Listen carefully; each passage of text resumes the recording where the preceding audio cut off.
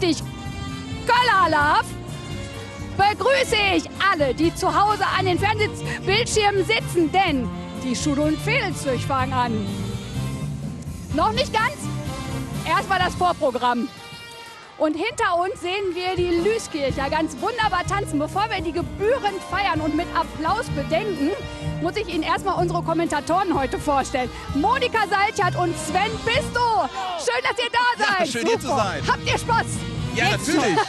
Und zwar ist es ja so, wir haben kaum angefangen mit unserer Übertragung. Ist der Himmel aufgerissen. Das ist der Sven schuld. Das ist der Sven schuld. Was Ja, hast du gemacht? Ja, Moment, ich habe ja recherchiert. Also es lohnt sich hierher zu kommen. Das Wetter wird super. Das Ja. ist jetzt nur eine Erfrischung gerade, ne? Ja. Aber hört gleich auf. Weil Lass wir mal so- frisch und dann geht's los. Weil wir so aufgeregt waren. Wir ja. mussten uns eindeutig erstmal ein bisschen abkühlen. Das ist gelungen. So. Monika, du machst das schon ganz, ganz lange mit den Schul- und Fädelszöch. Warum ist dir das so eine Herzensangelegenheit? Da ist noch der echte, richtige Karneval von der Straße. Das ist der Karneval auch für die Lück. Aus den Fäden, aus den Schulen. Also, wenn du was haben willst mit ganz viel Herz, dann hier. Jetzt guckt euch das an, mit wie viel Herz hier getanzt wird. Großartig. Wer genau ist das und warum tanzen die heute hier? Ja, das kann ich so sagen. Das sind die Lüskircher Hillie Knechte und Mächte mit der Hillie Pens. Und das ist die Tanzgruppe der Lüskircher Jungen. Und die führen die Schul- und Fädelszöch traditionell an. Und das ist natürlich so eine historische Gruppe auch. Die haben auch kein Kostüm, das ist eine Tracht. Herrlich, großartig. Die tanzen im Hintergrund noch ein bisschen weiter. Wie wichtig ist dir das, Sven, als Kommentator, Ja. dass das Brauchtum mit diesen Traditionen jetzt auch immer wieder gepflegt wird, wie wir das gerade sehen? Ja, so super. Super. Also ich freue mich einfach, hier das miterleben zu dürfen. Und das ist ja auch Brauchtum in jeder Familie. Also meine Eltern sind jetzt um die 80, sind hier am Zug. Der ist entspannt. Die können da auch rankommen, ohne weggequetscht zu werden. Meine Schwester läuft im Zug mit. Also ja, das ist Tradition, die auch gelebt wird. Und wir können nur sagen, das Wetter wird immer Es wird besser. besser, Es lohnt natürlich. sich, sich Ja, ja. aufzumachen und zu kommen. Aber Monika, wir haben hier ein ganz großes Buch. Ja. Das goldene Buch der Kölner Schulzeug. Was ist das jetzt wieder? Das ist ein Buch, was von den Lüskircher Jungen an die Schulen als Wanderpreis vergeben wird. Ja. Und das soll so ein bisschen eine Wertschätzung für die Leistung sein, was die Schulen hier Jahr für Jahr auf die Straße bringen. Und die dürfen jeder dann eine Seite gestalten, ganz individuell. Wir gucken mal gerade rein. Hier beispielsweise von den katholischen Grundschulen Turnerstraße und Olmenstraße. Delbrück. Delbrück. Ne? Ja, ist richtig. Und die haben sich richtig Mühe gegeben. Die Genau haben wie, alles eingeklebt aus der Schule selber. Das Genau, ist Hölderlin-Gymnasium. Das Hölderlin-Gymnasium. Die haben schön, natürlich ja. die Nähe zum Rhein thematisiert, haben hier in Müllemer-Bötchen die MS-Kolonia eingeklebt. Und wenn man genau hinguckt, die Fotos sind von den Schülern und von den Lehrern selber. Man fragt sich, wie lange die dafür Zeit haben, weil das ist ja alles mit Dürfen Aquarell. ein Jahr behalten. Ein Jahr darf man darauf anbehalten. Das merkt man aber auch teilweise, denn schau dir das mal hier an, im Gardis Aber Gymnasium. früher Mädchengymnasium, ne? 1985, oder Ja, Monika? das sieht war? man, weil er so schön Ja, alles geworden Mädchen. Ja, wie? Was soll das denn? So ordentlich. So Ja, ja. ordentlich. Ja, aber mittlerweile ist das sehr gemischte. Die sehen wir auch später, ne? So ist es. Eine von vielen Schulen, die hier rumzieht. Es Ja. sind ja nicht alle Schulen immer mit dabei, aber in diesem Jahr wieder 50, die sich beteiligt haben. Es sind immer 50 dabei, aber sie wechseln. Manche gehen auch nur alle 2 Jahre mit, weil sie eine Sitzung machen und dann sagen sie, na, das ist uns zu viel, wir machen die Sitzung. Nächstes Jahr mal wieder mit. Guck mal hier, da geht es Ja, noch weiter guck mal, da auf. geht's das noch sind keine weiter. Horrorclowns, das ist Kohlgrabenweg, ne? Ja, aus dem aus- schönen Vogelsang. Als Vogelsang. Und es ist ja nicht so, dass das jetzt die Preisträger, die Wagenträger Nein. gewesen sind, sondern das ist nochmal eine besondere zusätzliche Auszeichnung. das hängt aber unmittelbar zusammen. Die Schulen werden ja nicht bewertet, aus gutem Grund, nur die Fädel. Und damit da auch eine Anerkennung da ist, ist eben dieses Buch auch da. Und es ist ja eine bleibende Erinnerung. Ja, und die bleibendste Erinnerung ist natürlich, wenn man tatsächlich es geschafft hat und Wagenpreisträger geworden ist, um sich dann quasi für den Rosenmontag warm zu laufen. Das ist es nämlich, wenn man richtig, richtig kreativ gewesen ist. Und wie das aussieht von vergangenen Preisträgern, das gucken wir uns jetzt mal an. Beim Stammtisch der Ratteköpp beginnt die Vorbereitung Monate vor den Schul- und Fädelszöch. Ein erster Höhepunkt, die Präsentation der umgesetzten Kostümidee. Aber ihr habt es ja alle schon mal gesehen. Ne? Das so. Sollte das auch der Jury gefallen, haben der Ratteköpp die Chance, auch beim Rosenmontagszug mitgehen zu dürfen. Gewagt, durchaus gefragt. Es sind ja auch so ein paar Sachen, die so an der Grenze dessen sind, aber das machen wir immer. Das kommt auch immer gut an und wenn nicht gut ankommt bei der Jury, ist dann auch egal. Beim Publikum kommt das eigentlich immer gut an. Ne? In langer und vor allem liebevoller Kleinarbeit werden die Kostüme für alle Zugteilnehmer der Ratteköpp maßgeschneidert. Während vor allem die Damen sich ums Outfit kümmern, studieren mehrheitlich die Herren die passende Musik ein. Geprobt wird bei demjenigen, der Platz dafür zu Hause hat.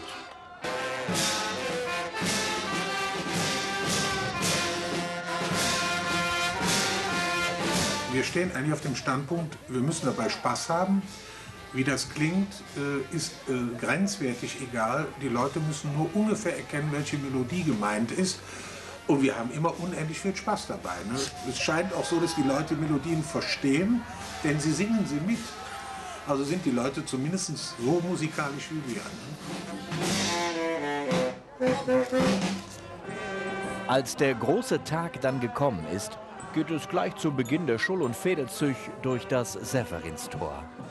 Und wenn man durch das Severinstor geht, dann läuft es einem kalten Rücken runter. Da ist man wirklich so gerührt inwendig. Das ist ganz toll. Dann sieht man die Severinstraße da vor sich und weiß, das ist einfach, das ist schön. Ne? Am Altermarkt die Tribüne der Jury, die die Fädelsvereine bewertet, die beste Fuß- und Wagengruppe prämiert sowie einen Originalitätspreis vergibt. Die Ratteköpp scheinen gut anzukommen. Nach den Züch zieht sich die Jury zur Abstimmung zurück, unter Ausschluss der Öffentlichkeit. Nach der Wahl werden noch am Abend die Sieger von der Jury besucht und informiert. Ihr habt gewonnen und seid morgen im Rosenmontag. In dem Fall der Ratteköpp Gewinner. Sowieso immer Sieger ist aber das Brauchtum. So, das Brauchtum ist immer der Sieger. Und das wissen die beiden, die jetzt neben mir stehen, am allerbesten. Bernhard Konin und Willi Stoffels. Willi Stoffels, der Zugleiter von heute. Und Bernhard Konin, was genau ist deine Funktion? Ja, ich bin Vorsitzender der Freunde und Förderer des Kölnischen Brauchtums. Wir organisieren und finanzieren diesen Zug. Wir betreuen die Fädel und die Schulen, die heute hier mitgehen, unterstützen sie natürlich. Ja, das ist meine Aufgabe. Im Prinzip jetzt zur Karnevalszeit.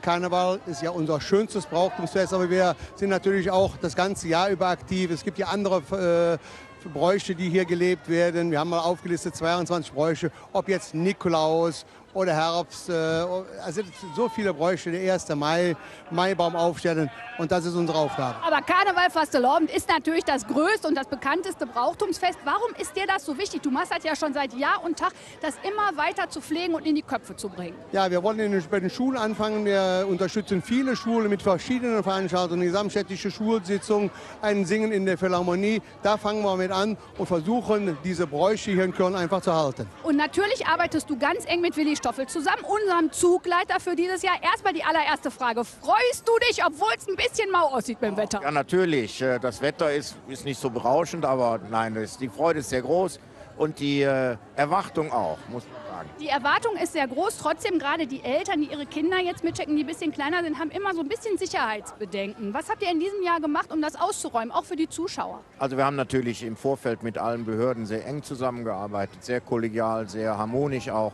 Und wir sind gut aufgestellt, intern, extern. Wir können, glaube ich, sagen, die Züge können sicher gehen. Wir haben über 400 Fahrzeuge heute Morgen abschleppen lassen, damit der Zugweg frei ist. Also das ist alles gut. Also wer sein Auto jetzt noch sucht und vermisst, steht wahrscheinlich irgendwo auf einem städtischen Parkplatz, weil es eben den Weg versperrt hat. Hier ist aber noch ein bisschen Platz. Magst du den Zuschauern noch mal sagen, warum es sich lohnt, jetzt noch mal zur Severinstraße zu kommen? Ja, erstens, weil das Wetter besser wird gerade. Das war ja heute Morgen ein bisschen grauslich. Und ich glaube, wir können wieder bunte, fröhliche Züge erwarten von den Schulen, von den Fädelsvereinen. Ich glaube, die haben es verdient, dass auch Leute auf der Straße stehen. Wir haben unsere Hausarbeiten gemacht. Die Vereine und die Schulen sind aufgeregt und es geht gleich los. Und sag mir mal, Bernhard, was unterscheidet den Rosenmontagszug, den großen, jetzt von dem Sonntagszug von den Schul- und Fädelszug? Was ist das Besondere an unserem heutigen Zug? Ja, das Besondere ist, dass die Fädel ihre Kostüme alle selber nähen, schneidern, die Wagen selber bauen. Es wird nicht professionell gemacht, es sind Laien, die das machen. Und ich glaube, die Vielfalt, die wird es heute wieder machen, diese bunten Kostüme. Und darauf freue ich mich. Und auf jeden Fall müssen auch Kamellebügel mitgebracht werden, denn es wird auch einiges geworfen. Ich glaube, im letzten Jahr waren sogar kleiner Feigling dabei. Stimmt das oder ist das nur ein Gerücht? Ja, das war so, ja. Oder möchte er nicht weiter darüber sprechen? Sagen wir was anderes. Eine Gruppe wird Obst werfen, also vitaminreiches, damit wir damit nämlich auch nicht zu kurz. Ja, das ist sehr schön. Ja, wir haben auch immer wieder Spenden, Vormaterial.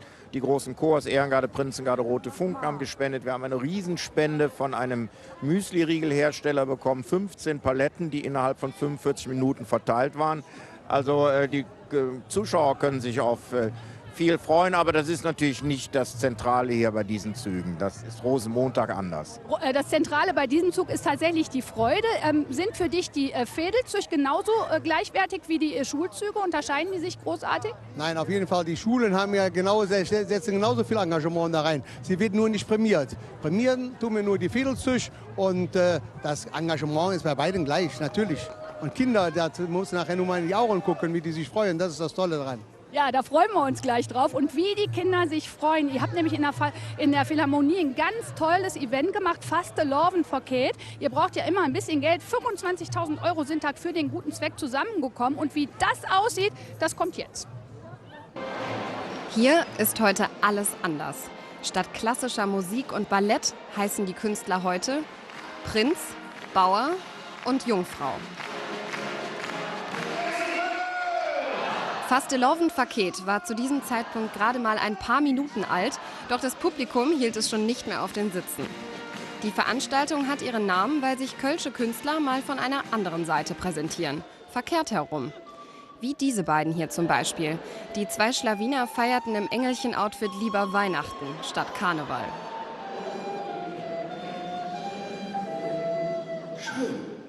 Das ganz Besondere ist, dass man sich natürlich freut, wenn man endlich in der Philharmonie auftreten kann, weil das ist natürlich von der Akustik und von der Optik, wenn man auf der Bühne steht. Bühne ist ja auch falsch, ne? Wir stehen ja unten und schaut dann nach oben und sieht die ganzen Leute da sitzen. Das ist toll. Statt stundenlang stumm zuzuhören, animiert Moderator Leines die Gäste zum Mitmachen. Und die sind begeistert. Die Atmosphäre einfach in der Philharmonie ist super. Ja, ich denke mal, das ist ein Programm hier für Jung und Alt, wie man sieht. Und man darf natürlich hier so verrückt ankommen, wie man sonst in der Philharmonie ja nicht geht. Ne? Da ist man ja fein gemacht und heute sind wir einfach nur Jeck. Alle Künstler verzichten übrigens auf ihre Gage. Der Erlös von 25.000 € wird an die Schul- und Fädelszeug gespendet. Zum krönenden Abschluss tanzt dann auch noch das Kinderdreigestirn in der Kölner Philharmonie Osterei.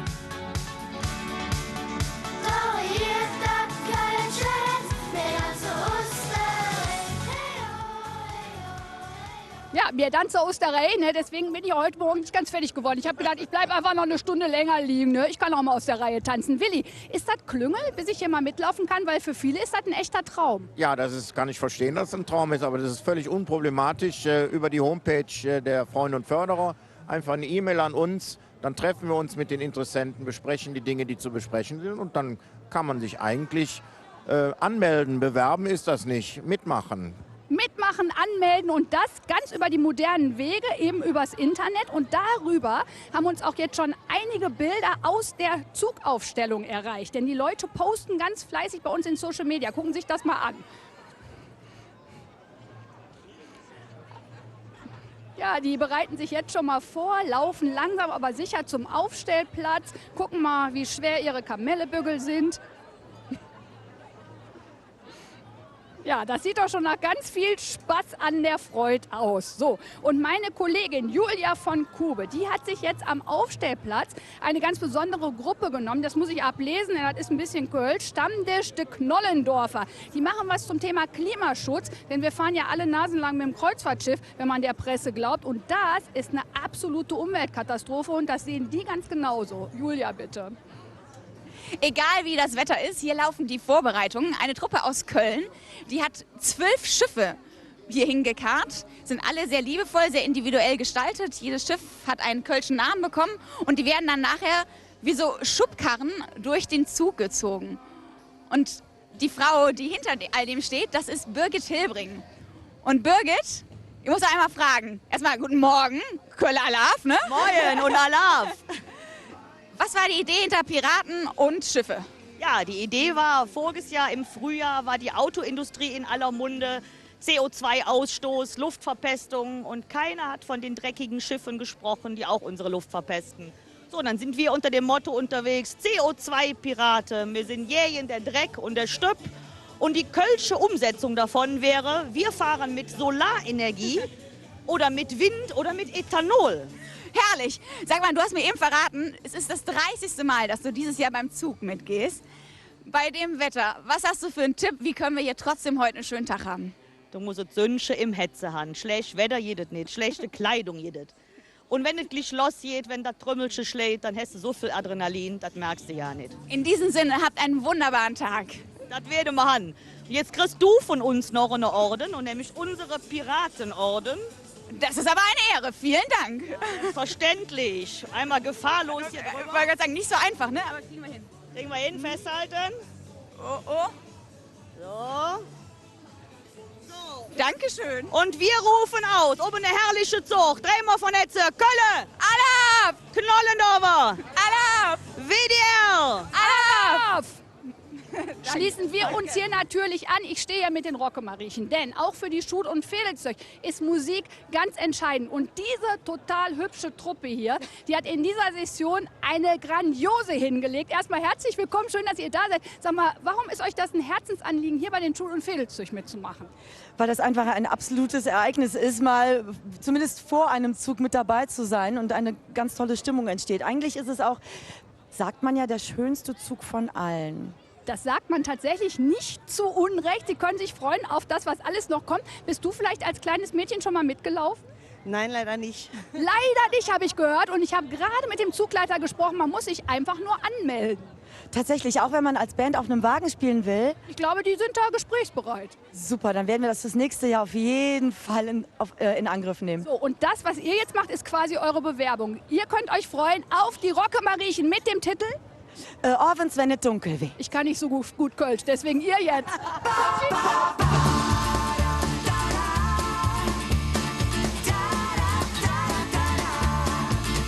Ist die Story vom folgenden Mann bekannt. Er wird im Unreich rund wie nie der Knutscher genannt.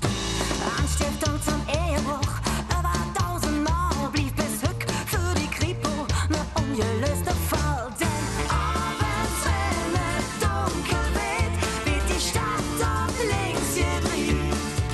Dort am Übel mit der Engel, bis die Sonne abgeht. Der Winnie, das war kein schöner Mann. Es hieß, dass er dafür wie keine andere Bütze kann. Ob solo verheiratet, jung oder alt, ich sag euch all die Viva-Worte in ihn verknallt. Denn abends, wenn es dunkel wird, wird die Stadt auf links gedreht. Dort am Übel mit der Engel, bis die Sonne abgeht. Jedes Jahr zur Jackensick, das war sing Strategie. Kriegt jede Frau von singem Kuss Butterweiche Knie. Fast jeder Kerl in Stadt wird mit wenig betrogen. Drum haben sie sich zusammen wie einen verschworen. Ba, ba, ba, da, da, da. Da, da, da, da, da. Da, da, da, da, Der Plan war klar, Winnie muss fort. Das Milieu wird engagiert für Singewäsch zum Leverjott. Mit'm Rücken ab Bove lag eines Tages im Ring. Wer weiß jetzt, vielleicht Schäfers Nas oder Dummse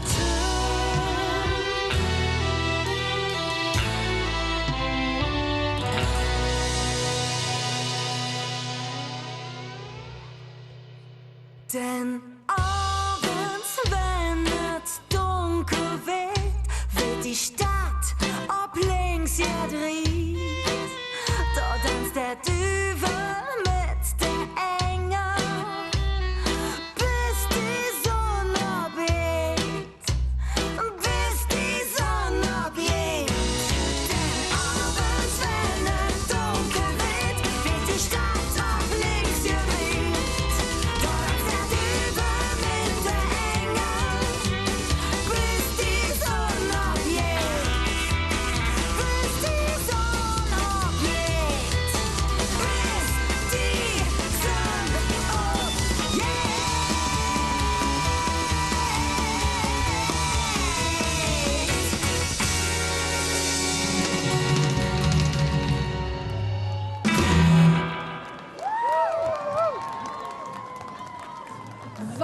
vielen Dank an die Rockemariechen, was die für eine Stimmung gebracht haben. Auch für diejenigen, hinter denen ich jetzt hier gerade stehe. Eine ganz besondere Gruppe, die Jecken-Örscher. So, was ist das Besondere an euch, Udo? Das musst du mir erklären. Ja, Jecke-Örscher ist ganz einfach eigentlich. Wir sind ein Verein, der mit hörgeschädigten Menschen unterwegs ist. Also gehörlose Kinder, hörgeschädigte Kinder und Hörende. Und zusammen feiern wir Karneval. Und da fragt man sich jetzt tatsächlich, wenn man gehörlose, hörgeschädigte Menschen mit dabei hat und der Karneval hat so viel mit Musik zu tun, wie kriegt man die Stimmung transportiert? Das kriegt man hin. Also zum Stimmung haben muss man nicht immer nur hören können oder gut hören können. Da gibt es andere Möglichkeiten. Lachen, schunkeln oder auch Gebärden. Also das muss nicht nur über Musik funktionieren. Und das Coole ist ja daran, dass ihr quasi barrierefrei seid. Also Menschen aller Couleur können bei euch mitgehen, Hörende und Nicht-Hörende. Gab es irgendwie Vorbehalte oder hat die Zugleitung gleich gesagt, nee, das ist super, ihr seid total toll? Also wir sind jetzt das 2. Mal dabei, das 3. Mal insgesamt, glaube ich. Und ich wüsste nicht, dass es da irgendwelche Vorbehalte gegeben hätte. Nee, wir waren letztes Jahr das 1. Mal mit und es hat einfach nur wahnsinnig viel Spaß gemacht. Erklärt mir mal ganz kurz euer Kostüm. Das ist, glaube ich, mit den Ohren, wenn ihr euch mal kurz ausbreiten möchtet. Genau, es sind Fledermäuse. So, und warum das Fledermäuse sind, das gucken wir uns erstmal in der Matz an, denn da wird nochmal ganz genau erklärt, wie gut ihr euch alle vorbereitet habt. Und dann komme ich gleich nochmal zu euch und will ein bisschen was mit euch üben. Macht ihr mit? Ja? Okay, dann Matz ab. Die Ohren müssen besonders gut aussehen. Bei den Jecke-Örscher sind die natürlich Programm.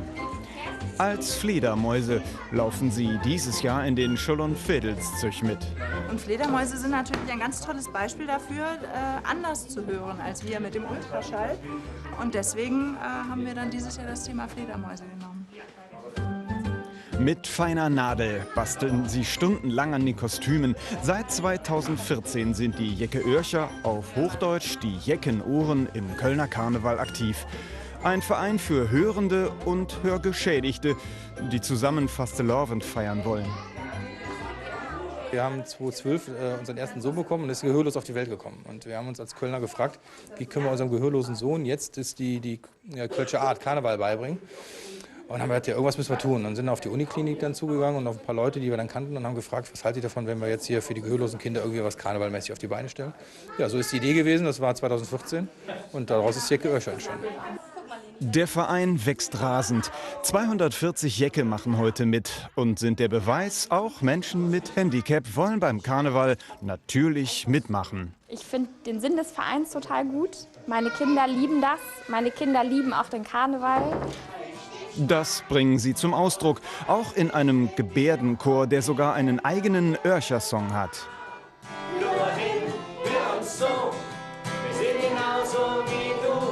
Wenn wir nachher tanzen, springen, können mit der Hängen uns singen. Hey du. Chor, Kostüme und einen Wagen haben die Jecke-Örscher auch. Die Fledermäuse fahren mit einer rollenden Tropfsteinhöhle bei den Schull- und Vedelszug mit und freuen sich darauf, die Leute am Straßenrand mit ihrem Karneval zu überraschen. Zum Beispiel ruft man ja den Kölner Schlachtruf, Drehmer Kölle Alav. Und wir machen das nicht nur lautsprachlich, sondern natürlich auch mit Gebärden. Wie geht das dann? Es geht dann so, Drehmer Kölle Alav. Und das Publikum am Rand, die stocken, sind total aufmerksam und machen alle mit. Einer isst und einer wirft. Auch Moritz und Max haben im Vorfeld schon geübt. Kamelle werfen sollte heute also kein Problem sein. So, wir üben jetzt aber auch noch mal ein bisschen, denn wenn diese tolle Truppe nachher an uns allen vorbeizieht, dann wäre natürlich toll, wenn wir sie auch begrüßen könnten. So, wie geht denn Jecke-Öhrchen? Jecke? Ja. Nach unten die Ohren, nochmal. Jecke-Örscher. So, Jecke-Örscher. Auf die Jecken-Örscher. Dreh mal. Alav. Und was wollte ich noch wissen? Ach so, die Applausgeste, wenn wir jetzt an euch vorbeikommen. So. Aber richtig schön, mit allem Mann und mit allen Händen. Ja, wunderbar. Hör mal, wie lange habt ihr gebraucht mit der ganzen Vorbereitung? Wie viel Zeit kostet das im Schulalltag? Das ist natürlich eine Zeit über mehrere Monate. Nicht jeden Tag, aber ich denke mal so 3-4 Monate braucht man schon. Ja, und seid ihr denn mit euren Bildungsmaßnahmen zufrieden? Es gibt ja ganz viel Kritik am kölschen Bildungssystem. Ja. Nee, also können wir uns nicht beschweren. Da wird viel getan und es wird auch immer besser, muss man feststellen. Und was würdet ihr euch denn noch wünschen? Also braucht ihr noch ein bisschen mehr Unterstützung oder sagt ihr, nee, also bei uns in unserem Bereich ist wirklich alles gut? Besser geht nimmer, muss man sagen, in Köln. Und ich denke, ein bisschen kann man noch machen, aber ist schon ganz gut auf dem Weg. So, dann üben wir jetzt trotzdem noch einmal. Ihr seid die Jeckenörscher. Wir sagen Alaf und es gibt einen Riesenapplaus. Schön, dass ihr da gewesen seid. Und jetzt muss ich doch noch mal ein bisschen den Finger in die Wunde legen, denn bei der Vorbereitung auf diese Schul- und Fädelzeug habe ich viel darüber gelesen. Wie sieht es denn eigentlich aus in den Kölner Schulen? Und da gibt es ganz schön vieles, was im Argen liegt. Und natürlich ist der Karneval immer Spiegelbild der Gesellschaft und wird deswegen auch den Finger in die Wunde legen. Aber jetzt erstmal einen Blick auf die tatsächliche Situation. Den Kölner Schulen geht es schlecht. Sie sind marode, vieles ist provisorisch und alles erinnert an eine große Baustelle. Aber hier müssen Kinder täglich zum Unterricht erscheinen und für alle ist das Leben an der Schule geprägt von Enttäuschungen. Ich kann mich erinnern, dass wir im Grunde in den letzten zurückliegenden 10 Jahren bei den Anmelde- und Aufnahmegesprächen immer wieder gesagt haben, freut euch, denn ihr seid diejenigen Schülerinnen und Schüler, die sehr zeitnah in einem sehr modernen, sehr architektonisch wunderbar gestalteten Erweiterungsbau unterrichtet werden. Und ich erlebe jetzt immer wieder, wenn wir unsere Abiturzeugnisse vergeben, dass eine kleine Enttäuschung doch immer mitschwingt. Vor über einem Jahr sind die Arbeiten ausgeschrieben worden. Niemand war bereit, es zu dem von der Stadt veranschlagten Preis zu machen. Deswegen leider nach wie vor nicht begehbar und eigentlich ein Schandfleck unserer Schule. Jetzt, zur Karnevalszeit, können die Schüler närrisch auf die Missstände an ihren Schulen hinweisen. So wie hier am Heinrich-Mann-Gymnasium. Das ist einfach auch mal eine Gelegenheit, Schule ganz anders mit Schülern und auch mit den Eltern zu erleben. Das merkt man auch bei allen hier. Die Stimmung ist super. Allein, dass das freiwillig ist, macht natürlich viel aus. Das ist in Schulen ja nicht immer so. Und ja, das Motto ist natürlich auch super motivierend, weil es einfach auch mit allen was zu tun hat. Wir Apen vom HMG sind fröhlich am Winke, auch wenn uns manche Sache ganz schön stinke. Stinken tut es auch den Schülern und Lehrern der Bertha von Suttner Realschule. Sie leben seit über 10 Jahren auf einer Baustelle. Die Fenster, die schließen nicht richtig, die Heizung fällt dauernd aus, dauernd sind irgendwelche Wasserschäden. Also ich könnte jetzt richtig in Fahrt kommen, ja, aber es nutzt halt alles nichts. Ne? Wir leben mit diesen Gegebenheiten. Ich sage schon mittlerweile immer, es ist so irgendwie so wie nach dem Krieg. Und wir versuchen ja trotz alledem das Beste draus zu machen. Wir haben ein super Kollegium, wir halten ja alle echt zusammen wie Pech und Schwefel und das ist eigentlich das, was uns ja auch trägt. Und auch die Schüler stehen zu ihrer Bertha und sind richtig stolz. Warum? Keine Ahnung, weil Karneval, wir wollen ja auch, dass wir in unsere Schule kommen und deswegen wollen wir uns ja vorstellen im Karneval und das war's. Auch am Humboldt-Gymnasium laufen die Vorbereitungen auf Hochtouren und mottotechnisch geht es auch hier um ewige Baustellen. In dem Jahr, wo unser lieber Direktor Junge den Anbau für unser Humboldt-Gymnasium beantragt hat, ist er auch an die Schule gekommen und jetzt nach 18 Jahren ist der Anbau endlich da und unser Direktor ist leider auch bald weg. Da sieht man mal, wie langsam diese Mühlen mahlen. 2019 soll der Anbau endlich fertig sein. Dann werden die Bauhelme hoffentlich nicht mehr gebraucht. Wir freuen uns natürlich, dass jetzt hier es auch vorangeht. Das ist ja ganz gut. Aber insgesamt ist die Situation ja an vielen Schulen in Köln eher schwierig. Insofern wäre das natürlich eine schöne Sache, wenn das ein bisschen dadurch ja, noch öffentlicher würde. Und dafür bietet die Karnevalszeit den besten Rahmen. Ja, und da müssen wir natürlich noch ein bisschen drüber reden. Ich habe 2 ganz tolle Gesprächspartner, die sich heute Morgen Zeit genommen haben, obwohl die mit im Zug laufen. Einmal ist es Margarita, Gräfin von Westfalen-Granitzka. Boah, Marga, wir duzen uns eigentlich. Boah, ich sag Marga. Ehemalige Schulamtsdirektorin und du bist zuständig für die Schulen. Diese ganzen Miseren, die wir gerade gesehen haben. Ne? Bist du besonders stolz, dass die Schulen trotzdem sich so engagieren fürs Brauchtum? Also stolz ist gar kein Ausdruck. Besonders und sehr, sehr, sehr stolz. Man muss einfach bedenken, dass auf die Schulen so viel zukommt. Die haben die Diskussion, ob G8, ob G9, die haben die Ganze Frage der Flüchtlingskinder, die haben die Integration, alles Dinge, die bewältigt werden müssen. Von Tag zu Tag bekommen die mehr. Und dann dieses Engagement, sich nebenher noch für das Brauchtum stark zu machen, das ist einfach grandios. Die sitzen über Wochen mit den Eltern, mit den Kindern, mit der Lehrerschaft, alle zusammen. Es ist einfach großartig, was die leisten. Und wir können uns freuen, es wird ein wunderbarer, bunter, musikalisch gestalteter Zug. Es bleibt aber Ihnen, Dr. Agnes Klein, wie schön, dass Sie sich Zeit genommen haben, nicht erspart, dass ich den Finger noch mal in die Wunde lege. Wahrscheinlich kriegen Sie jeden Tag irgendeine Beschwerde auf Ihren Schreibtisch, richtig? Ja, es gibt natürlich an den Schulen auch viele Probleme. Wir haben Bauprobleme, wir haben hier und da Beschwernisse. Ich bin ja einmal im Monat in einer Schule, spreche mit Schulleitung, mit Elternvertretung und es gibt überall natürlich immer was, aber ich finde es auch fantastisch, dass die Schulen trotz der vielen Probleme, die es gibt, diesen Tag nutzen und deshalb gehe ich auch gerne mit der Europaschule Zollstock mit. Ich hab nur so ein bisschen den Eindruck, dass sich die Stadt vielleicht ein bisschen ausruft auf dem Elternengagement. Denn wenn das nicht gäbe, hat man das Gefühl, würden manche Schulen komplett zusammenbrechen. Ich weiß von Kindern, die haben immer Klopapier in ihrer Schultasche, weil es das an der Schule nicht gibt. Das ist doch irgendwie ein Missstand. Nein, es ist ja so, dass wir sehr viel für die Schulen tun.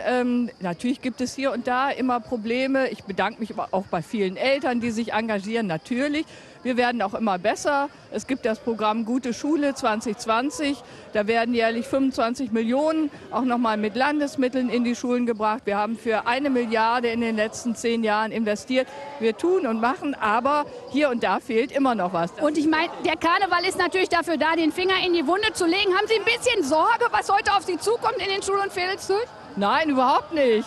Ich habe einen guten Kontakt zu den Schulen, trotz aller Herausforderungen, die wir haben. Und ich freue mich auf den Tag. Und die anderen freuen sich auch schon auf den Tag. Erstmal ein kräftiges Alaf mit euch zusammen. Alaf, Alaf, Alaf! Und viele Kinder sind auch schon da, die schon sich total auf den Zug freuen.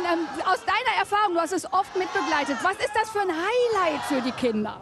Es ist was ganz Besonderes, dass sie die Möglichkeit haben, durch unsere Stadt zu gehen. Die sind ja sonst immer nur in ihrem Veedel und dass sie jetzt die Gelegenheit haben, durch die ganze Stadt zu marschieren und bejubelt zu werden und sei es nach Kamelle zu rufen und denen was zu geben. Das ist was ganz Besonderes. Und ich weiß, dass du in diesem Jahr ganz glücklich bist, dass wir mit dem WDR bei einer ganz besonderen Veranstaltung gewesen sind. Welche war das? Das ist die allgemeine Schulsitzung. Die wird immer 2 Wochen vor dem heutigen Tag im Friedrich-Wilhelm gestaltet. Da kommen Schulen aus allen Stadtteilen und haben da die Gelegenheit, auf einer anderen Bühne als in ihrer eigenen aufzutreten und Applaus zu bekommen von anderen Menschen, die sie nicht können.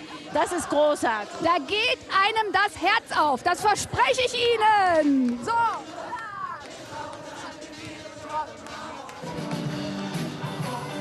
Ganz schnell einen Stempel abholen, Plätze einnehmen und dann geht's auch schon los mit den Ramba Zamba Samba Kids. Die Schulsitzung hat richtig Wumms. Über 300 Kinder treten hier nacheinander auf. Es ist schon aufregend, weil man ist halt auf der Bühne im Licht und muss halt spielen. An den Tagen, wo Karneval ist, kann man komplett abdrehen und das ist einfach so schön. Neben Mathe, Bio und Englisch stand seit Herbst Proben auf dem Stundenplan. Findet ihr nicht, das war echt spitze, oder? Und Lehrerin Frau Petzold ist richtig stolz. Die haben es ja einfach nicht nur gespielt, sondern die haben sich bewegt und haben so viel Herzblut reingesteckt und ich glaube, das ist rübergekommen und da ist man stolz und ich hatte Gänsehautschauer und hatte auch selber natürlich viel Spaß dabei.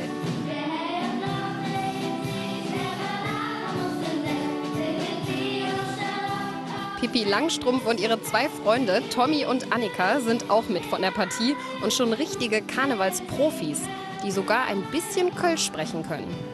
Lev Jeck. Wir sind Kölner, aus dem schönen Köln. Karneval ist einfach, wo man Jeck sein kann. Okay, jeder hat ein Stirnband? Ja. Jeder hat Schläppchen an? Auch hier hinter den Kulissen werden noch letzte Vorbereitungen vor dem großen Auftritt getroffen. Und auch hier steigt das Lampenfieber. Ich bin halt auch ein bisschen aufgeregt. Schnell noch ein Erinnerungsfoto. Und dann geht's ab auf die Bühne.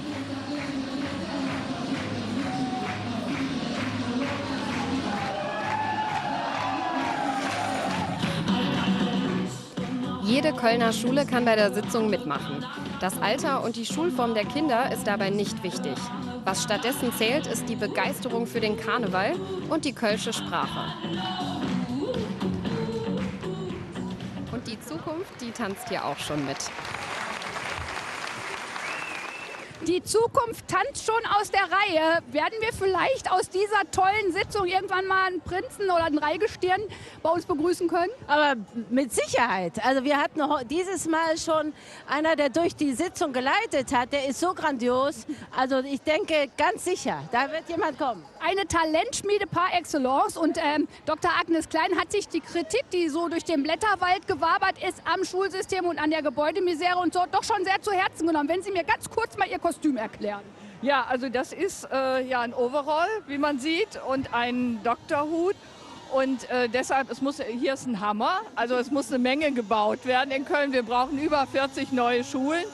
Und das Motto der Gesamtschule, Europaschule in Zollstock ist, alle wollen studieren und keiner will mehr arbeiten lernen sozusagen. Also anpacken. Anpacken. Deshalb habe ich das mir als Motto auch zu eigen gemacht und ich gehe dann gleich mal auf die Baustelle. Ne? Ich wundere mich ja wirklich, dass Sie keinen Bauhelm tragen, aber das kommt vielleicht noch mal im nächsten Jahr mit dazu. Ja, ich arbeite dran. Nächstes Jahr gibt es dann so einen Bauhelm und dann komme ich auch mit dem Presslufthammer. Und wir werden Sie auf jeden Fall weiter beobachten in der Presse, wie es so alles so weitergeht. Ich wünsche Ihnen viel Glück und vor allen Dingen ganz viel Spaß heute in diesem Zug und ich werde gleich noch mal auf Sie zukommen. Das verspreche ich. Ich will nämlich wissen, was Sie werfen. Verraten Sie mir das schon mal? Ja, ich werde mal sehen. Es soll eine Überraschung sein. Oh, soll wieder eine Überraschung sein. Habe ich mir ja fast schon gedacht. Und jetzt kommt auch noch mal eine Überraschung. Wir haben natürlich bei uns in den Schul- und Fädelzeug immer wieder Reporter an der Strecke. Julia von Kuba haben Sie vorhin schon kennengelernt. Und jetzt kommt Marc Schlömer. Der ist bei der Hasenschule unterwegs, die schon ganz oft mitgegangen ist. Eine wunderbar engagierte Lehrer-, Eltern- und Kinderschaft. Das macht richtig Spaß, die zu begleiten. Und wir freuen uns jetzt zu sehen, was der Marc da erleben wird. Sehr schön. Ja, wir stehen hier bei der Hasenschule, die mich freundlicherweise auch eingekleidet hat. Katrin Rabanus, die Erfinderin der Hasenschule, ist hier. Katrin, das wievielte Mal ist es für euch? Das 5. Mal machen wir hier mit. Und wie wird das Wetter werden? Sonne, Sonne. Und ihr habt ja auch ganz besonderes Wurfmaterial immer dabei, nämlich was? Wir werfen Möhren. Das heißt, wir geben den Leuten die Möhren in die Hand. Wie viel habt ihr dabei? 1200 Kilo. Warum so viel? Weil wir voriges Jahr nicht ausgekommen sind mit 800 Kilo.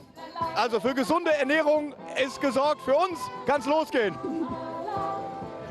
Ja, die Nachwuchsförderung. Ich bin schon wieder die Älteste hier, ne? Weil eine ganz junge Gruppe steht jetzt hinter mir, die in dieser Session, ich sag mal, einen der Hits, den man sie zweimal gehört hat, kann man den sofort mitsingen und mittanzen gesungen haben. Seid ihr schon mal im Schul- und Fädelzug mitgelaufen? Nein, noch nicht. Auch als Kind nicht? Doch, der Hagen. Hagen, du bist mitgelaufen. Bei welcher Schule? Ja, damals beim Humboldt-Gymnasium. Und als was habt ihr damals gemacht? Ei, das weiß ich nicht mehr, ist schon 12, 13 Jahre her. Sag mal, was ist denn mit deinem Langzeitgedächtnis? Hör mal, ne? da hoffe ich, dass du dein Gerät jetzt gleich noch bedienen kannst. Auf jeden Fall. Auf jeden Fall. Wie lange spielt ihr schon zusammen?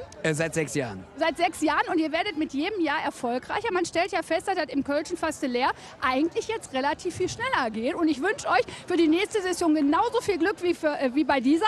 Sag mir ganz kurz, wie euer jetziger Titel heißt. Die Nacht zum Dach. Das machen wir jetzt. Tschüss.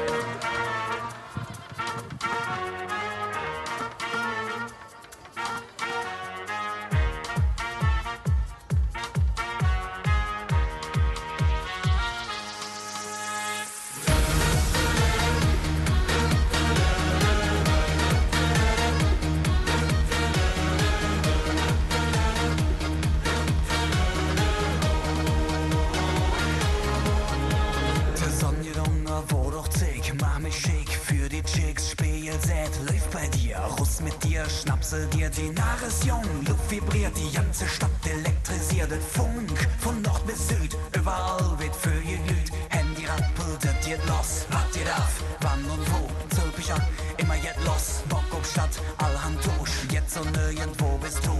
Hier ist Dinger Gang, grad dat Co. Hör dir in Gedanke zu, start's mich an, sag's ey yo.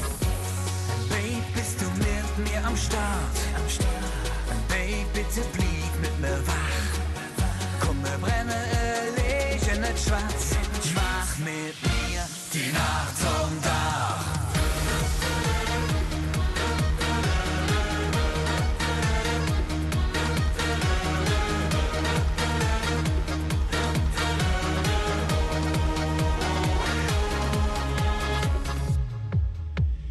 Wiese Weng, bunt gemalt, finster Typen überstrahlt, scharen uns zu nem Heer, zusammen sind wir ein Licht am Meer. Leuchte wie ne Lavastrom, fließe Richtung Partyzone, alles Jens, alles Lied und Püre. Fresse voll. Überall drin mit Vitamin B, Tröch, Jod, noch Wodka E, LEDs im CDE, trickst mich an wie ne Magnet, lur dich an, du Sensation, kreise um dich wie der Mond, stand völlig unter Strom, Jon zu dir und frag, ey yo.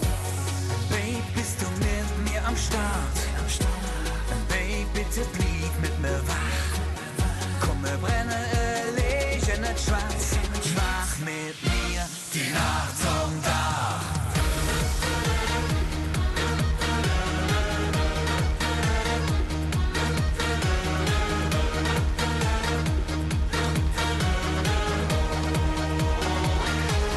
Wir sind 1 Million Sterne und jeder mit die Nacht so. Komm mal los, eine Photon rennen. Babe, bist du mit mir am Start? Babe, bitte blieb mit mir wach. Komm, wir brennen, Licht nicht schwarz. Mach mit mir die Nacht zum Dach. Oh, mach mit mir die Nacht zum Dach. Bitte blieb mit mir wach. Zum Dach. Mach mit mir die Nacht zum Dach. Babe, bitte blieb mit mir wach. Mach mit mir die Nacht zum Dach.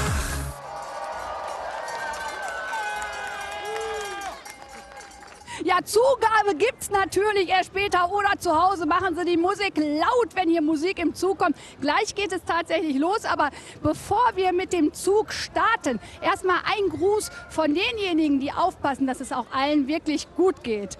Die Malteser von Köln grüßen mit Gottes Segen für die Kölner Schul- und Vedelszöch. Ganz genau richtig, das können wir ganz gut gebrauchen. Und da oben auf dieser Tribüne hier, ich laufe jetzt mal ein Stückchen vor, da ist jetzt gleich der Ort des Geschehens.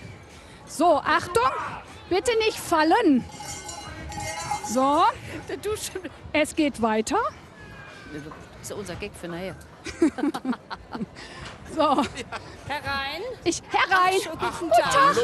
Hallo. Halli, Hallöchen. Ja, Hallöchen. Der Sven, der hat meinen Wischmopp auf. Ja, hör mal, Firma ist gut. Ich wünsche euch viel Glück. Meine Liebe, ich komme nicht an dich ran. Macht Kommst es nicht schön. an mich ran? Ich komme nicht an dich, doch, ich komme nicht ran. So jede doch. So jede doch. Szenen hier. Herzergreifende Ja. Szenen. Und das, bevor der Zug losgeht. Aber wir sind alle schon ganz wibbelig. Ja, wir auch. Und obwohl schon wieder die Schirme draußen aus sind, aber die Leute sind so gut drauf. Natürlich. Wie erklärt ihr euch das? Ja, es hat mit Petrus zu tun, ne? Ich habe oder? eine Idee. Es ist fast gelaufen. Ja. Es ist Fastelovn und wir sind bei einem der Höhepunkte der Kölscher Fastelovn-Zig angelangt, und zwar den Schul- und Vedelszöch. Und ich freue mich auf eure Kommentatoren. Ich werde mir ein paar Geschichten am Wegesrand suchen und jetzt muss ich erstmal Luft hören. Ich kann keine 2 Treppen mehr laufen. Also, der Zug kütt.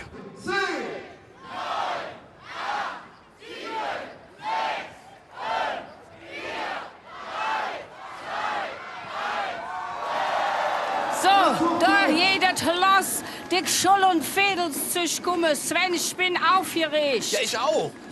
Ich würde ja fast sagen, jetzt wird's ernst, aber ist ja Quatsch. Wir wollen ja heute Spaß haben hier. Hier werden 8.500 Menschen jetzt an uns vorbeilaufen. Wir winken natürlich auch immer wieder hier aus unserer Box. Und wir sind hier direkt vor der Severinskirche, Severinsvorplatz, Kirchvorplatz. Und jetzt kommen schon die ersten Gruppen. Und das ist ja einfach spannend dieses Jahr, ne? Es wird ein Riesenzug werden. Es werden 50 Schulen dabei sein, Ja. die traditionell ja vor den Fädeln gehen. Übrigens, von Anfang an sind die zwei gar nicht zusammengegangen. Erst seit 1933 gehen die Fädeln und erst seit 1952 sind die Schulen dabei. Und wie ist das? Wir lesen es in Sachen Kölner Nein. Karneval. Ja doch. Nein, also in Zweifel frage ich natürlich dich. Aber wir hatten ja hier schon Tanzgruppen und ich weiß nicht was. Und jetzt zieht schon die erste Spielmannsgruppe an uns vorbei. Und ich meine, der Zug ist ja auch sehr musikalisch. Bist du musikalisch? Ja. Was spielst du? Ja, nix. Was mir auffällt, ist ja unser zweites Mal, ne? Ist Hier. unser zweites Mal. Unser Nächstes Jahr haben wir Tradition. Ja, fängt in Köln mit dem zweiten Mal schon an, dass die Tradition wird. Dieses Jahr, wir wissen ja schon, was für Gruppen auf uns zukommen. Also Fädels, Spielzüge und auch die Schulen. Es ist sehr vielfältig. Ne? Es ist sehr vielfältig. Letztes Jahr viel Sanierung, G8, G9, aber hier haben wir einen bunten Strauß an Themen. Ne? Man darf gespannt sein, ob die Schulen wieder sehr viele schulpolitische Themen mit in den Zug bringen. Ich meine, das ist ja die Gelegenheit für die Schulen, ihre Themen auch auf die Straße zu bringen, aus ihrem Fädel mal raus. Und es sind sehr viele Musikgruppen dabei. Viel mehr Musiker auch im Zug selbst. Wir haben ja hier Unterlagen, wir haben Aktenberge, die wir durcharbeiten heute. Wir haben in diesem Jahr 480 Musiker. Ich kann es kaum glauben, weil vor uns stehen ja allein schon 100 geschätzt. Ja, im Vergleich zu 270 im letzten Jahr. Und das sind allein nur die in den Schulen sind. Insgesamt über 600 Musiker und Musikerinnen im Zug. Wahnsinn. Wahnsinn. Vorneweg natürlich die Juldene Hillinge, Lüskircher Knechte und Mächte, die überhaupt die Schulen damals auch mit als Idee an die Züge rangeführt haben. Und da bleiben sie auch in ihrer traditionellen Rolle. Denn die Knechte und Mägde, die haben früher bei den Prozessionen, die haben die Prozessionen angeführt und mussten da die Heiligenfiguren tragen. Das müssen sie jetzt nicht, da können sie entspannt in ihrer Tracht auf den Weg gehen. Aber der eine trägt da das Stadtwappen, ne? Ja, das ist das Jäckebähnchen. Ja, Der heißt es so. Historische Figur aus dem 16. Jahrhundert, da ist der bei den Schützenfesten immer so ein bisschen rumgehüpft, sah auch genauso aus. Ja. Und der hatte zwei Funktionen. Der musste anzeigen, wie die Schießergebnisse waren, wie er das gemacht hat, weiß ich nicht. Und er hat den Weg frei gemacht. Also auch da in der Tradition, die machen auch hier den Weg für die Schul- und Fädelstisch frei. Ja, uns grüßen Sie alle und was Monika mir gesagt hat, Sven, wir dürfen keine Gruppe verpassen.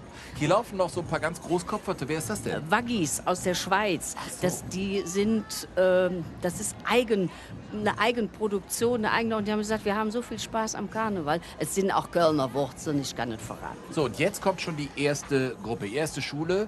Die einzige Hauptschule, die in diesem Jahr dabei ist. Die Hauptschule Reutlinger Straße aus Bilderstöckchen. Ja. Insgesamt gibt es ja nur noch 17 Hauptschulen in Köln, 16 städtische, eine private. Und die, wie du gerade gesagt hast, tatsächlich einzige Schule, die noch mit im Zug geht, ist die Hauptschule Reutlinger Straße.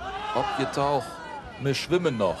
Also abgetaucht oder wir schwimmen halt noch. Ne? Genau. Also sie sind noch da und sie feiern mit. Und es sind ja diese wunderbaren Ortsnamen in Köln. Bilderstöckchen haben wir, Zollstock, Kalk.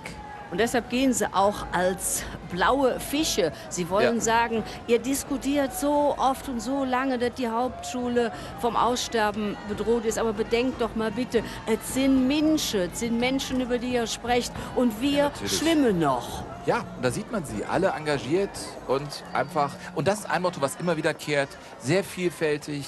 Und das würde auch immer wieder auftauchen bei den jeweiligen Schulen, dass man sagt, wir kommen aus allen möglichen Ecken, aber wir haben hier eine Sache, das ist unsere Schule.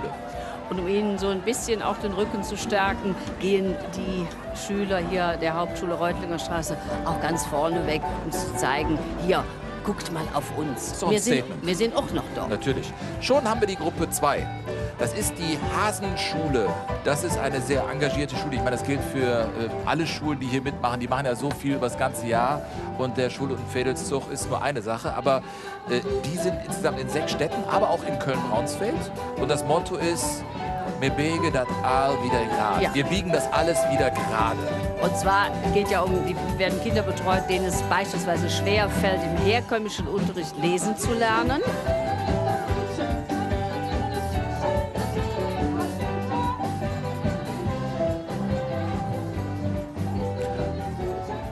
Und da grüßt er auch, der Marc Schlöber, der fährt ja bei dieser wunderbaren Hasenschule mit. Und da werden wir immer wieder gucken, wie da die Stimmung ist. Aber da wird vieles gerade gebogen. Dafür haben wir auch den Marc, dass das dann klappt. Mit all dem, was er da uns zu erzählen hat. Was er da sieht, das ist ja total spannend, die Perspektive. Ich kann mich schon jetzt freuen, ich fahre ja morgen beim Rosenmontagszug auch mal durch die ganze Stadt auf dem Wagen mit. Das ist eine tolle Perspektive. Und hier sieht man auch genau, wie sie sich das vorstellen mit dem wieder gerade biegen. Also wie gesagt, es kann schon mal auch der Ecke rumgehen, aber wir lassen uns davon überhaupt nicht aus der Ruhe bringen. Auch mit einem eigenen Musikwagen dabei. Und eins darf man nicht vergessen, diese Schule war auch sehr und ist in der Flüchtlingsarbeit engagiert und macht da sehr viel. Und wenn wir da natürlich über Leseschwäche und Rechtschreibschwäche reden, dann sprechen wir natürlich darüber, Menschen was an die Hand zu geben, mit dem sie eben auch klarkommen. So, schon, das ist ja wie Brezelbacken, schon die Städtische dritte Gruppe. Gemeinschaftsgrundschule St. Nikolaus-Schule aus Zollstock. Die sagen, wir haben auch Arm, einen großen Kopf und ein offenes Herz für jede Stropp. Ja, ich habe mich ja vorbereitet auf den Zug und kam mein Sohn rein. Ich so, oh Mann, ich muss mal gucken, ob Kraken wirklich 8 Arme haben. Sohn stürzte mich, hat er gesagt, Papa, musst du mich fragen, weiß ich doch. Ja, ich musste nachschlagen. In der Tat, Kraken haben 8 Arme, ja, und eben einen großen Kopf und sie haben eben für jedes Kind da einen Arm. Muss man auch haben mit den ganzen Kindern. Auch hier das Thema Vielfalt, ne? Und im Mittelpunkt eben auch die Herzogin. Wir gucken halt so ein bisschen drauf, dass unsere Kinder, um die geht es nämlich, Achtung, bei Schulen, um die geht es nämlich. Wirklich? Und die sollen auch in den Mittelpunkt Geht nicht nur um gerückt werden. Etats und Nee. Baugenehmigungen, Nee. es geht um Kinder? Und ich sagte jetzt mal, wie die den Hut hingekriegt haben. Das ist nämlich eine mit Watte gefüllte Strumpfhose. Sieht schön aus. Ja, falls du mal assortieren willst. Du, ich habe mir jetzt eine Perücke. Ich bin ja sonst eher, ich sag mal, ein bisschen... Oben was Black, sag es. Ja, ja, ist komisch. Auf einmal fallen dir irgendwie Haare ins Gesicht. Ja? Du siehst verwegen aus. Ich Richtig weiß. verwegen. Ja, ja. Ja, schön. Die rennen auch gar nicht. Wo ich jetzt hier rausgucke, ich sehe keinen Regen mehr. Und ich habe ja wirklich in die jeweiligen... Ja, ich gucke ja hier wenigstens noch nach. Es soll ab jetzt trocken sein. Wer das also hier sieht und hört und noch Lust hat, vielleicht in die Stadt zu kommen, später hier zu feiern, an diesem Wochenende geht natürlich richtig was in Köln. Ist herzlich willkommen, das soll ein schöner Tag werden und morgen gilt das Gleiche. Ja, morgen haben soll sogar von wir vornherein die Wetter Sonne schon dabei durch, sein. ne? Petrus Zweite. Ich habe mir vorgenommen, weil du hast mir gesagt, hör mal, lass das mit dem Petrus. Ich mach's 11 Mal heute. Ja, einmal hast du schon. Friedrich-Wilhelm-Gymnasium hier aus der Südstadt gehen als Römer, ihr Motto im Geiste Römer, im Hetze Jeck. Ja, da wird Latein ab der 5. Klasse unterrichtet. Wenn es um solche Bildungsthemen geht, dann bist du die richtige Frau. Latein, aber könntest du es auf Latein machen hier, oder? Ich könnte es auf Latein machen, aber dann würde mich ja keiner verstehen. Und wir werden das an vielen, vielen Stellen jetzt sehen. Tatsächlich 480 Musiker und Musikerinnen allein bei den Schulen. Und sie haben das sind die Gruppen aus der Schule selbst. Eltern, ehemalige auch mit dabei, die nicht nur dafür sorgen, dass es schön aussieht, sondern dass es auch gut klingt. Und das ist die Schule, wenn man aus dem Haupteingang rausgeht, schaut man in ein großes Loch. Früher war das so, vor dem Friedrich-Wilhelm-Gymnasium klafft jetzt eine Riesenlücke.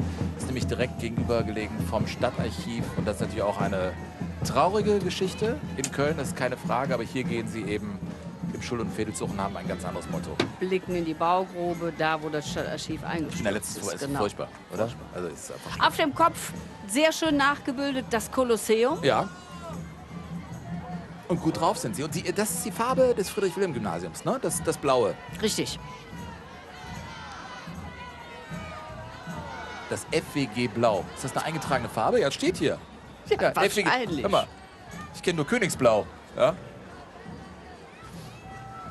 So, und wenn wir jemanden haben unten an der Strecke, ja, der es schafft, binnen 3,5 Millisekunden, ja, die Bützmaschine anzuwerfen, dann ist das die Yvonne Willix. Yvonne, wo bist du denn gerade? Die Bützmaschine. Ja, bist du doch. Da, siehst du? Zack. Wie immer. Ja.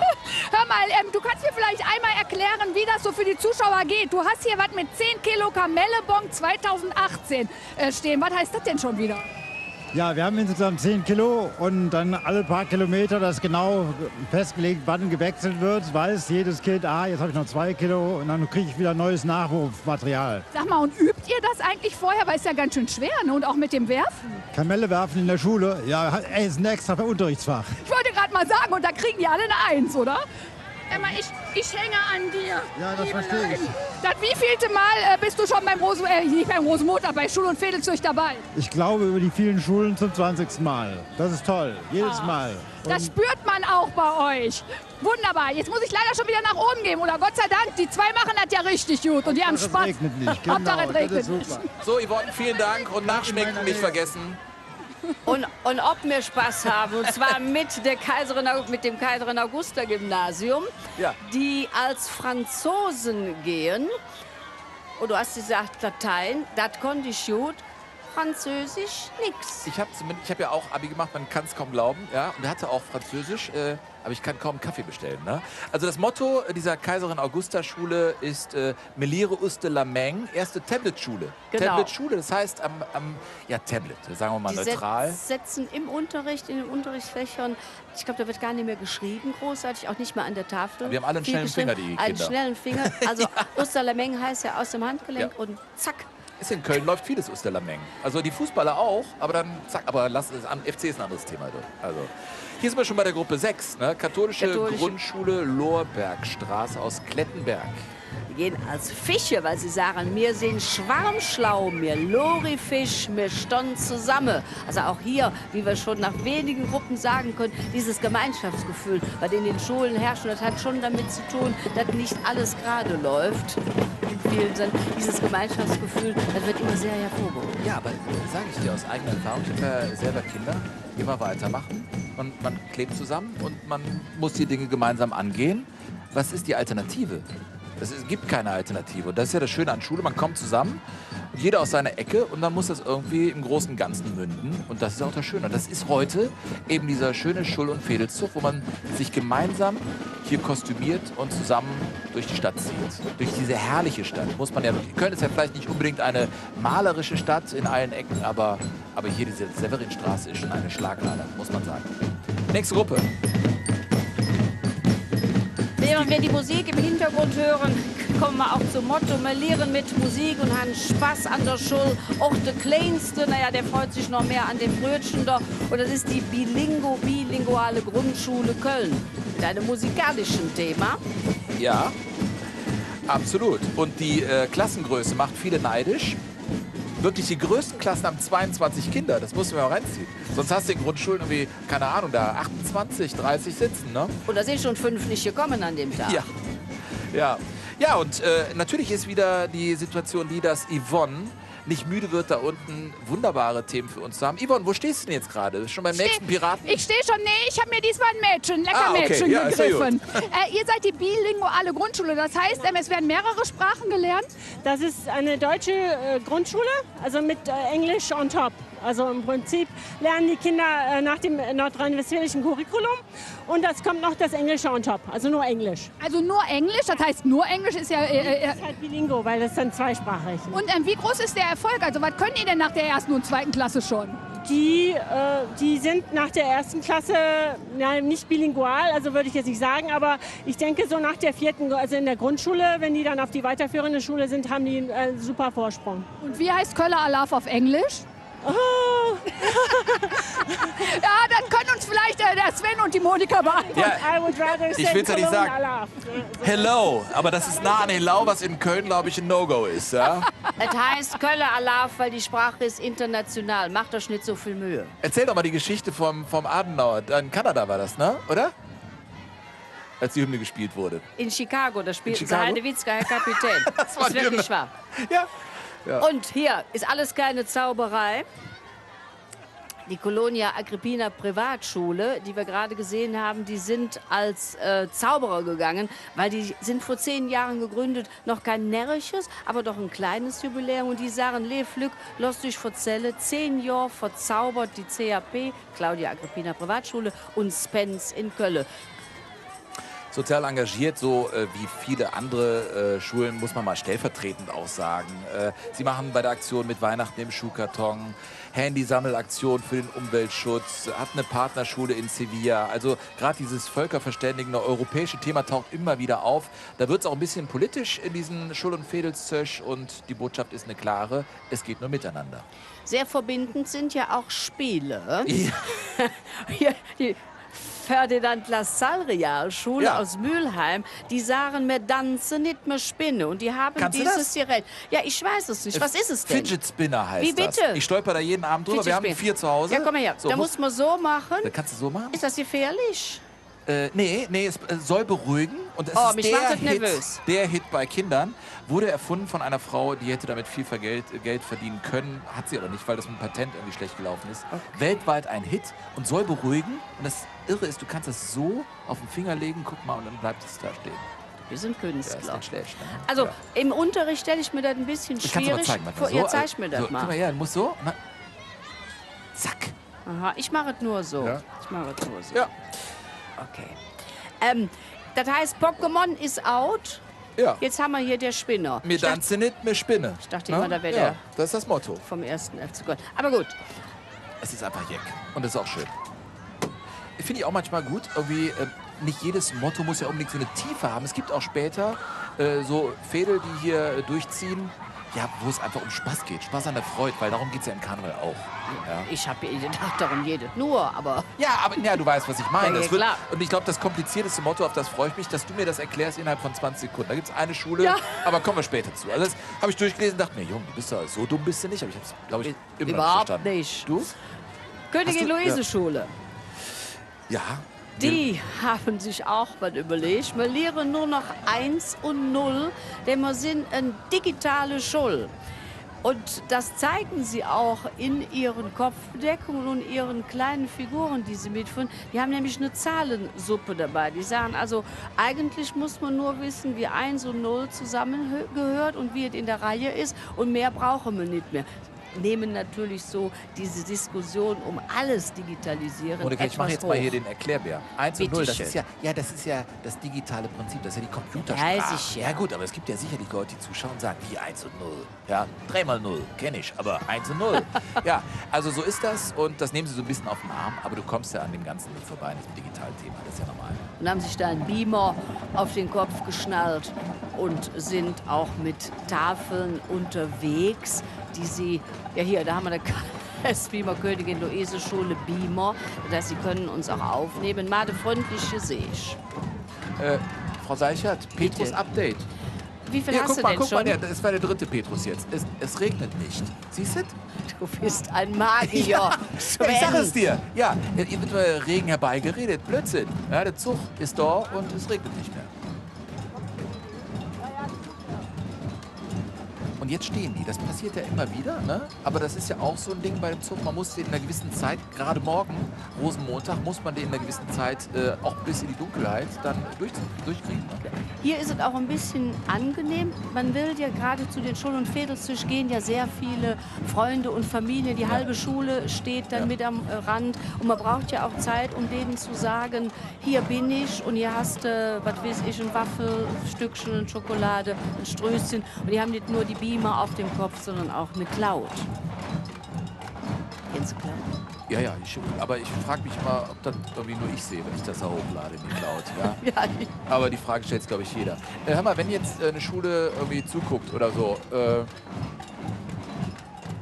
Ich lese gerade das Rätsel. Hauptstädte, nenne 5 Hauptstädte europäischer Länder. Köln. ja, schau mal, ja, wir Lehre nur noch 1 und 0, da weiß man das nicht mehr. Ja, ich habe eine vorgelegt. Ja, ich kann Hauptstädte europäische. Klar, überhaupt kein Problem. Ja, soll ich? Stockholm, Kopenhagen, Berlin, Brüssel. Rom, fertig. Ja, du hast damit angefangen. Ich wollte Ja, war nicht. gut. Ja, jetzt betteln wir uns. Ich komme dir gleich mit Fußball an. Herrlich. Wir lernen uns Mülheim. Ja, aber bevor wir uns um Mülheim kümmern, müssen wir die treusorgende Frage an Yvonne stellen. Geht's dir noch gut da unten, meine liebe Yvonne? Ich hab jetzt kein Wort verstanden, aber ich gehe mal davon aus, dass ich jetzt irgendwie hier drauf bin und habe einen waschechten Immi. Da sind wir schon 2, juhu! Aber total faszinierend. Ja, total. Woher kommst du? Ich komme aus Dortmund, bin Seiteneinsteiger und bin jetzt an der Schule und habe gedacht, wir müssen unbedingt mit beim Zirch. Wir kommen aus Mülheim und die Kinder sollen einmal jetzt erfahren, was unsere Kultur ist, was unsere Heimat ist und deswegen machen wir mit. Und die wievielte Gesamtschule in Köln seid ihr? Wir sind die 11. Gesamtschule. Wir gehen als Wagengruppe Nummer 11 Die 11 ist unsere Glückszahl. Erste 11. Stufe, 11.11. Und da, sag ich mal so, bist du ja quasi schon eingebürgert, oder? Oh, natürlich. Und es gehen wahrscheinlich 111 Kinder mit. 111 Kinder gehen mit und jubeln zu Hause. Hör mal, dann viel Spaß. Dankeschön.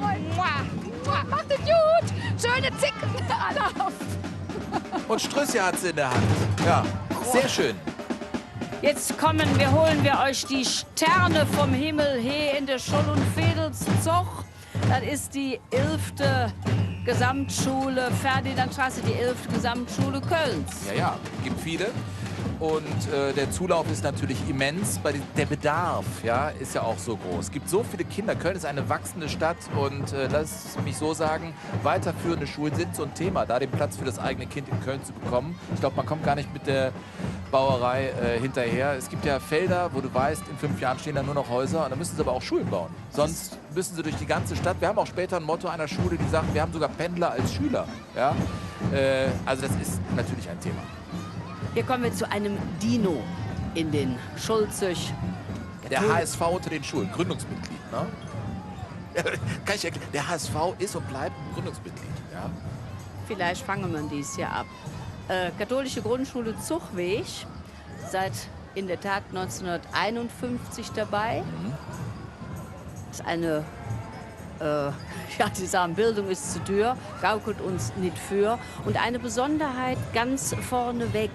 Da ist eine Musikgruppe, die kommen gleich ins Bild mit ihren blauen Tünniskittelchen. Das sind ehemalige Schüler, es sind Eltern und auch noch die Generation davor, eine Familie dabei, die Familie Odenthal. Da geht jeder aus der Familie auf diese Grundschule. Habe ich das Gefühl, der Opa war schon da, dann der Vater, dann der Sohn und die Tochter. Echt. Und die sind auch hier jedes Jahr dabei. Und einen muss ich grüßen, wir machen das sonst ja nicht, aber der langjährige Schulleiter dieser Schule, der Bruno Prass, der seit 42 Jahren mitgegangen ist, auch noch als er pensioniert war. Er kann zum ersten Mal nicht mit dabei sein.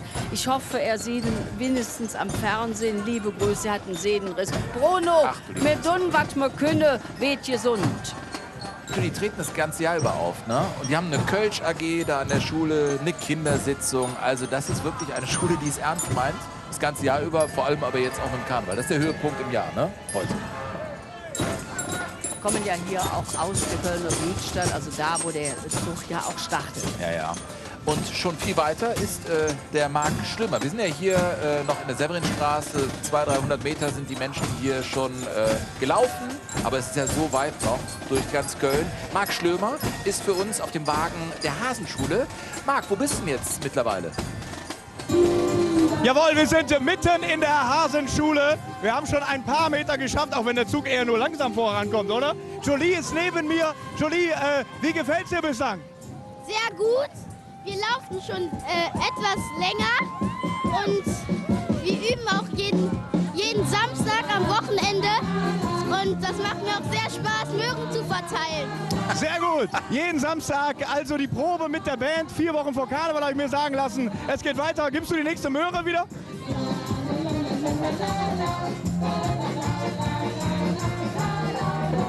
Das sieht aber schön aus. So, schon sind wir bei der 13. Schule. Ist ja auch eine lustige Zahl. 13 Jahre fürs Abi oder 12 Jahre fürs Abi, ne? Das wollte ich dich gefragt. Wo bist du eigentlich für?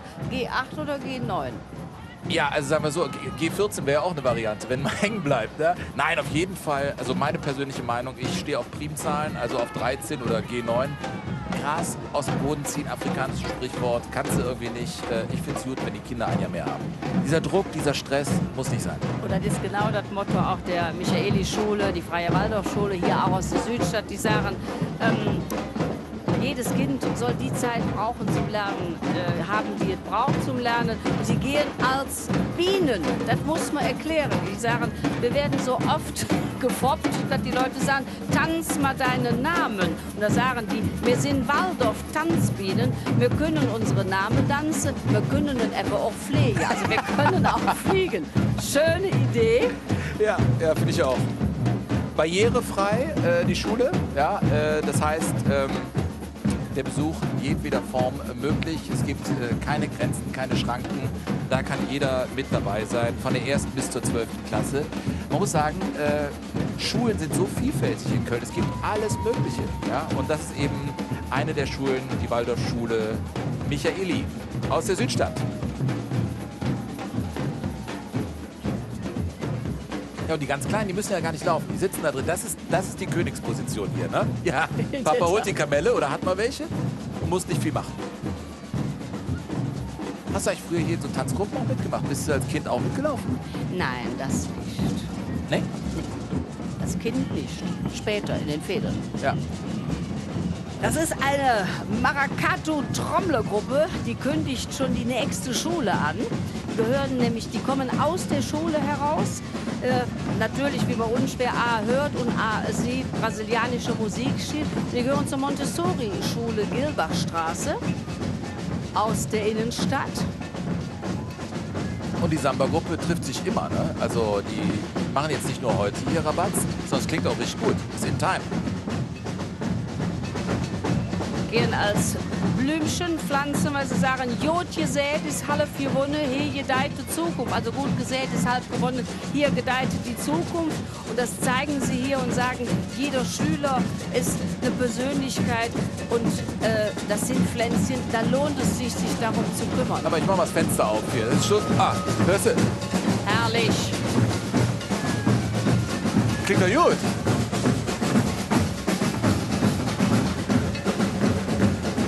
Ja, gut gesät ist halb gewonnen. Warum zieht mich sowas immer wieder zurück zum 1. FC Köln? Ich weiß gar nicht. Ja, du hast da irgendeinen Trauma. Ich weiß gar nicht, was da gestern war. Hör mal, habe ich schon wieder vergessen. Ja, das kannst du auch vergessen. Mein lieber Mann, ey. Aber wir haben ja irgendwann mal noch eine FC-Gruppe, da können wir mal ein Kurzreferat 1. FC Köln im Wandel der Zeit machen. Aber jetzt noch nicht. Spar ich mir auf. Bei der Gruppe gefällt mir natürlich, dass sie jedes Jahr diesen Regenbogen mitführen. Das ist eben ihr Schulzeichen. Unsere Kinder und alles das, was wir hier erleben, sind eben so bunt wie der Aber Regenbogen. das ist immer noch die Gruppe 14. Die ist ja riesig. Echt lang, ne? Ja. Das sind ja viele, du. Ja. Die Schulen haben auch überhaupt kein Problem, erzählten uns Verantwortlichen auch, Teilnehmer zu finden. Also das war, wer mitgehen will, kann auch mitgehen. Und der Zulauf, der Zuspruch ist riesig. Richtig, aber klarer Aufruf auch vom Zugleiter Wilhelm Stoffel, Willi Stoffel. Wer mitmachen will, soll sich melden. Neuankömmlinge sind herzlich willkommen. Das, vor allen Dingen gilt das auch für die Fädel. Genau. Ja. Schon ein Fädelszug kurz dazwischen wird veranstaltet hier von den Freunden und Förderern des kölnischen Brauchtums. Und hier kommt jemand, der besonders stolz mit im Zug ist, nämlich das Leonardo da Vinci Gymnasium aus Nippes. Und weißt du was? Ich wohne da ja in der Nähe. Die haben ja so eine wunderbare Sternwarte da beim Leonardo da Vinci. Also da kannst du hingehen und du warst da oben drin, ne? Schon, ich bin immer zu den falschen Zeiten hingegangen. Ich musste auch mal rein. Guck mal, da oben, siehst du, da kannst du hin und da ist so eine Kuppel und da kannst du wirklich in den Himmel gucken, wenn er nicht gerade bedeckt ist. Aber er reißt ja geradezu auf in Köln. Ne? Guck mal, da guckt man dann raus. Ne? Ich würde dir dringend empfehlen, nimm dir die Zeit, nimmst du deine Kinder mit, geht mal da hoch. Das lohnt sich. Das ist ganz toll. Führungen, unten ist auch angeschlagen, wann auf ist, muss ich mir einfach mal merken. Ja? Und die tragen ein kölsches Jubiläum mit am Kopf. Nämlich seit 111 Jahren steht ihre Schule. Sie sagen, wir feiern ein Jubiläum. Uns Aalhüsje wird 111 Jahre. Das sind ja auch die das Lüskircher Buch in diesem Jahr haben und gestalten dürfen. Kleine Geschichte hat es wirklich zugetragen. Vor 6 oder 7 Wochen Veranstaltung am Abend in der Aula der Schule für weiterführende Schüler, die da eben hinwollen. Ich dachte, Moment, ist das hier Caroline Kebekus? Warum ist die Halle nicht ausverkauft? Ja? Und was war? Waren 500 Eltern für, ich glaube, irgendwie, keine Ahnung, 100 Plätze. Und die haben auch klar gesagt, Leute, wird schwer hier reinzukommen. Hier sehen wir gerade mal kurz in dieses Lüskirscher Buch, was Sven gerade erwähnt hat, reingucken. Da dürfen die Schulen eine Seite gestalten. Das ist als Anerkennung für das, was sie leisten. Wird es die Sternwarte im Bild? Ich würde es ja machen. Waren ja so schöne Aquarellzeichnungen drin in diesem Buch auch. Ne? Konnten wir gar nicht alle zeigen. Ja. Können die selber gestalten, haben die ein Jahr Zeit. Das werden die ja hinkriegen, ne? Was Schönes da reinzumalen. Sehr schöne Schule. Also baulich ist das total interessant. Jetzt nicht mehr ganz neu, ne? Ist klar. Müsste auch noch das Aber eine denen ist oder wenigstens das andere... Dach nicht weggeflogen. Das ist anderen passiert, ne? Hashtag Frederike. Kommt ja noch, ne?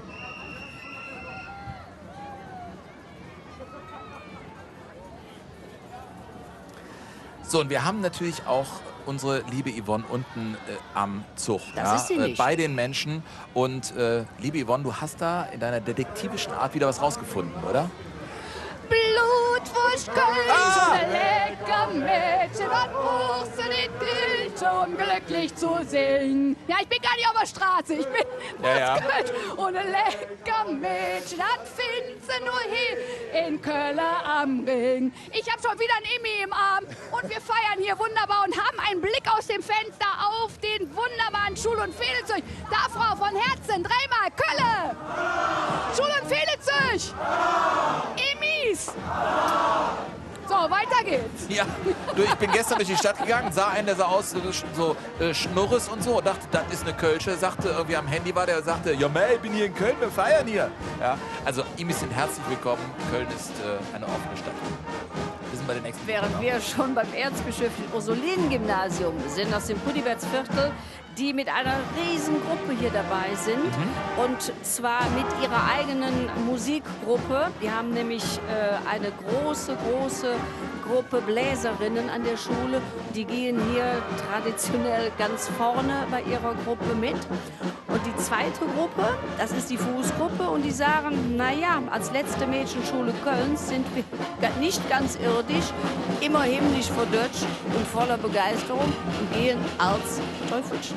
Aha. Also teuflisch gut sind. Jetzt wird es natürlich interessant hier. Ne? Das sind 150 Schülerinnen, die sich da irgendwie Jahr für Jahr an die Blasinstrumente begeben und hier im Zug für Stimmung sorgen. Ja, und bringen in der Tat insgesamt 5 Orchester, 2 Chöre und eine Kölsch AG auf die Beine. Das heißt, es ist eine Schule, in der auch Brauchtum unheimlich gepflegt wird. Haben eine fantastische Schulsitzung. Also, wenn du mal Gelegenheit hast, sich da rein zu klüngeln, da rein zu brasseln, mach es. Und sie haben den ersten Preis im Bläserklassenwettbewerb geholt. Also das ist nicht nur eine Vielzahl an Musikern da, sondern die Qualität stimmt auch. Das erzbischöfliche Ursulinen-Gymnasium aus dem Kunibertsviertel, Innenstadt. Und haben auch jüngst den Ehrenamtspreis der Stadt Köln bekommen, weil sie sich sehr stark für soziale Projekte engagieren, spenden Zeit für soziale Projekte, beispielsweise auf der Demenzstation im benachbarten Marienhospital.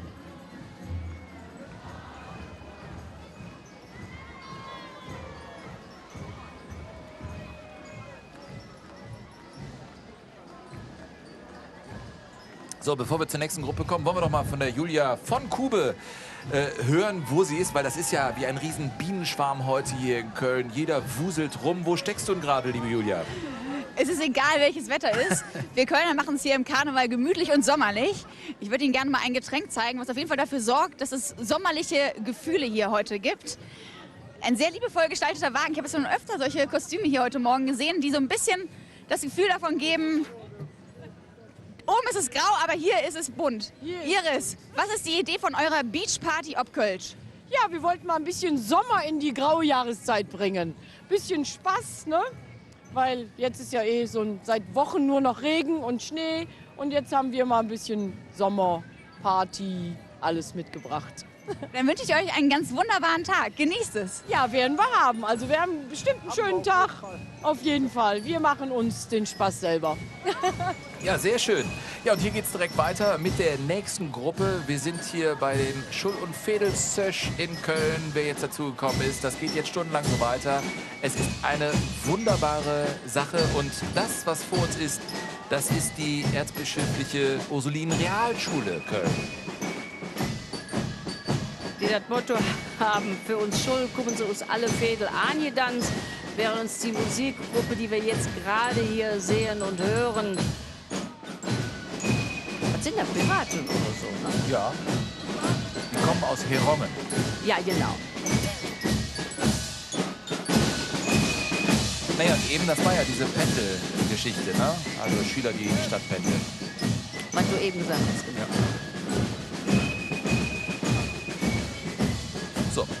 Gottfried Herder Gymnasium aus Buchheim. Denen ist das Dach weggeflogen. Denen ist das Dach weggeflogen. Und die sagen, wir all sind die Sterne noch, wir sind den Sternen nach, denn wir jon in der Schule mit H. Anlehnung an einen berühmten Kölner Titel der Gruppe Casalla, die nämlich singen, wir kommen aus der Stadt mit K. Schalalalala, schalalalala. Ja, Und muss die- immer ein bisschen schief singen, dann wird's karnevalistisch. Und die Schule sagt halt, der Titel hat uns so gut gefallen. Den nehmen wir in unser Motto, weil wir kommen aus der Schule mit H. Viel Naturwissenschaft wird da betrieben. Stichwort MINT. Ja, das ist die Schule. Und Frederike war ja dieser Sturm. Und denen ist wirklich das Dach weggeflogen. Das war kein Witz. Also ist ja, ne? Naja. Also, ja, ist ja auch nicht lustig, aber es ist ja zum Glück nichts passiert. Also Nee, jetzt, Gott sei Dank. na, das muss man auch sagen. Wofür hätte man nicht den Karneval? Das ist ein Katalysator für vieles, würde ich mal sagen. Ne? So, jetzt kommt das komplizierteste Motto bei diesem Schul- und Fädelstisch. Ich traue mich da nicht ran. Mach bitte jetzt bitte 1 Minute mit Monika Seichert. So, worum geht's jetzt? Ich probiere Ja, es. Die integrierte Gesamtschule Innenstadt, die Gesamtschule Frankstraße, die hat das Motto, auch wenn die Stadt die Schule schwänzt, tanzen für euch die Igispens. Das ist ja noch leicht. Und wenn wir das Kostüm sehen, sie gehen als triadisches Ballett von Oskar Schlemmer. So, wer war Oskar Schlemmer? Ein Bildhauer, Bühnenbilder zum Bauhaus, vom Bauhaus, berühmte Schule für Kunst und Architektur. Triadisch bedeutet Dreiklang. Und in dem Ballett geht es um die Beziehung zwischen Kostüm, Bewegung und Musik. Um Raum, Form und Farbe und Tiefe. Das heißt, sie haben wechselnde Kostüme mit geometrisch konstruierten Tänzen korrigiert. Und deshalb, ja, ich bin doch noch Ja, so, ja, dran. Entschuldigung. Ne? Und deshalb haben die verschiedene Sachen, haben ein bisschen sperrige Sachen, aber vor allen Dingen bunt. Das ist das triadische Ballett. Es gibt nur einen Moni Seichert. Ey, war richtig gut. Also ich habe zwar nichts verstanden, aber klang Ja, gut. ich doch auch nicht. Aber nein, das stimmt, komm jetzt. Das war ein Nein, das bisschen, war richtig. Das Also war ein bisschen Bauhaus und so, in krieg ich ja irgendwie, Bauhaus. also boah, ja du, aber also, du hast Ja. mehr gelesen als ich, du. Und die Geschichte, die dahinter steckt, ist, ihr müsst bitte von der Stadt Köln bei der Schulverwaltung nicht immer auf das Geld gucken, sondern gucken, wie kreativ die Leute sind. Also Zack, am Ende habt Spaß oder was? genau. Darf nichts kosten, aber Spaß haben. Darf nichts kosten, wir machen Ja. Spaß. Ja, kennen wir doch. So. Vor allen Dingen lassen wir uns nicht programmieren. Das sagt die aktive Schule Köln aus Vogelsang. Und wie zum Beweis kommen sie als Roboter. Das wäre meine Schule gewesen damals, ja? Echt? Also ja, freies, radikales, pädagogisches Konzept, im Rahmen dessen die Kinder und Jugendliche ihre Lernziele selbst definieren und bestimmen, ja? Also wenn ich gesagt hätte, nur ich habe gar keine Lust, was zu lernen, dann wäre das auch okay, oder was? Nee, so kann es ja nicht laufen, oder? Es ist wohl ein anderer Ansatz. Sie sagen, also die Kinder sollen tatsächlich aus eigenem Antrieb lernen und unsere Aufgabe als Lehrer ist wenn die es, völlig desinteressiert Neugier sind? wecken, Anreize setzen. Und ja, wenn die völlig musst du dir was einfallen lassen. Ne? Ja. Auf jeden Fall sollen die Kinder nach ihren Begabungen und Bedürfnissen gefördert werden und entsprechend ja, lernen. Es sind aber nämlich keine Roboter, die sich programmieren lassen. Das wollen sie sagen. Und sie winken und sie werfen, paff, Ah, da flog eine Kamelle. Freunde! Ja, sicher, ne? Dahin geht das. Die haben nämlich jetzt Lust, hier uns die Kamelle an die Scheibe Ich zu wollte werfen. gerade sagen, So. das kommt aber Ja, raus, jetzt mach ich wenn mal du hier sie auf, vielleicht laufen werfen lässt. Jetzt müsst ihr auch treffen. Ja, jetzt guckt keiner mehr. Triffst du? Aber nur den Onkel treffen hier. Komm. Ah, nee. Komm noch ins. Live geworfen. Ah, nee, auch nicht. Einen noch. Ja, wir haben eine Kamelle. Ja, danke. Ja, super. Ja, jetzt fliegt's rein. So, jetzt werden wir zum Ziel hier. Sehr schön, sehr schön. Fantastisch, ich werf zurück. Wirf du zurück, ich mache Stehbeinschlacht. Ey, Heinrich-Mann-Gymnasium. Aus So, warte mal. Ja, das ist, Vollkopfenweiler. da habe ich jetzt Lust zu. Das ist mein Lernziel jetzt. Ja, das hier merk zu ich werfen. hier. Weißt du, das kannst du mit denen machen. Danke. Okay, ist gut. Heinrich-Mann-Gymnasium. herrlich. Saren, Ja. mir Ape vom HMG, also Heinrich-Mann-Gymnasium. Winkend, freundlich. Auch wenn uns winke, freundlich, auch wenn uns manche Sache stinke. Und deshalb gehen sie als wilde Affenbande. G8, G9. Medientechnische Ausstattung, die nicht gut ist. Hygienische Zustände. Hör mal, Toiletten sind ja auch ein großes Thema auf den Schulen. Ja, das ist der Hammer. Du, Das hab hätte jetzt, ich nicht gedacht. Irgendwie, ich glaube, irgendwo in Hessen gibt es jetzt ein Klo, wo du zahlst. Ja, das gibt es in Köln auch. Echt? Ja. Aber du ich nehme das Ja. Saubere, muss aber 10 Cent abdrücken. Die haben eine Toilettenfrau angestellt und die Mitschüler müssen dafür bezahlen. Hier ist, Himbeere. Magst du? Nee, möchte ich nicht. Was hast Naja, du denn da? Apfel? nicht, dass dir die Brücke zusammenklebt. Ich habe gar keine Brücken mehr. Alles Implantate. So. Und auch die haben, wenn ich das richtig gesehen habe, Obst dabei, was zu verteilen. Sehr gut. Und teilweise auch selber essen. Das stimmt. Das ist super. Erinnern auch natürlich auf ihrem Motto waren an die bekannten 3 Affen: nichts hören, nichts sehen, nichts sagen. Das ist ein echter Plombenzieher. Ich darf diese Bonbons nicht mehr essen. Habe ich doch direkt gesagt. Ja, Anfängerfehler. Ich mache es ja auch zum 2. Mal. Du darfst nichts essen.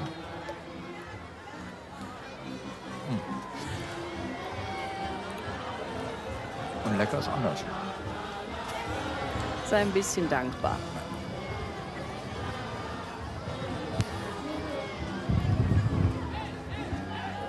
Also wenn die schon in der Severinstraße zum Start das ganze Wurfmaterial selber essen, dann tut es mir leid für die, die nachher am Dom stehen, da ist dann nichts mehr da. Gute Frage, die du da in den Raum wirfst. Das Wurfmaterial, ja, das kostet ja alles Geld. Ne? Wo kommt das denn her? Wer gibt das den Schulen, wenn wir doch über klamme Kassen reden? Das wird doch zum Teil von den Freunden und Förderern des Kölnischen Brauchtums den Schulen zur Verfügung gestellt, ne? Genau, und es kommt auch Unterstützung von den großen Karnevalsvereinen, beispielsweise von der Prinzengarde, von der Ehrengarde und den Roten Funken. Also die unterstützen auch die Schulen und vor allen Dingen eben mit Wurfmaterial. Hast du Lust auf Banane? Mach ich noch mal Fenster noch auf. Möchte ich nicht. Jedenfalls eine tolle Idee. So, jetzt können Sie mich noch mal das mit dem Singen fragen, weil wir nähern uns der Kölner Domsingschule. Du meinst, ob du musikalisch bist oder was? Und die haben sich was ganz Besonderes ausgedacht. Die haben nämlich den Leiter der Schulband, Giesbert Brandt, auf ihren Trikots verewigt. Ihm zu Ehren natürlich auch einen Wagen mit Musik dabei. Und das hier sehen wir, Giesbert Brandt. Und sie haben sich auch so kostümiert. Da, kostümiert und auf ihren T-Shirts ein Bild von ihm. Und auf diesem Wagen oder in dieser Schule, weil der wird hier so viele Verpflichtungen haben, in dieser Jeckenzeit, ist auch der Kinderprinz Balthasar der Erste. Also der hat ja wahnsinnig viele Termine. Ich weiß gar nicht, ob der in der Zeit jetzt seit dem 11.11. überhaupt zum Lernen kommt. Der geht auch in diese Schule, ne?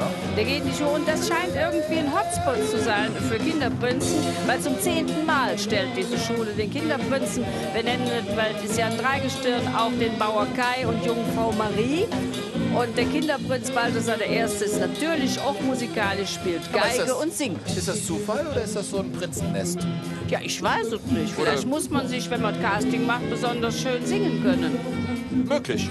Es gibt so viele Möglichkeiten, ne, oder? Und da ist er im Original, Giesbert Brandt, der seit 22 Jahren mit der Schulband auf dem Wagen der Kölner Domsingschule als Bandleader und, wie sie schreiben, als Stimmungskanone mitfährt. Und ohne seinen Einsatz ging ja nichts. Läuft nichts. Steht da in der offiziellen Pressemitteilung der Schule. Das ist natürlich eine schöne Anerkennung für so viel Arbeit, Absolut. die ja ehrenamtlich neben der Arbeit hier leistet wird. Du hast jetzt gerade ein Mützchen bekommen. Ja. Ja, ich nicht. Ja, Entschuldigung. Ja. Wieso? Alles Giesbert Brandts. Oranje erinnert mich an die Fußball-Weltmeisterschaft im kommenden Jahr. Kleines Quiz, weil du mich eben auch mal irgendwie... welche Mannschaften sind nicht dabei? Welche Länder? Holland, Italien. Ja, mehr muss man gar nicht wissen, ne? Genau. Aber du, ja, man lacht da immer drüber. Aber hast du Lust auf Russland gegen Saudi-Arabien, das Eröffnungsspiel? Nö, dann mache ich die Wäsche. Ja, eben. Ich finde es, also muss man auch mal sagen, ich fände es schön, wenn die Niederlande, wie man es korrekt sagen muss, glaube ich, und die Italiener dabei wären, aber sie haben es eben nicht gepackt. Und ich freue mich, dass Erich-Kästner-Gymnasium hier bei den Schull- und Vedelszüch dabei ist aus Nil. Und die wussten, haben seherische Qualitäten, die sagen, Hück kann es Stürme, Schnee oder Rähne, mir selber strahlen wie Sonne und Sterne. Also es ist egal, ob es Stirn schneit oder regnet, wir selber strahlen wie die Sonne und die Sterne. Abgeleitet von einem Kinderlied. Heute kann es regnen, stürmen oder schneien. Ich arbeite ja meist am Wochenende. Ne? Und ich habe, als die Kinder klein waren, ich habe in jedem Babyschwimmkurs, in jeder Krabbelgruppe gesessen. Ich war immer meist der einzige Mann, muss man sagen. Aber da lernst du die ganzen Lieder. Also kannst du mir nichts vormachen. Also da machst du mir wirklich kein X für Du vor. Ne? Also das ist klar. Das ist, das ist einfach mal ein schönes, kleines, freies Motto. Ne? Und hier kann man auch ganz deutlich sehen, mit wie viel Ideenreichtum diese Gruppen ihre Kostüme A natürlich ausdenken und dann B herstellen, weil die wichtigsten Utensilien, um überhaupt die Kostüme zu machen, sind Kleister, Papier, Farbe, Leisten, Tüten, Schnur und nicht zu vergessen die Heißklebepistole. Ja, selbstverständlich, die ist ganz wichtig. Die ist ganz wichtig. Egal für was. Du musst nur aufpassen, dass du lange noch wartest, sonst hast du nämlich ziemlich heiß am Daumen. Ja? Und das hört dann nicht so schnell auf. Das ist doch schön. Und Sie haben es wahrscheinlich gar nicht gewusst, als Sie darauf kamen, aber es trifft doch das Motto des Tages. Naja, und siehst du, was jetzt passiert? Die Sonne scheint. Und an der Reaktion So. des Erich-Kästner-Gymnasiums kann man sehen, Sie wissen, dass Sie dafür Guck verantwortlich dir das sind. doch mal an, wie sich die Sonne auf dem Kopfsteinpflaster da spiegelt. Und da ist die Sonnenlücke und es wird, ich sage es euch, immer mehr, immer mehr. Ich bin ja hier so ein kleiner Meteo-Fuchs. Der Regen ist vorbei. Leute, feiert diesen schönen Sonntag, egal wo, ob zu Hause vorm Fernseher oder eben hier auf der wunderbaren Severinstraße, wo diese Wettergruppe vorbeiläuft und die Sonne kommt. Hör mal, und jetzt kommt das 4. Mal der Petrus ins Spiel. Ich habe gefühlt gedacht, das ist 44. Das war super. Vor einem Jahr sagte mir Monika, du kannst machen, was du willst, Sven, aber sprech mich nicht auf diesen Petrus an. So von wegen, Petrus ist eine Kölsche. Aber jetzt habe ich es auch, das war das 5. Mal jetzt schon. Merkst du es? 111 Jahre Berufskolleg Ehrenfeld. Ein Schulbetrieb mit Zuckerjus, 111 Jahre Lehrgenuss. Das muss man erklären. Und zwar kann man ja an dieser Schule, das ist im Herzen von Ehrenfeld, werden junge Menschen im Bereich Soziales, Gesundheit sowie aus der Gastronomie und Lebensmittelhandwerk ausgebildet. Viele berufsbildende Abschlüsse sind möglich und ganz viele Dinge, die man gar nicht so kennt. Die haben nämlich eine Eistüte auf dem Kopf, das nicht von ungefähr. Man kann da nämlich auch sie werden Speiseeishersteller ausgebildet. Und diese Eistüte ist eine ganz berühmte Ja, Eistüte. natürlich. Am Neumarkt, wenn man da, in Köln gibt es so viele Plätze, den Altermarkt, Heumarkt, aber auch den Neumarkt. Und da gibt es ein großes, bekanntes Haus und da ist so schräg drauf, so ein Eis so oben drauf gesteckt. Und wer mal in Köln war, kennt das und das ist das Motto, was aufgegriffen wurde. Weißt du, was der Hammer ist? Die Schule hat 3200 Schüler. Also das ist mal aber eine richtig große Schule. Ja? Da Oder muss er ein viel Eis Berufskolleg. herstellen. Ja, sicher. Muss er viel Eis herstellen. Ja, diese riesen Eistüte, 12 Meter hoch, 3 Tonnen schwer. Kunstwerk von Klaas Oldenburg. Damit wir auch so ein bisschen dem Bildungsauftrag hier gerecht Dem werden. wirst nur du gerecht. Ja? Kannst du so nicht sagen. Naja gut, ich werfe immer mal was rein, aber das ist ja, also du hast ja den Namen direkt parat. So, und wir haben ja viele, die hier funktionieren, aber Marc Stömer ist so einer, ne, auf dem Wagen der Hasenschule, der tanzt so ein bisschen aus der Reihe. Marc, was ist mit dir los? Ja, die Hasenschule hat auch mehrere Tänze einstudiert hier. Nicht ganz so einfach. Neben mir die Choreografin. Wie bewertest du meine Leistung bisher? Absolut der Hammer. Ja, herzlichen Dank. Neben mir auch der Nino. Nino, wie lange habt ihr gebraucht, um das alles einzustudieren? 3 bis 5 Tage. Wie lange hast du gebraucht?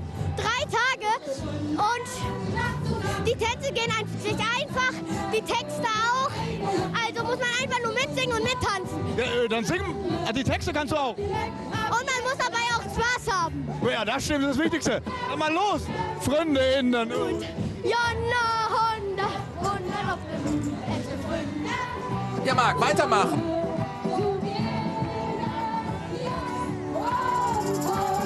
Das ist mal Workout hier. Ne? Wie lang ist der genau in Metern, der Zug? Das ist also ganz schön lang. Also das muss man ja sagen. Ne? Also Stiefeln durch die ganze Stadt hier, das ist schon der Hammer. Gehen fast den identischen Weg des Rosenmontagszuges und der ist ja an die 8 Kilometer. Also ein bisschen Goethe. Ja, aber wenn du da aber so Hopserlauf machst und die ganze Zeit singst, dann weißt du, was du getan hast am Abend.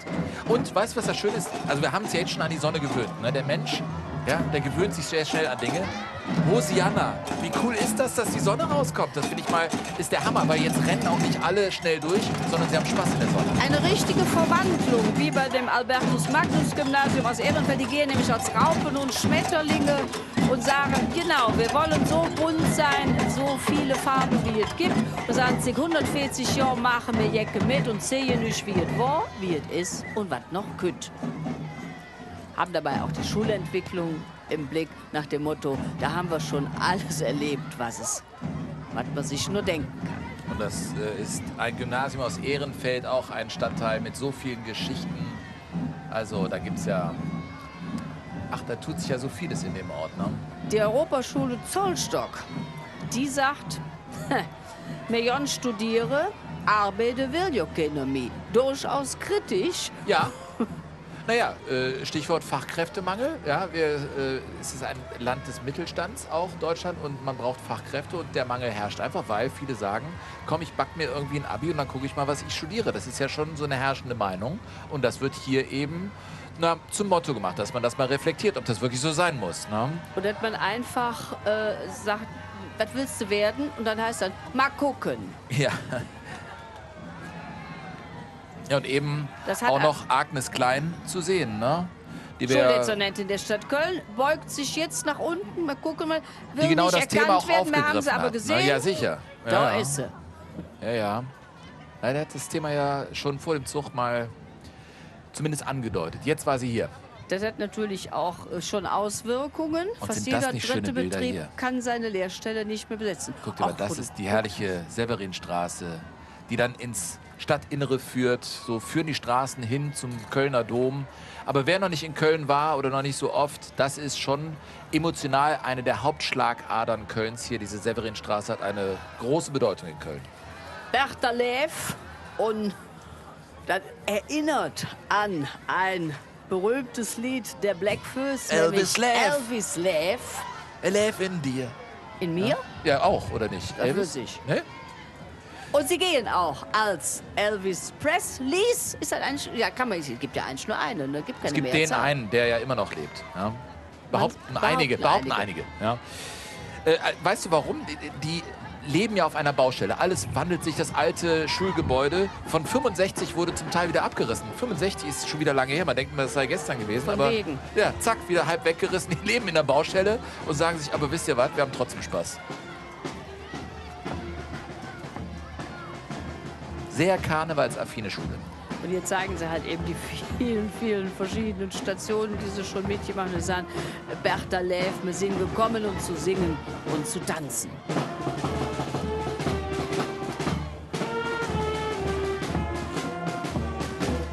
Während das schon Dreikönigsgymnasium ist, 1450 als Privatschule, haben wir eben verwechselt, als Privatschule gegründet. 1450. 1450. Das ist schon sehr lange her. Und die sagen, die Zick für jedem Sauseschnitt, wie im Drom, uns Scholl geht mit.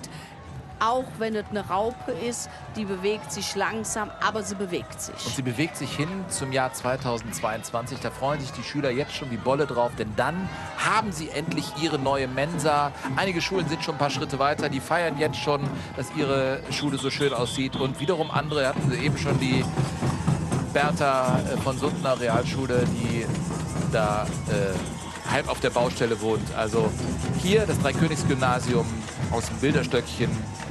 700 Schüler gehen dahin, Ganztag wird angeboten, ist ja auch ganz wichtig. Ja? Die freuen sich auf ihre neue Mensa.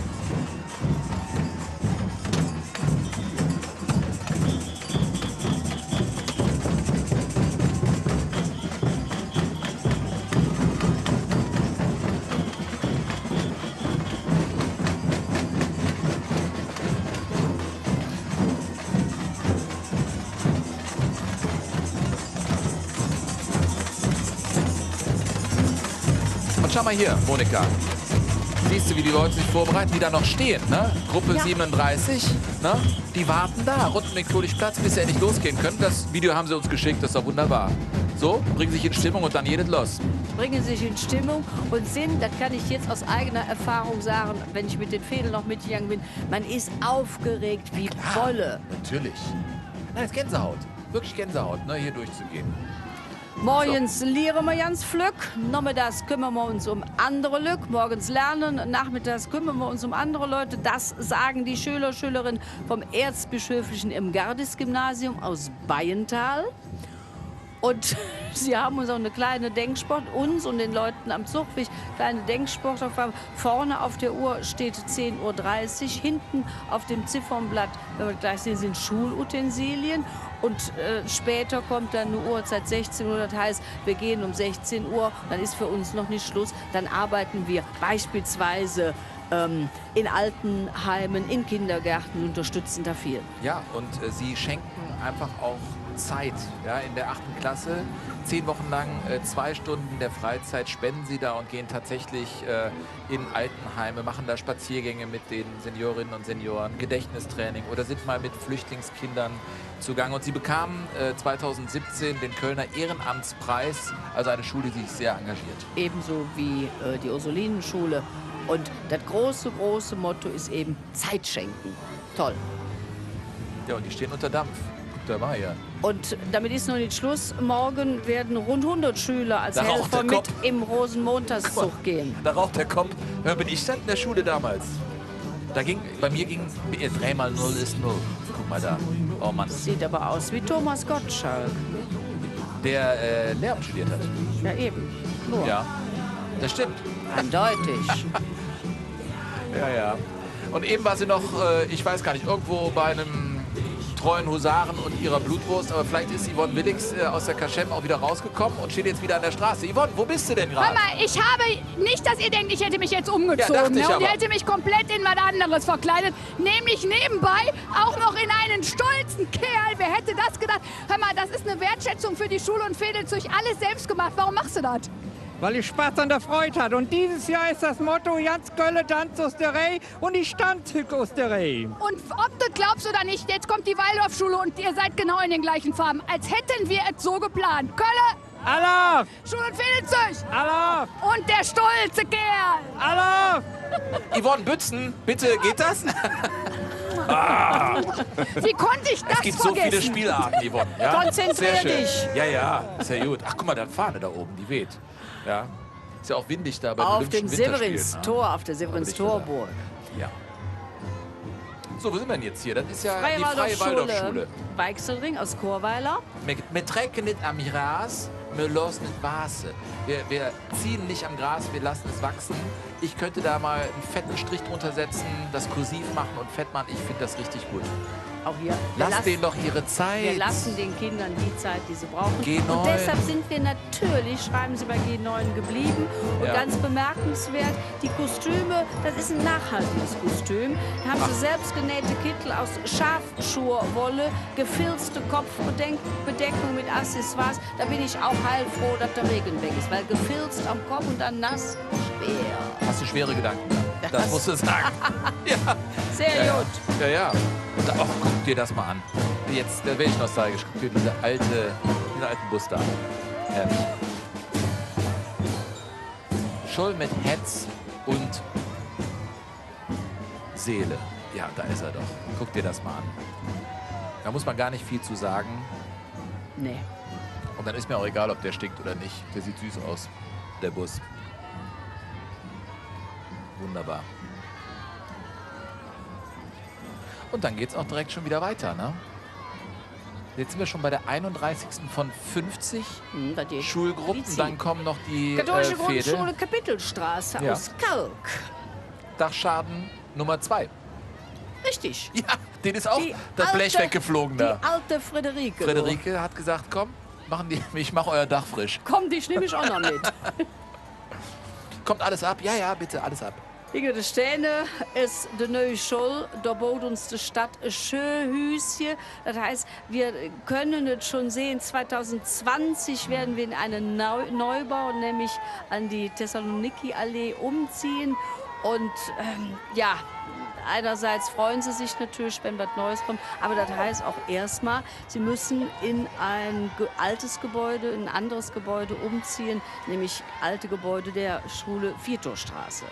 Großer Stadtteil. Köln-Kalk hat, glaube ich, 3 Bahnhaltestellen, ja, und liegt hinter der Köln Arena auf der anderen Rheinseite. Und weil Aber sie, ist ein wirklich spannender Stadtteil, wo sich auch viel tut. und weil sie halt schon hinter den Sternen die Schule, die neue erahnen, haben sie das auch als Kostümidee gewählt.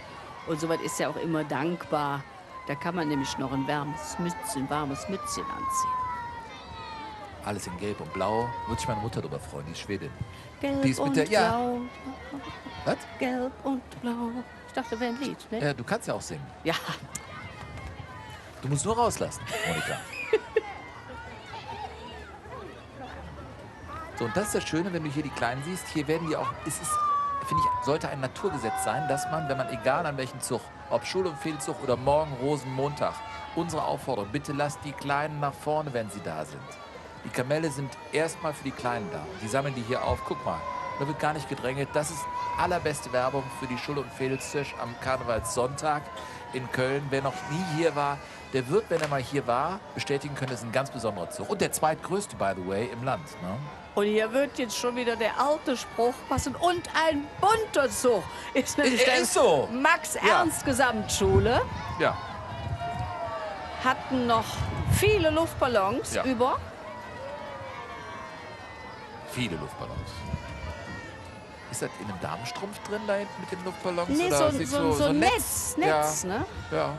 Früher gingen wir mit so Netzen, ja, das werden Sie sich nicht dran erinnern, Herr Pesto. Früher gingen wir mit so Netzen einkaufen.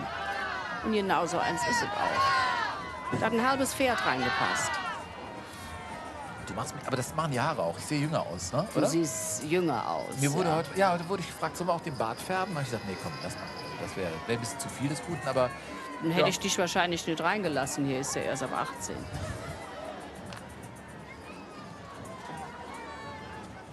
Aber du merkst jetzt, ne, die Sonne ist draußen und schon gehen die auch ein bisschen langsamer, bedächtiger. Man bleibt stehen, man hält ein Schwätzchen und so.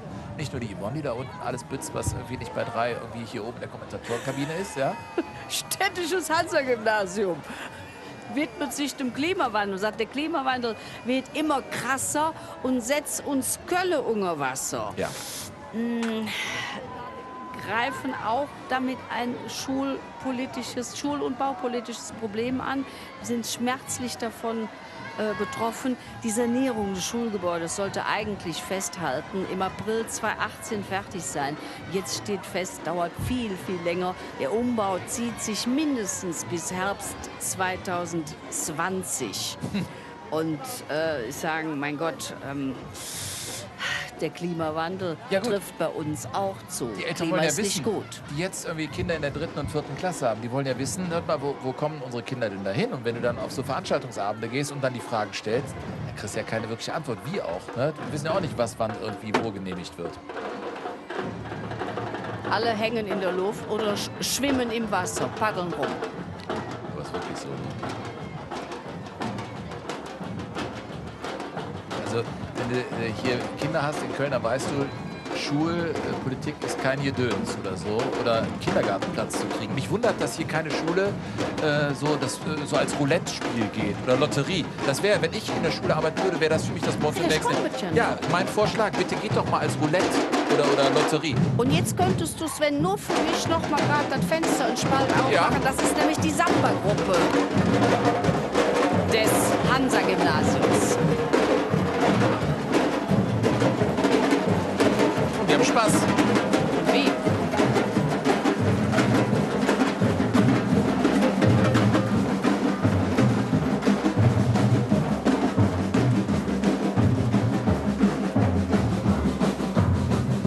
Bestimmt noch so eine Kamelle hier. Ich probiere es nochmal. Denk an die Zeng. Diesmal hin. Nee, da kann nichts passieren, glaube ich. Also Plomben habe ich keine mehr. Ich bin mal zum Zahnarzt hin und habe gesagt, mach mal alles parat. Dauert ein halbes Jahr, aber jetzt alles gut. Aber alle Plomben raus, Amalgam also weg. Fort. Deswegen kann ich auch wieder diese Himbeerkleber hier kauen.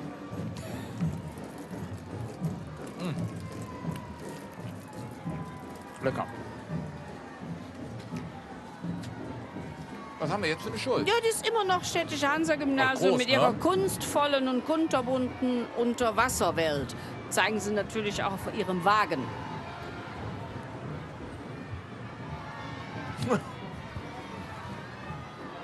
Hansa-Gymnasium. Grüße euch, hallo. Meint ihr trefft? Oh, Hör! der Mann bettelt. Uah. Ist mir unangenehm. Na ja, klar. Oh, ist ja gut, ist ja gut. Mann. Herrlich. Ja, und das sind die Lehrer, du. Ja, solche Lehrer brauchst du. Ich habe von den Das hat ja Lehrern was von Prügelstrafe des hier. Hansa-Gymnasiums ein Päckchen Ja. Crazy Pirates gefangen. So, Vigor, komm, wir sind jetzt zum Arbeiten. Hör mal, ich esse jetzt hier meine Schokolade. Wir gehen runter zu Yvonne. Wo bist du denn an der Straße? Hör mal, ich stehe natürlich direkt vor euch. Ich sehe genau, was ihr da oben treibt. Aber ich habe auch dich ganz genau im Blick. Du bist Zugordner. Wie zufrieden jetzt mit dem Lauf des Zuges? Sehr gut zufrieden, alles top, läuft alles wie es sein soll, spitzenmäßig. Und was sind genau deine Aufgaben? Ich sehe zu, dass hier diese viel große Lücken sind, ja, dass der Zug zusammenhält und das ist es halt. Damit wir am Rand nicht so lange warten müssen. Genau so ist es. Und darfst du zwischendurch auch mal ein bisschen bützen? Ja, klar. Ich muss ja meinem Ruf Yvonne. gerecht bleiben. Du ahnst es nicht. Ganz kurz, 150 Ordner von den Lüskircher Junge von der Karnevalsgesellschaft, die hier auch deren Tanzgruppe den Zug angeführt hat. Hölderlin-Gymnasium aus Mülheim, ich habe eben schon einen Blick erhascht, sitzen in ihrem Högi-Bötchen. Da muss man drüber nachdenken. Aber ist Hölderlin HÖ und Gymnasium Högi. Und wollen daran erinnern, dass sie als Mülheimer Schule natürlich direkt am Rhein sind und sagen, der Rhein ist auch unser Lebenselixier. Ist er auch. Gymnasium Schauertestraße aus Höhenhaus.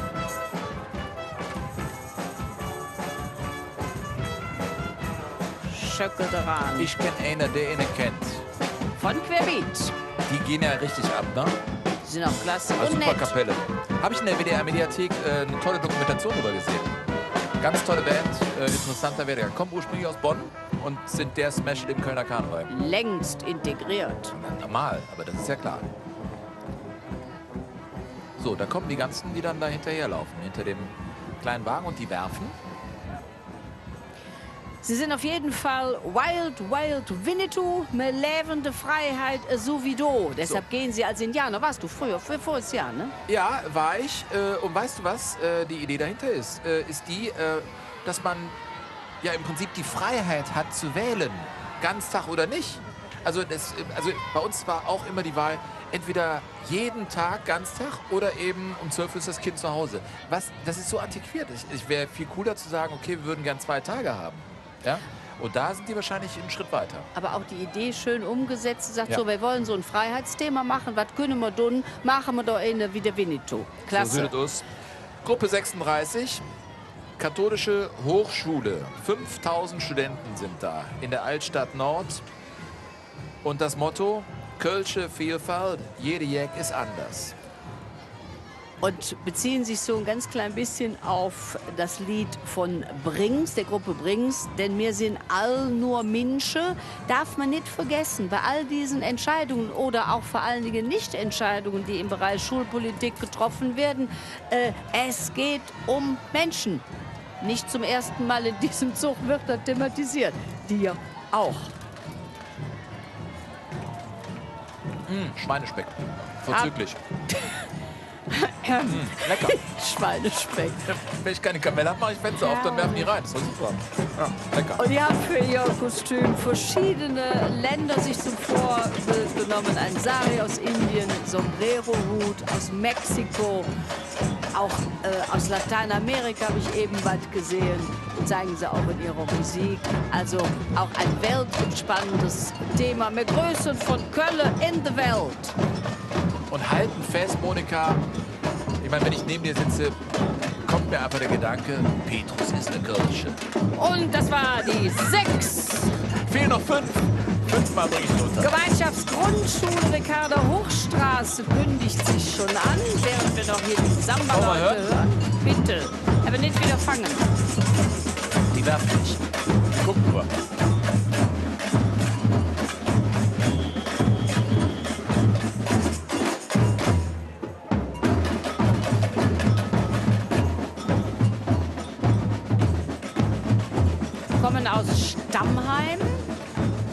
und sagen, daran anknüpfen passt manchmal ganz gut. Wir sind Fans aus aller Welt und eine Schmülzje, was zusammenhält, Schmülzje erklärt, das ist so ein kölscher Oberbegriff für eine Gruppe. Egal wie die zusammengesetzt ist, aber wenn du eine Schmülzje bist, dann gehörst du zusammen. Wir zwei sind das kleinste Schmülzchen, was es gibt. Ja, das ist schön. Das sind so Begriffe, die es eben nur hier gibt. Und es gibt nur eine Yvonne Willix, ist ja klar. Und die steht für uns unten an der Straße, da wo das Leben tobt, Yvonne, ne? Ja, nee, also wir rufen ja die ganze Zeit Kamelle. Ja. Und was kommt? Kamele! Kamele! Aber wie kommt man denn auf so eine Idee? Ey, du Scheich! Ja, bitte? Wie lange hat das gedauert hier? 3 Jahre, glaube ich, arbeite ich schon dran. Das Viech zu zähmen. Ich arbeite noch, ich versuche es die ganze Zeit. Mama, der bewegt sich die ganze Zeit. Ist der nicht süß? Boah, guckt euch das an. Sven, was sagst du dazu? Ich frage mich die ganze Zeit, ist das ein Kamel oder ein Dromedar? Nee, das ist ein Kamel. Das ist super. Jetzt aber Bützen, das Kamelbützen, Yvonne. Bützen, ich muss das Kamel noch Ja, bützen. sicher. Komm her, komm her, komm her. Ah. Ja, sehr gut, Yvonne. Dankeschön. So, wir suchen neue Aufgaben für Yvonne Willix. Also Kamel hat sie schon. Husar, Pirat, alles klar? Wir haben ja noch die Fädelglich. Ja, ja.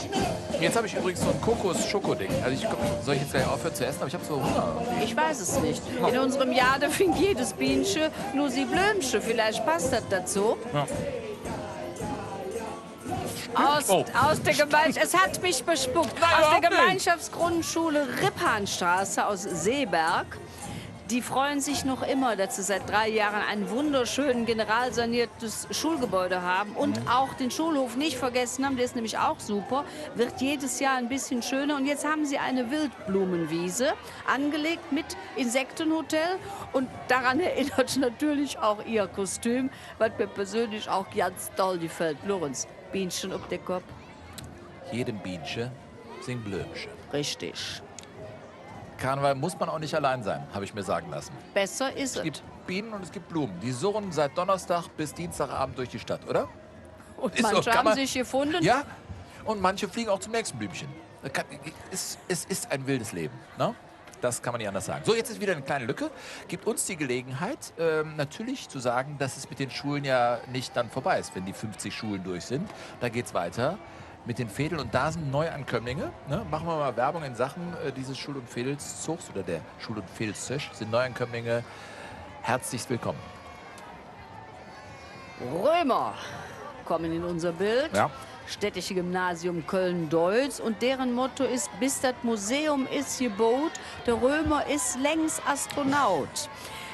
Was Jetzt wird's wieder meinen die? kompliziert. Sie kommen als Space-Gladiatoren und kümmern sich so ein bisschen gedanklich darum, dass das römisch-germanische Museum ja saniert werden muss, ganz dringend, und auch geschlossen wird. Erstmal zum Ende des Jahres darf es noch geöffnet sein. Und die sagen, mein Gott, bis das fertig ist, dann ist der Römer, der ja eigentlich für das Bodenständige ist, längst Astronaut. Ja, also bei dem, wie in Deutschland gebaut wird und so, frage ich mich, ob ich das noch erlebe. Das umgebaute römisch-germanische Museum. Ach ja, Ob ich überhaupt in Berlin mal landen werde auf diesem Flug. Gibt es den Flughafen eigentlich? Ja, das sind so Fragen. Aber dafür hat man auch den Karneval, das einmal im Jahr dann mal zumindest zu hinterfragen, auf eine lustige Art und Weise. Aber das Museum wird fertig, natürlich erlebst du das. Du musst halt nur die Haare aufbehalten. Die machen dich ja macht jünger. mich echt jung, ne? Mhm. Ja. Findest du, steht mir auch, oder ist es nur dann, dass du denkst, ach, ist ganz süß, aber... Ganz ehrlich? Ja. Nach Karneval täte ich es nicht. Ach, echt? Also, okay. Also ich muss jetzt nicht irgendwie über Echthaar, bla und so. Nee. Gut, ne, ist ja gut. Du, lass uns wieder die Sache hier versachlichen, was Karneval schwer genug ist. Ja? Wir kommen aber zur Gruppe 40, ja, der LVR-Schule Belvedere. Das ist die 20. Teilnahme dieser Gruppe. Das ist eine Förderschule für körperliche und motorische Entwicklung. Die sitzen in Lindenthal. Ihr Motto ist, sich 20 Jahre Junge im Zug und haben noch immer nicht genug. Also wir sind seit 20 Jahren hier im Zug dabei und wir haben immer noch nicht genug. Wie auch. Das Wetter ist super.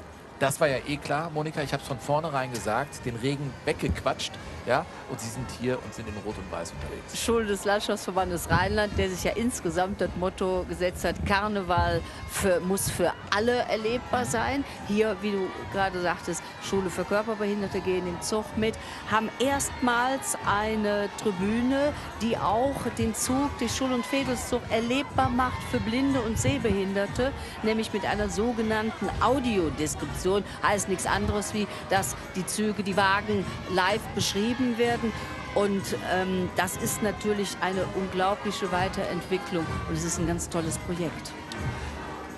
Tolle Gruppe und Yvonne Willigs ist für uns unten am Zug. Und Yvonne, wo stehst du jetzt genau?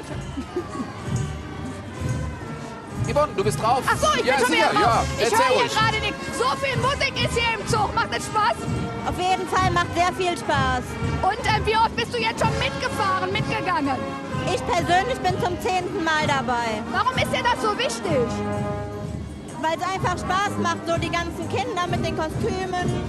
Und ja, wie gesagt, ich bin jetzt das 10. Mal dabei.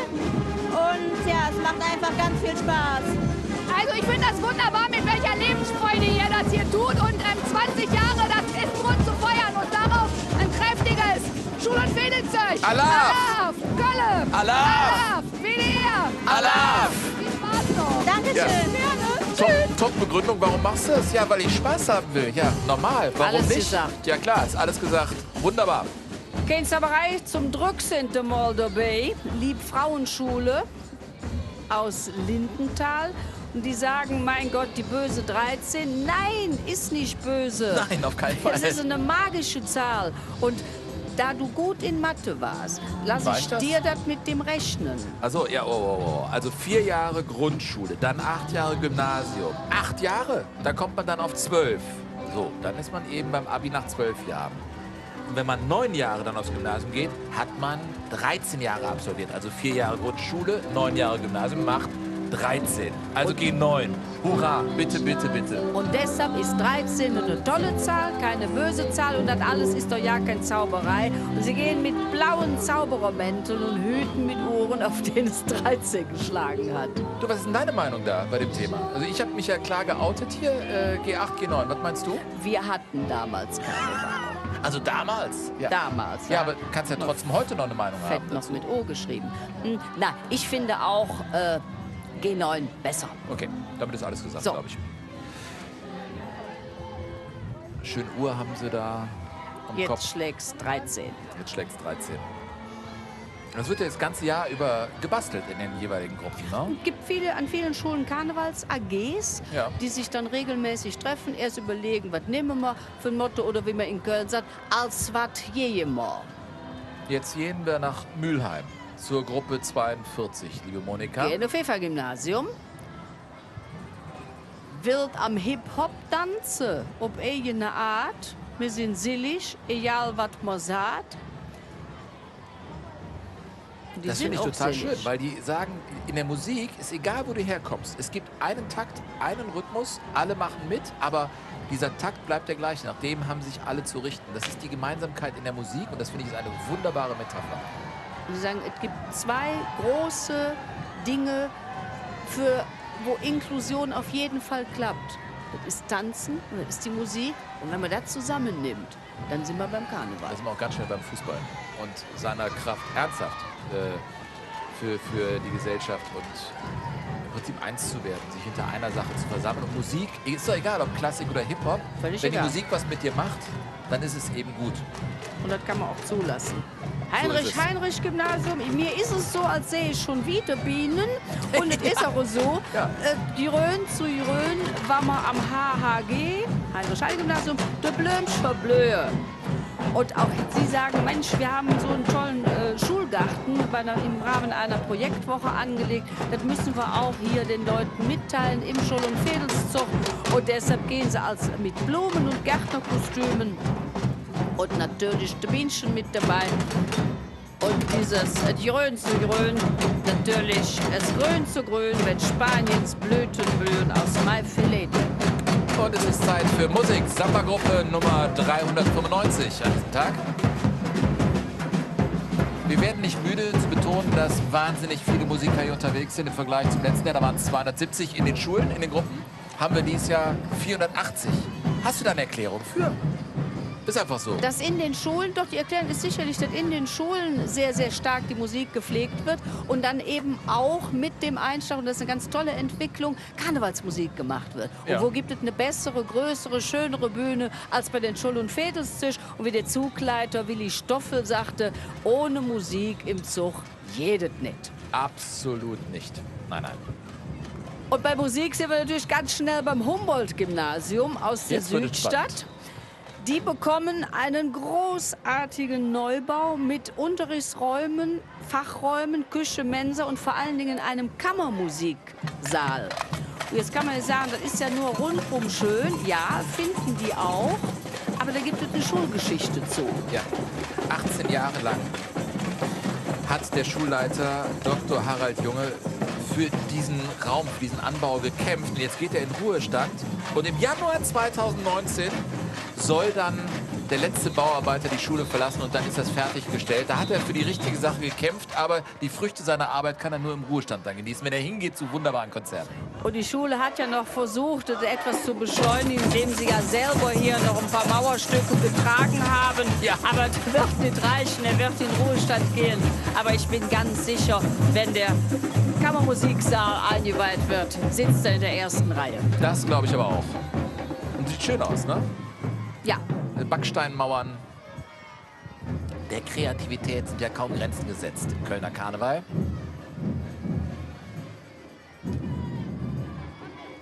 Und wer ist da? Ist das der Schulleiter Das ist er. da oben? Das Echt? ist er. Ach, gut getroffen, oder? Ich kenne ihn zwar nicht, aber ich finde, es sieht gut aus. Ja, sehr schön. Also das ist Dr. Junge, der durch die Stadt fährt. Majestätisch gleitet er an uns vorbei. Und die da, die wir jetzt sehen, die freut sich einfach hier dabei zu sein auf den Schultern. Gibt immer mal was Süßes. Naja, und so muss man da doch machen. Wenn die Kinder klein sind, direkt warmes Kostüm mit zum Zug. Und die Musik haben die dann im Blut. Und wenn die dann was älter werden, machen die in der Schule auf einmal vielleicht Musik mit Blasinstrumenten. Und dann gründen sie vielleicht eine Band. Und wir kommen zu mit der heißesten Band im Kölner Karneval. Das ist Querbeat, jetzt live unten bei Yvonne Willix am Mikrofon. Ey, ich hab so ein Glück, ne? Ich hab Ja, jetzt aber tatsächlich 3 von den heißesten Jungen, wie du gerade gesagt hast, des Kölschen Pastellärs bei mir. Die kommen zwar aus Bonn, aber die haben die Bühnen der sowas von gerockt, ne? Unfassbar. Ich habe euch bei mehreren Sitzungen gesehen. Wie könnt ihr euch jetzt noch für den Rosenmontag motivieren? Oh, wir sind mucho motiviert, wie wir sagen. Also es geht ja den ganzen Januar los, aber jetzt ist endlich Straßenkarneval. Und das ist ja eigentlich das, wofür wir leben, wo wir herkommen. Viel Straßenmusik gemacht und wir finden es eigentlich mit den Leuten auf der Straße zusammen zu feiern. Das ist einfach das Nonplusultra. Ja, ihr seid morgen im Rosenmontag mit dabei. Aber warum seid ihr jetzt auch bei den Schul- und Fedelzeug? Ihr könntet auch schlafen. Wir könnten auch schlafen, ja, aber Schul- und Fedelzeug, wir kommen hier irgendwie alle aus der Südstadt. Es ist immer wieder schön, auch mal hier zu sein, so Karneval im Veedel, Straßenkarneval, wie der Jojo gesagt hat. Jetzt geht's richtig los, jetzt fühlt es sich gut an. Und ich meine, frische Luft tut immer gut, wenn man einen harten Auftritt hat. Ja, das auf jeden Fall. Gestern war es auch spät und so lange schlafen kann man dann auch nicht, weil man ist halt auch heiß drauf. Und ja, und das Wetter ist top, oder? Das Wetter ist top und wir jubeln jetzt noch ein bisschen den Pens zu, denn da kommt schon wieder ganz tolle Kamele!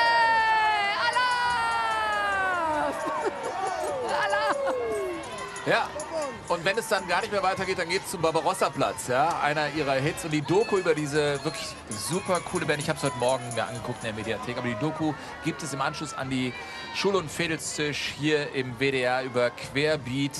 Eine tolle Band, muss man wirklich gesehen haben, diese Doku.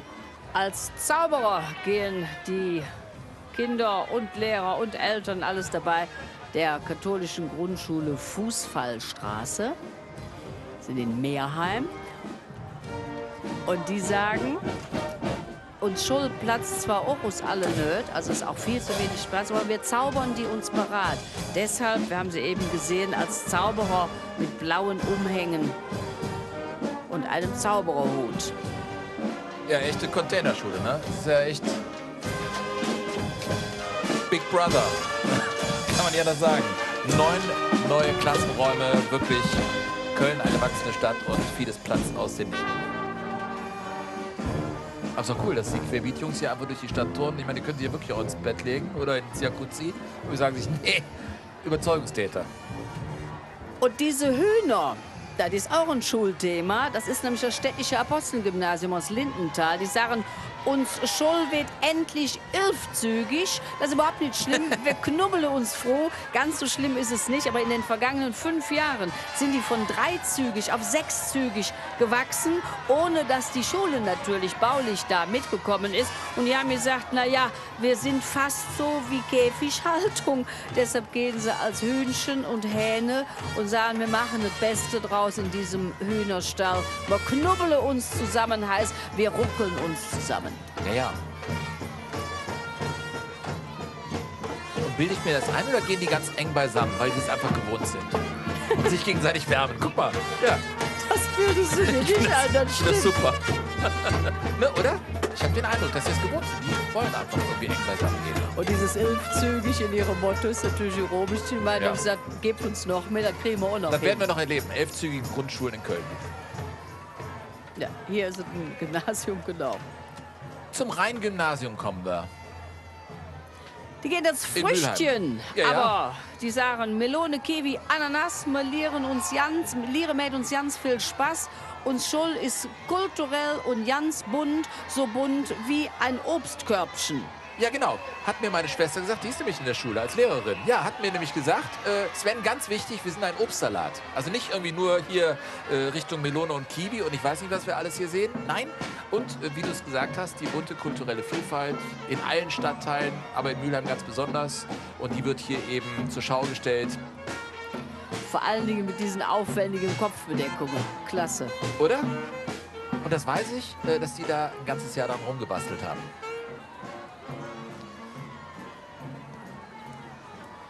Die haben einen schönen Blick, glaube ich, auf den Rhein da von der Schule. Ne? Heißt ja auch. Deshalb vielleicht Rheingymnasium. Ja, ja, nein, ist so. Ne? Ja, ach, du, das ist echt. Witz aus. Hör mal. Witz aus.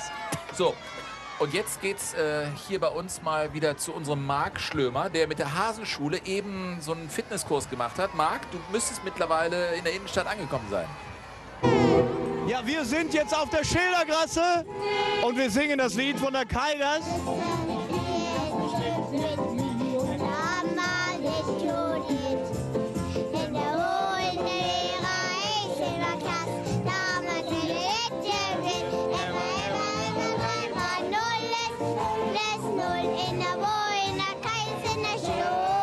Egger ist bei uns. Egger, wie alt bist du?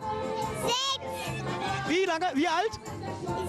6. 6 Jahre alt und wir sind ja schon einen ganz langen Weg gelaufen. Halten wir noch durch bis zum Ende? Ja. Sehr gut, weiter geht's. Das Kind bestimmt. Marc, du musst dich mit. Aber so schön, so gut gesungen, diesen alten Klassiker. In der Kajas Nummer 0 habe ich ja selten gehört. Chapeau. Und ich sage dir, mit dem Kölsch geht wieder aufwärts. Da lege ich mich jetzt mal fest. fest. Hast du da Angst, dass das verloren geht? Naja, es ist natürlich die letzten Jahre schon ein bisschen Manx, ne? Dass immer wieder gesagt wird, naja, wird nicht mehr so viel gesprochen. Aber ich glaube, das kommt wieder. Glaubst du, Kölsch ist einfach eine Sache, die man anfangen muss und dann einfach anfangen, so zu sprechen? Weil es gibt ja auch die Urkölsch, die sagen, das ist doch gar kein Kölsch, was du da redest. Ja, da habe ich meine eigene Meinung zu. Kölsch ist ja eine Sprache und Sprache lebt. Man sagt doch, ist ja Gefühl. Ja, keine doch. Sprache ist nur Gefühl. So, Zentrum für Lehrerinnenbildung der Universität zu Köln. Und die sagen, 3 mal 0 ist 0. Direkt daran anknüpfen, was wir gerade gehört haben. Jede Jeck kütt an der Schule. Die beleuchten nämlich nehmen eine andere Blickrichtung an, was es bedeutet, wenn zu wenig Lehrer da sind für so viele Schüler. Es ist nämlich nicht nur das Problem, dass es keine Schulgebäude gibt. Es müssen ja auch irgendwo die Lehrer herkommen und die sagen, ja, inzwischen kann dann jede Jeck Lehrer werden. Also durchaus kritisch. Absolut. Und jetzt geht es wieder runter zur wunderbaren Yvonne Willings. Und sie hat nicht irgendwen neben sich stehen. Nein, meine liebe Yvonne, wer ist da? Ich habe noch die viel wunderbarere Marita Kölner bei mir stehen. Hallo erstmal, meine Liebe. Und das ist so cool, weil du hast heute deinen einzigen freien Tag. Und warum kommst du hier hin? Ich will Kamelle fangen. Ich bin hier geboren, genau in der Straße da drüben. Und ich komme traditionell jedes Jahr Karnevalssonntag hin, um die Fädelzücht zu sehen. Du bist ein bisschen heiser, ne? Vielleicht kannst du mal erzählen, wie viele Auftritte hast du hinter dich gebracht? Weit über 100 und es war riesig dieses Jahr. Die Leute saugen den Karneval auf. Das kann man gar nicht erklären, wie ein trockener Schwamm. Es ist so ein bisschen so. Ich merke auch, dass die Kostümierung viel fantasievoller ist. So schön und ich bin begeistert. Die Säle waren so toll drauf und ich kann nur Danke sagen an alle, die mit uns gefeiert haben. Und jetzt sind die Schulen fast vorbei. Wie sehr freust du dich auf die Fädel? Ja, ganz besonders. Ich weiß nämlich, dass es da auch Gruppen gibt, die mich kopieren und da freue ich mich halt drüber. Da sind wir mal sehr gespannt. Und Marita, tut mir leid, aber du hast noch nichts in deinem Bügel. Du musst jetzt los. Ich muss jetzt Kamelle fangen. Wir wollen Bützen. Ja, ja. So, wir machen da keine Unterschiede. Es wird alles gebützt. Sehr schön. Was dich nicht in Sicherheit du, bringt. mein Sitz fliegt dir immer runter. Jackte mir irgendwie das Ding Entschuldige, Sven, ich wollte nicht drüber gesprochen haben, aber der ist jetzt schon zum 5. Mal den ich kann ja Sitz nichts dafür. Hör auf, die Kamellen zu essen. Ey, wie? So, die Schulen haben wir. Kurzes Resümee, bevor die Fädel kommen. Also, sehr vielfältig, super viele coole Themen. Wir hoffen, dass wir fast alles hier präsentieren konnten. Es geht um Schulgebäude, Schulpolitik, Vielfalt, also alles sehr unterhaltsam und schön und die Sonne war auch dabei. Und wir kommen zu den Fädeln. Ganz vorne, der Stammtisch Nie gehässig aus Mülheim. Und die haben eine wunderbare Idee, wie sie die Staus hier in Köln umgehen können. Die haben das erste Kölner Lufttaxi erfunden und sie zeigen es hier. Und damit komme ich über die Brücke und über den Ring, weil anders kommen wir nicht.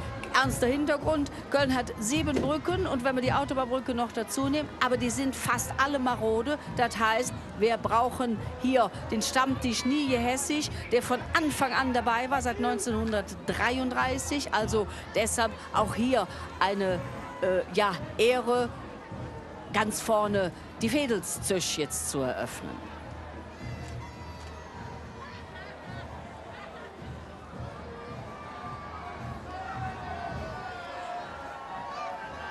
Wir können jetzt schon ankündigen, ja, 6 neue Gruppen werden am Ende des Zuges dabei sein. Und das ist auch das erklärte Ziel der Zugleitung. Die sagen, wir wollen auch immer mal ein bisschen eine neue Farbe reinbringen und ermutigen tatsächlich auch Gruppen, wer mitgehen möchte, das ist überhaupt kein Problem, man kann sich bewerben.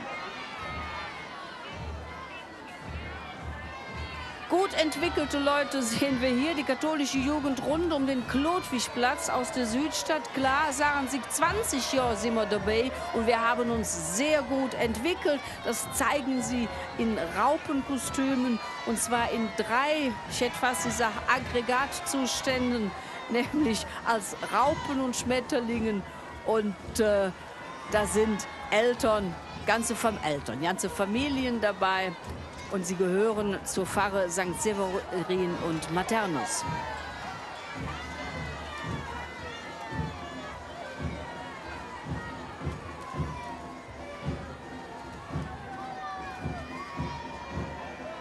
Finde ich schwierig herzustellen, Sven. Ich überlege mir das gerade. Ich bin nicht so geschickt im Basteln.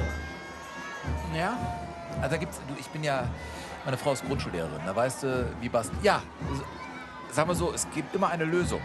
Man muss nur wissen, wie es geht. Ne? Ja, wenn es doch so ist. Aber sieht schön aus. Ne? Und sehr leicht wird das sein. Ich glaube, das ist so aus diesen Zelten oder diesen Spieltunneln da für Kinder gemacht. Das wäre, glaube ich, so eine erste Idee von mir. Siehst du? Ja.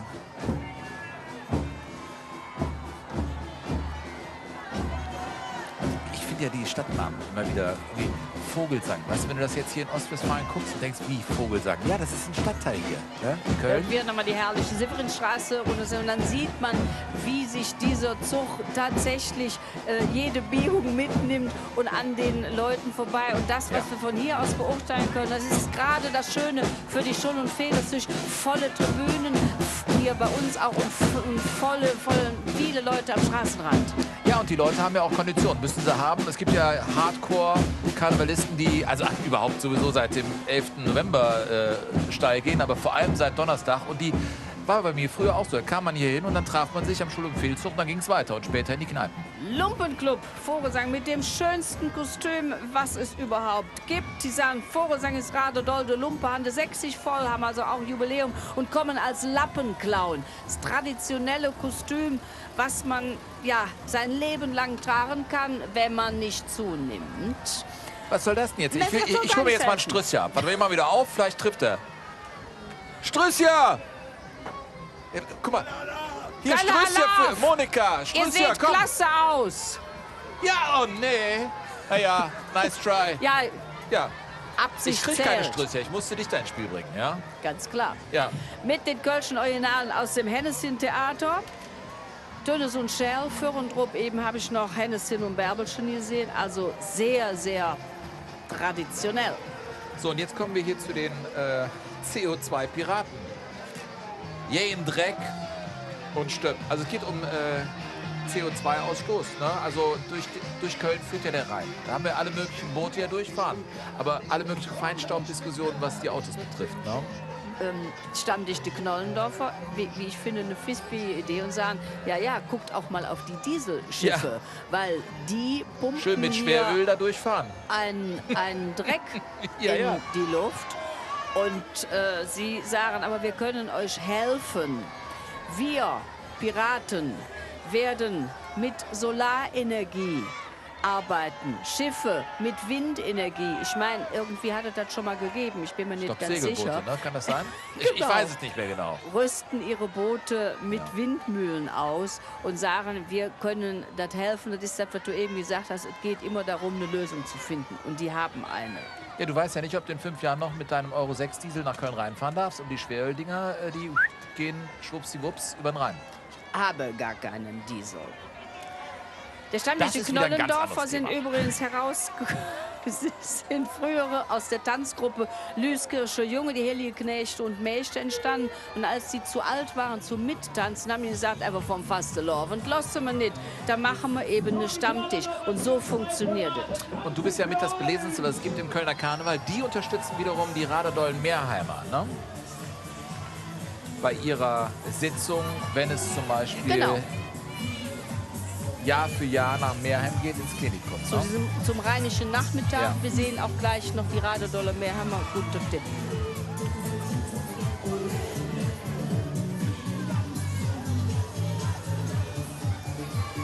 Hätte ich heute Nacht nicht gedacht, als ich irgendwie den Regen draußen prasseln hörte, dass Ja. wir diese Bilder heute haben. Guck dir das mal an. Ich mache einen Strich. Wer heute nicht hier ist, der hat entweder keine Zeit oder einen Fehler gemacht. Gruppe mit diesen Booten.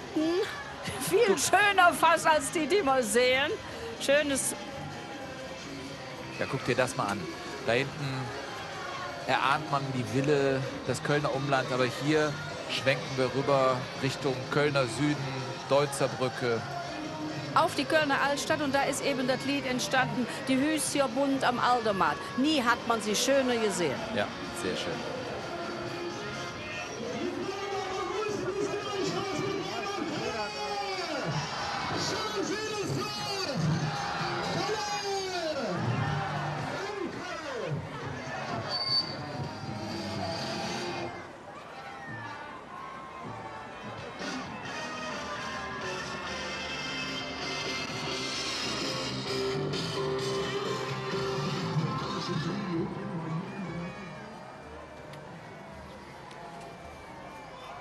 Die feiern, das sieht man. Das sind nämlich Korken von Sektflaschen. Veedelsverein Stolze Ströpp sind seit 50 Jahren dabei. Also Hück, wie für 50 Jahre, die Stolze Ströpp sind immer noch da, feiern ihr Vereinsjubiläum.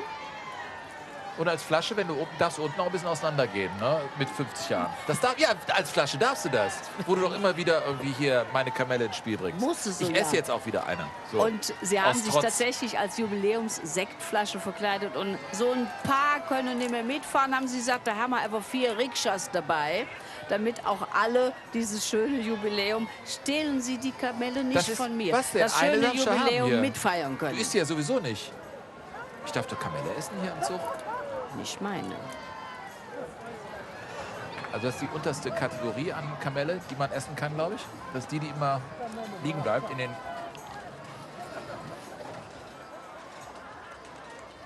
So. Jetzt kriegt Und der so einen neuen Stuhl. Die Leute haben mir das nicht geglaubt. Ich bin dreimal hier zusammengebrochen. Das habe ich hier noch nie erlebt. So. Ja, hier, der Stuhl ist weg. Sensationell. So, jetzt kommt der nächste. Herzlichen Dank. Vielen Dank, vielen Dank. So, jetzt kann ich wieder sitzen. Der ging immer runter. Ja, entschuldige bitte, wenn es einer gemerkt hat, dann ich. Monika. Stammtisch Schnurja Sopensien zusammen mit dem Stammtisch Original Negerköp von Und ich 1929. stolper immer wieder über diesen Namen. Muss ich sagen. Ich stolper immer wieder drüber. Original Negerköp. Kann man darüber diskutieren, ob man so heißen muss. Ich sage, na ja, Sie argumentieren, das ist unser traditioneller Name. Wir lassen den. Kann man wirklich drüber diskutieren. Mich stört er jetzt nicht. Ich wollte es nur einmal gesagt haben. Und dann ist auch wieder gut. Ihr Motto, das ist keine Hexerei. Wir sind schon 50 Jahre dabei, also auch Jubiläum, 50. Und sie werden begleitet von einer Abordnung, 18 Mann hoch, von Hexen aus dem Schwarzwald. Kann man erkennen an diesen besonderen Masken. Ich versuche jetzt mal hier Strüsche abzugreifen. Ist gut. Ich krieg nur Kamelle, danke. Ein Strüss, ja? Für die Monika. Die werfen, ich bin so ein Kamelle-Gesicht, habe ich den Eindruck. Die werfen keine Kamelle. So, also ich versuche jetzt hier Strüsschen zu kriegen, aber dann gehe ich mal lieber... Der Marc hat ja auch was zu tun. Der ist bei der Hasenschule ganz vorne im Zug. Und Marc, es ist einfach ein wunderbarer Tag, oder? Ja, also wir sind bei der Hasenschule am Bagagewagen, wollen wir eher sagen dem Möhrenwagen. Markus, du bist der Chef des Ganzen. Wie viel seid ihr schon losgeworden? Ja, wir haben jetzt gutes Drittel weg. Wusstest du, dass die Kölner Karnevalsjecken so gesund sich ernähren? Ja, wir machen das jetzt schon ein paar Jahre mit den Möhren und das kommt immer unheimlich gut an, muss man sagen. Und dieses Jahr haben wir 1,4 Tonnen Möhren mitgebracht. Vom Niederrhein, aber bei Korschenbruch, darf man gar nicht sagen, das ist ja die Düsseldorfer Abteilung, aber wunderbar, sehr lecker. Ich sehe das immer hinten raus, die Leute bedanken sich und sind ganz happy mit den Möhren. Wunderbar, weiter gute Fahrt. Monika, Fangfragen, weißt du, wer aus Korschenbruch kommt? Welcher bekannte Fußballer kommt aus Korschenbruch? Ich biete 3 Varianten an. Berti Fuchs, Günther Netzer, Wolfgang Overath. Berti Fuchs. Ja, also, Mensch, Na. Monika, geht doch. Kannst mich Bist du alles Fußball fragen. interessiert? Ja, sehr. FC im Herzen? Ja. Okay, lass uns lieber hier über was Schönes Können wir reden. gleich grad, drüber ne? sprechen. Also ist ein Jammer an diesem Wochenende, ne? Stammtisch Kölsche Klüngel. Solange man alle am Rad drehe, weht in Köln ne frische Wind. Köln dreht immer am Rad. Ja, oder? Sagen halt eben, naja, Leute, bleibt ein bisschen entspannt. Im Kölner Karneval, es geht immer wieder. Es gibt so ein paar Veranstaltungen, naja, Jack im Sonnenschein, aber sie haben alle ihre Berechtigung, sagt jedenfalls hier die Gruppe. Sie gehen in kunterbunten Kostümen, die die Lebensfreude von Köln widerspiegeln können. Wie ich finde, sehr, sehr schön gemacht. Ich will jetzt nicht was werten, aber ich finde diesen so schön bunt. Ne? Das ist einfach klasse und sticht ins Auge an diesem Tag, der mal sonnig ist, mal ein bisschen bedeckter. Und das ist eine klasse Gruppe, die hier auch mit dem Kinderwagen, der umfunktioniert wird. Manchmal wachsen die Kinder da raus und dann fragt sich, soll ich es wegschmeißen? Nee, wieso nicht das als Wagen für eine Schul- und Ferienzug mitnehmen? Das ist ja bei allen Sachen bei uns Kölnern. Bevor wir es wegschmeißen, kommt das in die Karnevalskiste oder in die Karnevalseck im Keller. Ja. Ist wirklich wahr. Ja. Es darf nur nicht nach Schrott aussehen dann, wenn du losgehst. Aber tut es ja auch nicht. Und zur Not tun wir ein buntes Läppchen drüber, dann geht es auch noch mal. Monika, erzähl doch mal das Prozedere. Es werden ja 3 Gruppen noch mal hier laufen. Also da ist ja Kondition gefragt, ne? Die morgen dabei sind dann wieder, ne? Es gibt eine Jury, die sitzt auf einer Tribüne am Neumarkt. Vielleicht stehen sie auch am Altermarkt, auf jeden Fall in der Innenstadt. Und die bewerten nur die Fädel, nicht die Schulen. Es wird die beste Wagengruppe prämiert, es wird die beste Fußgruppe prämiert und eine Gruppe, die besonders originell daherkam. Und die werden belohnt, indem sie morgen mit im Rosenmontagszug gehen dürfen. Und hier haben wir eine sehr junge Gruppe, die ist seit 2016 in Köln aktiv. Letztes Jahr waren sie zum ersten Mal dabei. Start with a Friend e.V. Wir malen uns die Welt, wie sie uns gefällt. Bunt. Und hier geht es natürlich um ein Zeichen für Toleranz, Vielfalt, für das Miteinander. Nicht nur in den Schulen, sondern auch hier bei den Fädeln. Eines der vielen Motive, die mir total gut gefallen. Einfach in diesem Karneval. Weil jede Jäger ist anders. So sieht es aus. Das ist auch das Motto der Kölsche Mädchen und Kölsche Junge hier aus dem Agnesviertel. Und die sagen, was sind das dann für Jäcke? Es gibt doofe Jäcke, die interessieren sich für Tauben. Es gibt FC-Jäcke. Ja. Es gibt auch Haarjäcke, also Leute, die sich besonders um die Haare bemühen. Ja, wie ich heute. Wie du heute. Ja. Und Jäcke soll eben auch heißen, es gibt skurrile Menschen, ich zitiere, die sagen, wir haben ein Hobby, auch wenn andere das nicht verstehen, uns gefällt es und das betreiben wir. Und wie das so ist in den Gruppen, da laufen sie natürlich auch mit ihren Smartphones rum und schicken uns hier, da freuen wir uns sehr drüber, immer wieder Grüße. So zum Beispiel von Andrea, der Konfetti-Regeln für die KG Apollonia. Ist das nicht ein schönes Bild? Konfetti in der Luft. Oder hier, Christian Düring. Du löst dir Richterinnen, lila Türkis von 2010. Die lustigen Richterinnen, das sind wirklich Richterinnen, Das ne? sind wirklich Ja, Richterinnen. die kommen noch. Da haben wir Ja. schon einen kleinen Einblick. Die kommen, da können wir uns schon drauf freuen. Vielen Heute Dank kann man dafür. Spaß mit denen haben, mit den Richterinnen. Wieder zwei Gruppen, die, weil sie alleine zu klein sind, zusammengehen. Und zwar ist das der Karnevalsclub Stief Fürth aus Heimatsheim und die Schwabenthaler Mische aus Vogelsang.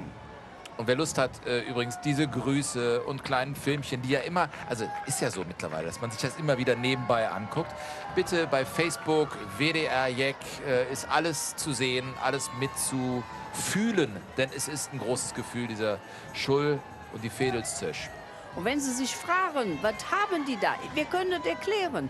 Die sagen 1000 € für ein Zimmer mit WC, dort trecken wir Leben ob der Mond und gründen eine Kölsche WG. Also 1000 € für ein Zimmer mit Klo, da gehen wir doch zum Mond und gründen da eine Kölsche WG. Und deshalb haben sie sich schon mal Fantasieperücken gebastelt, weil sie sagen, wir wissen ja nicht genau, wie es da oben auf dem Mond aussieht. Vielleicht sind wir da passen. Nehmen ein ernstes Thema auf, nämlich das Thema Mietbuch. Ja. Und Wohnungsmangel. Und das stimmt in der Tat.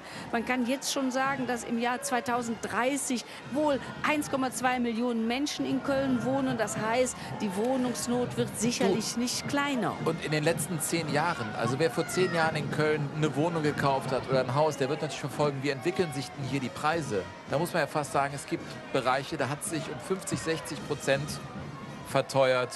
Und das ist einfach eine Sache, die natürlich in allen möglichen Stadtteilen eine Rolle spielt. Zwangsräumungen bewegen Veedel, wo Strukturen alt waren und vielleicht zerschlagen werden, weil sich eben da ja, das Invest vielleicht rechnet, aber ein Veedel natürlich auch vor Probleme stellt. Und dagegen gehen einige Menschen, wie wir es eben gesehen haben, natürlich auch auf die Straße. Es ist ein Thema hier in Köln, keine Frage. Vielleicht mal eine Zahl dazu.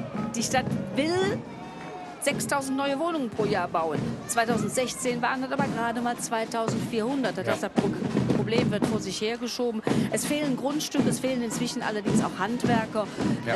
Das heißt, so schnell wird man das nicht lösen. Und deshalb wollen die Schwabenthaler Mische und der Karnevalsclub Stief Fürth ob der Mond. Man muss nur hinkommen. Es ist bestimmt günstiger, da zu wohnen. Du musst nur hinkommen. Ne? Ja, das ist das Problem. Wir kommen zur Youth for Understanding Rheinland. Das Motto, die Welt ist bunt und manchmal auch voller Glitzer. Und da kommt wieder ein Motiv, der bekannte Regenbogenfisch aus der Kinderliteratur, ja, der mit seinen Glitzerschuppen da rumschwimmt und erst dann glücklich wird, als er seine Glitzerschuppen verteilt und alle eben von dieser bunten Vielfalt profitieren.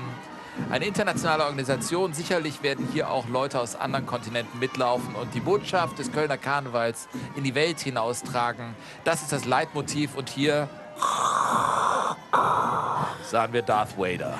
Weil sie organisieren Schüleraustausch und schicken jedes Jahr über 1000 Schüler in die ganze Welt und heißen im Gegenzug rund 500 Schüler in Deutschland willkommen. Und die Idee, dass hier beim Zorumpa mitgehen, die ist fast sicher, Sven. Warst du Austauschschülerin? Bist du mal ins Ausland gegangen als Nein, Schülerin? hatte ich nicht nötig. Alles, was ich brauchte, hatte ich hier in Ich Köln. hatte es nötig. Nach meine Eltern, als es ein bisschen eckiger lief bei mir, haben sie gesagt, komm, jetzt gehst du mal ein halbes Jahr in die USA. Hat mir gut getan.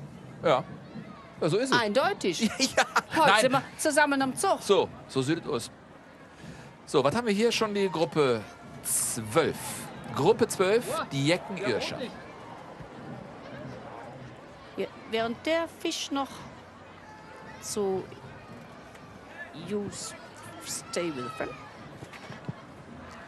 Und die haben das Motto, mir Fladdermüs, also wir Fledermäuse, Ja. fliege hoch, also wir fliegen hoch, drum lur uns hin und hör uns zu. Also drum, guck uns zu und hör uns vor allem zu. Muss man aufnehmen, ist ein Förderverein für Menschen, die nicht gut oder gar nicht gut hören können. Und Menschen mit einer Hörschwäche, die haben diesen Verein gegründet, Eltern, Erwachsene, deren Kinder auch. Eine Hörschädigung unter Umständen haben. Genau. Weil sie Und das sagen, ist- Karneval ist etwas, wo alle dran teilnehmen sollen. Ja, ja. Und das Lustige ist ja, dass die sich auch etwas haben einfallen lassen. Und zwar einen Gebärdenchor. Und Monika, du bist doch in der Lage, dreimal Kölle Alaf in Gebärdensprache mit mir hier zu vollziehen. Das könnte ich machen. Könntest mal, Soll komm, ich machen? sollen wir mal kurz gucken? Monika, hier, guck doch mal, hier ist die Kamera. Guck doch mal rein. So, wir jetzt. machen mal zusammen. Ja, ich kann es nämlich noch nicht. Also, Bremer Kölle Alaf. fängt an. Ja, ist klar.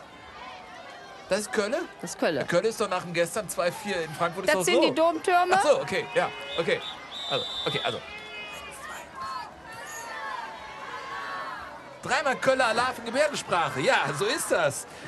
In den Schul- und Vedelszöch. Da sind sie und grüßen uns alle. Und warum gehen sie als Fledermäuse? Ganz einfach, die sagen, das sind auch besondere Tiere, die kommen in bunter Vielfalt vor, sind sozial, lieben das Zusammensein in der Gruppe, also genau wie bei uns, was sie von den anderen abhebt. Sie haben ganz besondere Öhrchen, verständigen sich auf eine eigene Art und Weise, nämlich durch Ultraschall.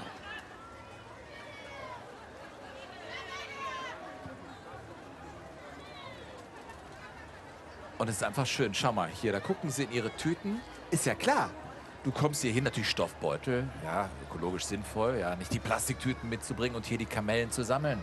Bei mir, also heute Morgen war es so, dass ich im Fersensporn auch diverse Kamellen hatte, weil die Kinder die dann im Wohnzimmer sortieren. Hier wird natürlich viel geworfen, viel gesammelt. Und wenn wir das Stadtpanorama hier sehen, dann sehen wir eine Stadt, die sich natürlich auch freut auf den großen Rosenmontagszug. Da erwarten wir über 1 Million hier an den Straßen. Und die Wettervorhersage ist nicht cool. Sie ist super.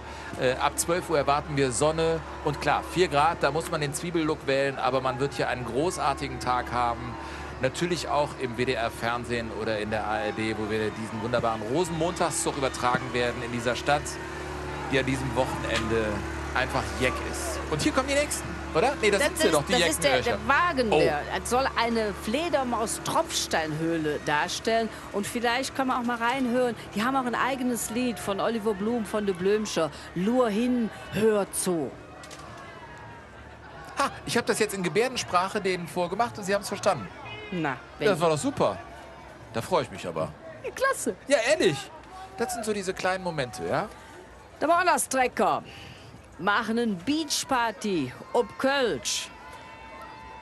Was sind die Wanderstrecker? Vor über 60 Jahren gegründet und die zogen früher an Rosenmontag zum damaligen Waisenhaus in Mülheim und haben den Kindern Kamelle gebracht, Musik gemacht, schön. Lädscher gesungen. Bis in die 70er Jahre, dann gab es das Waisenhaus nicht mehr. Aber hier im Zug, da sind sie noch dabei und die haben gesagt, wir machen es uns ein bisschen nett. Man kann ja auch mal eine Beachparty, wenn sie ob Kölsch ist, im Winter feiern. Und da sind wir schon bei den Raderdollen Meerheimer, die mich im letzten Jahr wirklich berührt haben. Da hast du mir gesagt, Sven, da habe ich zum ersten Mal hier den Schul- und Vedelszug mit dir kommentieren dürfen. Da hast gesagt, da musst du mal hinkommen. Nach Meerheim, da war ich früher als Zivi und habe da kranke Menschen von einem Haus zum nächsten gefahren. Und ich wusste, da wo wir hingehen, das ist eine intensive Station, das ist die Palliativstation. Und genau da machen sie ihre Sitzung. Und ihr Motto ist, hey Kölle, lass mal tanzen, let's dance in Kölle. Und sie haben auch ihre eigene Jury mitgebracht. Die haben wir gerade, ist sie an uns vorbeigefahren, vielleicht kommt sie gleich noch mal in das Bild. Und der hier, das ist Heribert Althoff.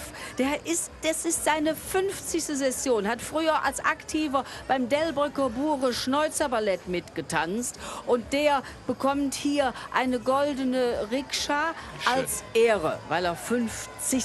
Session hat. Respekt.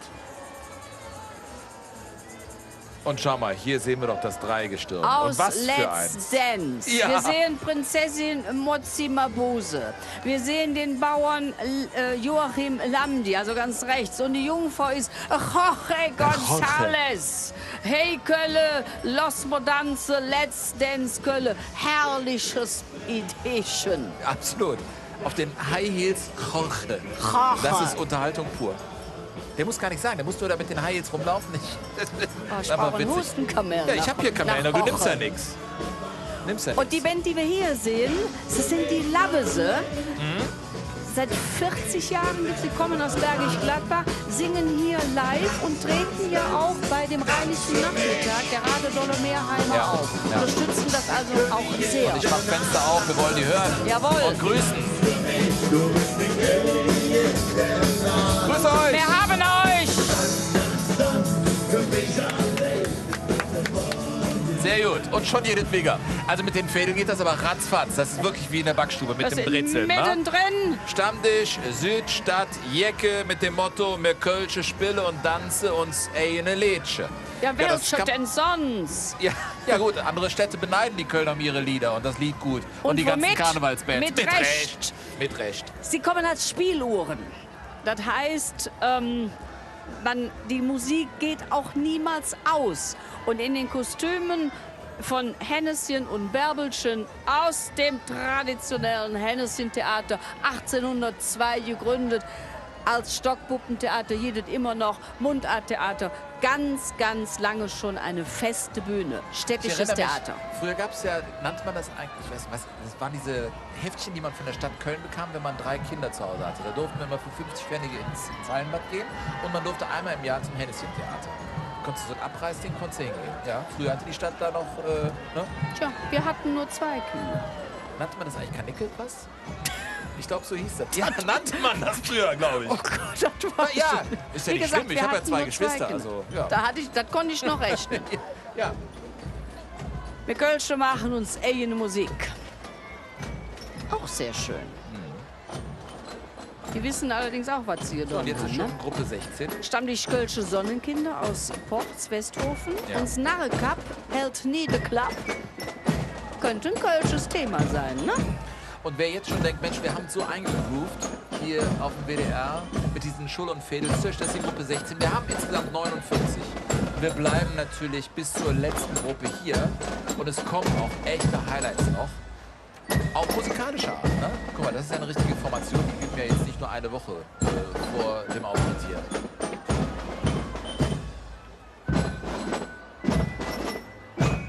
Und eine, die für uns unterwegs ist in der Stadt, ist Julia von Kube. Julia, du hast einen wunderbaren Tag, denn du bist draußen, es regnet nicht und du erlebst viel, ne? Hier in der Kölner Altstadt ist man auf jeden Fall sehr gut vorbereitet. Und der Mann, der all das hier kredenzt hat, ist Arndt. Arndt, was habt ihr alles mitgebracht für heute? Ja, wir haben vom Bier über Sekt, über Wasser, Eistee, Würstchen heiße, Tee normal und alles Mögliche halt mitgebracht, damit eben für alle Beteiligten, das sind hier so 15 Personen, die jetzt hier sind, was da ist, damit die eben irgendwie verköstigt werden und nicht zusammenbrechen. Dafür haben wir den Tisch halt Ja, genau. dabei. Ich bin vor allem beeindruckt von diesem Tisch und den Stühlen. Das ist natürlich super praktisch, ne? Ja, den haben wir eben seit gut 20 Jahren, bringen ihn immer mit. Und damit man, wenn man mal zwischendurch eben nicht mehr weiter kann, kann man sich hier ausruhen. Und wenn das Wetter schlechter wäre, hätten wir auch Decken mit, aber heute wird es ja schön. Ich wollte gerade sagen, da hinten sehen wir die Sonne, oder? Da hinten, sie kommt raus. Auf jeden Fall, auf jeden Fall. Und dann kann man wenigstens schön weiterfeiern und auch draußen weiterfeiern. Und wenn man das eben schön macht, dann macht das auch Spaß. Dann würde ich sagen, genau das, habt einen schönen Tag. Ciao. Tschüss. Ja, sehr schön. So hat jeder seine Geschichte zu erzählen hier an diesem Stammtisch Sonntag in Köln. Kölsche Sonne nehmen natürlich auch, deshalb sagen sie, uns gab halt nie de Klapp, nehmen so ein paar Aufregerthemen mit, wie wir eben schon mal angedeutet haben, ist die Kölsche Sprache in Gefahr, dann natürlich, welche Bauwerke sind noch nicht fertig, Verkehrssituation, es gibt viel zu wenig Radwege, auch da sagt die Kölsche Cup, da sprechen wir drüber. Denn wenn die Kölsche Sprache fort ist, dann ist auch die Stimmung kaputt. Das würde ich auch so sehen. Ja. Fahrradolé. Wenn das Motto stimmen soll, richtig, brauchen wir auch Fahrradwege. Über der Autokarawane können wir es nicht tragen. Wird eigentlich irgendwas fertig in Köln? Ich musste gestern, als ich über die Zoobrücke, glaube ich, bin ich reingekommen, bin ich an dem Kalkberg vorbeigefahren. Aber jedes Mal muss ich da schmunzeln. Der Hubschrauberlandeplatz, der leider nicht fertig wird, ja, ne? der sagt weg. Ja gut, wir haben es aber probiert. Ne? Du fährst an der Oper vorbei und denkst, was ist denn hier los? Also, ich weiß nicht, ob was fertig? Ich weiß nicht, ob was fertig wird. Köln ist manchmal fertig. Aber es gibt Sachen, auf die man sich noch verlassen kann. Beispielsweise der Zugkütt. Ja, das ist wohl wahr. Monika. So geht's immer weiter. Mit der Gruppe 17. Jecketön, bunt und schön, mit Danze durch die Fädel. Das sind die Leute von den Radertaler Pens von 1966. Mein Heimatviertel, Radertal.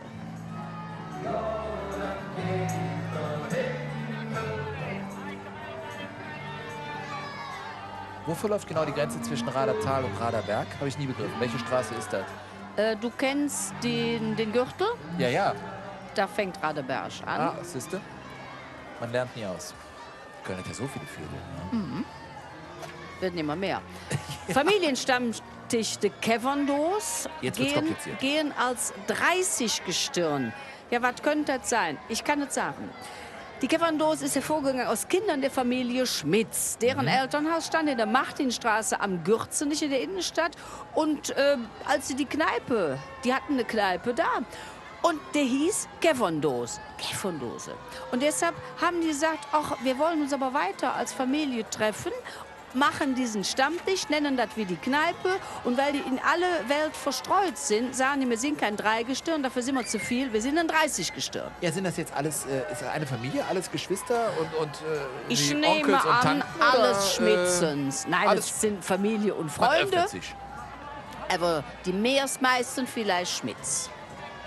Eines der Kriterien, wenn man hier mitmachen will, man sollte 30 Leute beisammen haben, eine gute Sache im Blick haben und sich dann anmelden, um hier mitzulaufen. Ne? Das ist so der Richtwert, sagte uns. Ne? Wir haben halt eben 30 Dreigestirne. Nehme ich mal an, ich habe sie jetzt nicht gezählt, weil ich sehe hier... Nee, mehr, das waren mehr. Sind viel mehr. Also 100 würde ich mal tippen. Jetzt will ich. Und jetzt geht es ganz schnell zu... dein Kalkberg. Ja, mein Kalkberg ist da. Der Marc Schlömer ist nicht am Kalkberg, sondern am Rudolfplatz.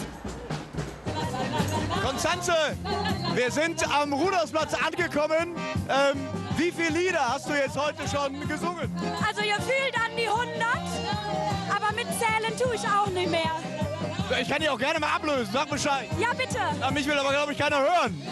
Ach, eine Nacht bleib ich lieber allein. Ja, da ist Stimmung. Ja, und jetzt kommen wir hier zu dem Helikopterlandeplatz, den wir angesprochen. Findest du das nicht auch lustig?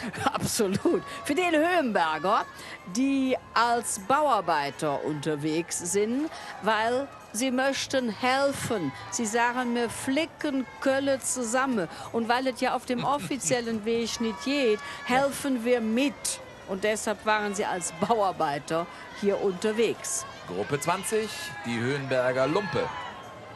Sie sagen, die Staus in Köln, die sind beschissen. Man muss sich aber zu helfen wissen.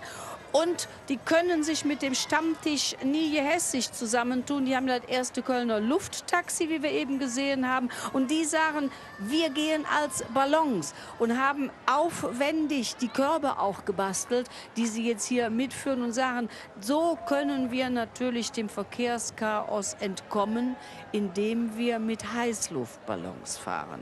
Auch eine Idee. Sie haben auch Ballast dabei. Das ist ja ganz wichtig beim Fliegen mit Heißluftballons. Ihr Ballast sind Kamelle und Strößchen. Und damit die auch in den oberen Etagen landen, haben wir eben gesehen, so Regenschirme in der ersten Etage verkehrt rum aufgespannt. Ne? Das ist ja auch so ein alter Trick. Ja? Und das ist ja auch ein Sport für alle Werfenden, da irgendwie reinzukommen. Das ist ja ganz interessant. Ja? Man kriegt da auch so einen Ehrgeiz. Ne? Ja, ja, klar.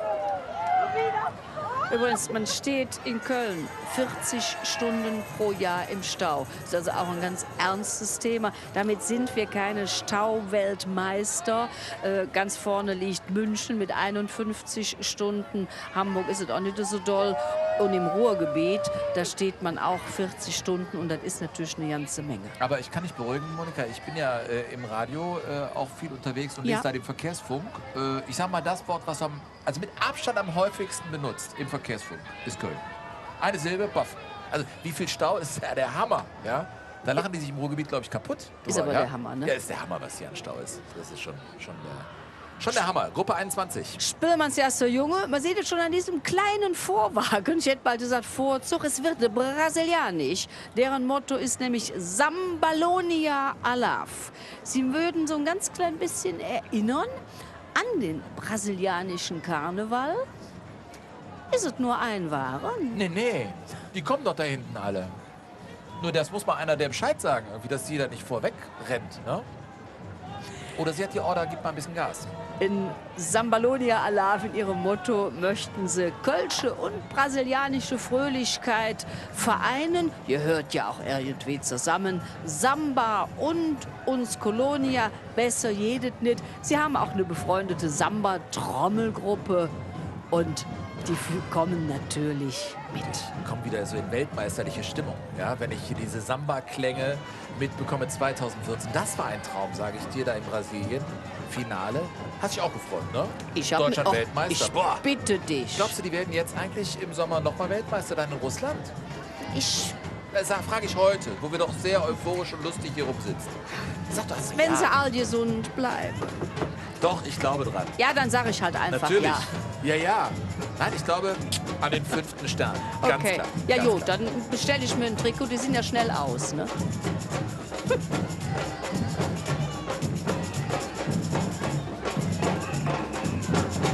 Da ist die Samba-Gruppe. Macht es.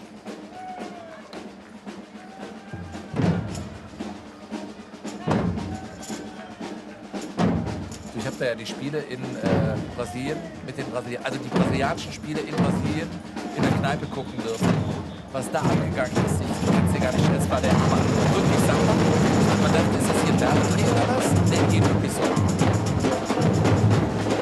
Ich mache mal hier Fenster auf.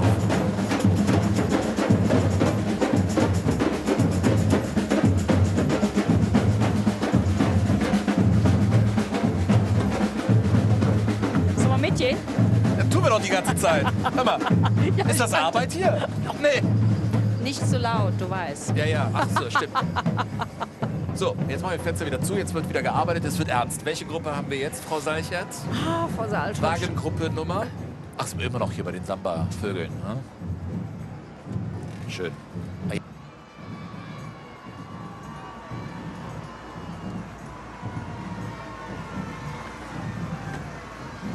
So, jetzt endlich mal ein Strüssia, ey. Das gibt's doch nicht. Hey! Strüssia! Für die... Ah! Ich hab echt ein Bonbongesicht. Ich krieg keine Strüssia, du. Ah! So. Nee, Monika, vergiss es. Ich mach's jetzt auch nicht mehr. Also das ist der Aufruf fürs nächste Jahr. Werft mal Strüssia hier rein. Ich fühle mich diskriminiert. Oder ich gehe als Frau. Weißt du was? Ich gehe nächstes Jahr als Frau. Wenn ich hier Ist recht, aber ich habe auch noch keins gekriegt. Ja, du sitzt auch hinter der Scheibe. Ach ja, das wird der Grund sein. Stammtisch Fädelsjemös. Die sagen Fädel Deluxe, Bal auch in Düx. Das muss man im Land mal erklären. Ein ganzes Viertel verändert sich. Es gibt eine Großmühlenanlage, die Elmmühle, die prägt seit vielen, vielen Jahrzehnten diesen Teil des Deutzer Hafens. Und im Zuge eines ehrgeizigen Wohnungsprojektes kommt das alles weg. Die Elmmühle wird Köln verlassen. Sie wird bis 2020 umziehen. Man hat versucht, sie in Köln in den Niederhafen umzusiedeln. Das hat nicht geklappt. Sie geht nach Krefeld. Ja. Und im Deutzer Hafen, also in diesem Teil, wird die moderne Stadt, so heißt das Bauprojekt, entstehen. Ein ganz neues Stadtquartier. Und dann sind wir auch ganz schnell wieder bei Immobilienkosten, Lebenshaltungskosten und wer soll da wohnen und wer geht da hin. Das haben wir hier mit der Speicherstadt genauso gehabt, das Thema. Das wird sehr spannend bleiben und sicherlich ein sehr, sehr beliebter Wohnort sein mit Blick auf die Altstadt, auf den Kölner Dom. Da kann man sich jetzt ausmalen, dass das nicht unbedingt in großen Teilen sozialer Wohnungsbau wird, um es mal diplomatisch auszudrücken. So schön gesagt. Oder? Aber das ist der Blick. Den besten Blick auf den Dom hat man von Deutz aus. Ja, so ist es. 5000 Jungfrauen, Verein aus dem Gerionsviertel aus der Innenstadt, sagen, wir können noch Prinz. Sie haben sich das 100-jährige Jubiläum des Frauenwahlrechts, also seit November 1918 können Frauen das aktive und passive Wahlrecht in diesem schönen Land ausüben. Da haben sie gesagt, so, jetzt wäre aber mal Zeit, nach 100 Jahren, dass wir auch eine Prinz machen. Ja, kannst du dir das vorstellen? Ich meine, jetzt haben wir Olympische Winterspiele. Nord- und Südkorea gehen gemeinsam unter einer Fahne. Kannst du dir vorstellen, dass wir mal eine Prinzessin im großen Karneval haben, also eine Frau? Ich würde es mir mal wünschen. Ich wäre auch jedes Jahr vorbereitet. Ich darf das hier jetzt mal sagen. Ja, ja. Aber in absehbarer Zeit wohl eher nicht. Aber ich mache viel Sport. Am Ende klappt es noch. Ja, glaubst du? Es könnte schon ein passieren. spannendes Thema, ne? Ja, absolut. Ja, ja. Ja, an der Stelle werden die Fädels politisch. Aber eine schöne Idee, ne? Was jetzt? Das mit dem Prinz. Ja, also, du, kann man ja drüber diskutieren. Und zu verschiedenen Standpunkten kommen. Aber das ist ja so in der Stadt, die vielfältig ist. So.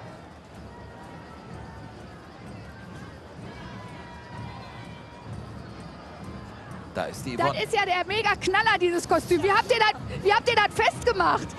Und das dreht sich einfach mit so einer Schraube. Hammer. Ist das schwer? Relativ. Das geht relativ, ne? Viel Spaß, hör mal. Ja, danke. Wir gehen weiter. Oh Gott, das ist streng hier. Das ist ganz streng. Man darf keine Lücke machen. Also das sind meiner Meinung nach die Fringsfädler Pens. Danz, Kölle Danz. Die Teilnehmer tragen bunte Kostüme, wie man sieht. Und vor jedem Teilnehmer wird eine Puppe aus Holz am Körper befestigt. Großartig. Ja, und das wird einfach rumgedreht. Da dreht sich alles im Kopf, das kennt man auch in diesem Karneval, wenn man lange unterwegs war. Und ich wiederhole mich mit Freude nochmal. Und das ist das, was diese Schul- und Fädelszücht ausmacht. Eine jecke Idee haben und die umsetzen. Weil da musst du ja erst mal drauf kommen, dir so eine Puppe vorzustellen und die drehenderweise durch den Zug zu führen. Finde ich klasse. Und schon bist du eine Gruppe wie zum Beispiel Samba de Colonia, die sagen, jedem Jeck sing Insel. Also jedem Jecken, das kann man eigentlich gar nicht, also jedem Jecken, das ist glaube ich eingedeutscht, weiß jeder, was damit gemeint ist, seine Insel. Wollen Sie zwei Sachen mit aussagen? In dieser hektischen und schnelllebigen Zeit ist man ja schnell reif für die Insel, das ist das eins. Und wir müssen natürlich gucken, wenn der Rhein weiter steigt und wir haben Hochwasserkatastrophen, dann ist es schon besser, wir sind vorbereitet und haben eine Insel dabei. Frau Seichert, nächste Samba-Gruppe nehmen wir ab. Hier ist der Soundtrack dieses Schul- und Fädelszücht.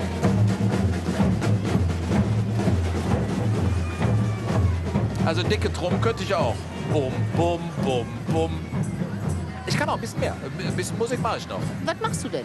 Ja, wirklich nur für den Hausgebrauch, sage ich dir am besten gar. Also so ein bisschen Gitarre spielen, ein bisschen singen und so, aber wirklich nur für den Hausgebrauch. Aber Musik ist schon was Schönes.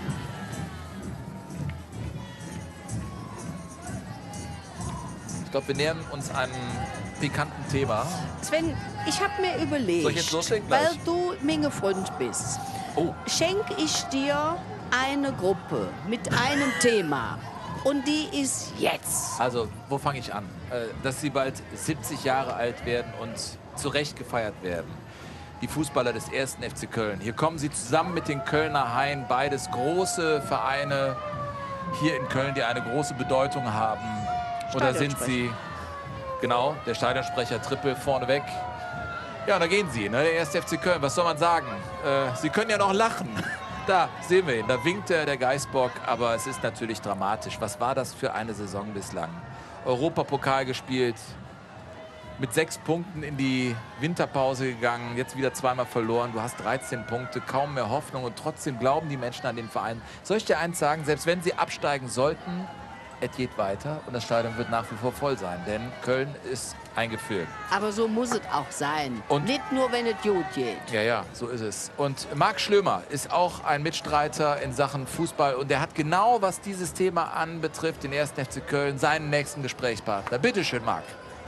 Ja, wir sind am Neumarkt, haben wir uns mal von der Hasenschule entfernt, sind bei Julius und Emily. Julius, seit wie vielen Tagen feierst du Karneval? Seit 5. Seit 5 Tagen bist du schon dabei. Emily, wie sieht's bei dir aus? Ich habe heute angefangen.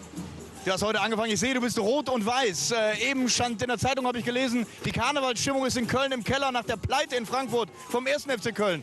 Was sagst du dazu? Die Stimmung scheint auch sehr gut zu sein hier, oder? Ja, sehr gut. Was glaubst du, wird der 1. FC Köln absteigen, ja oder nein? Nein. Warum nicht? Ich wette drauf. Du wettest drauf? Was macht dich so zuversichtlich? Weil ich glaube an die. Ich glaube, die schaffen das.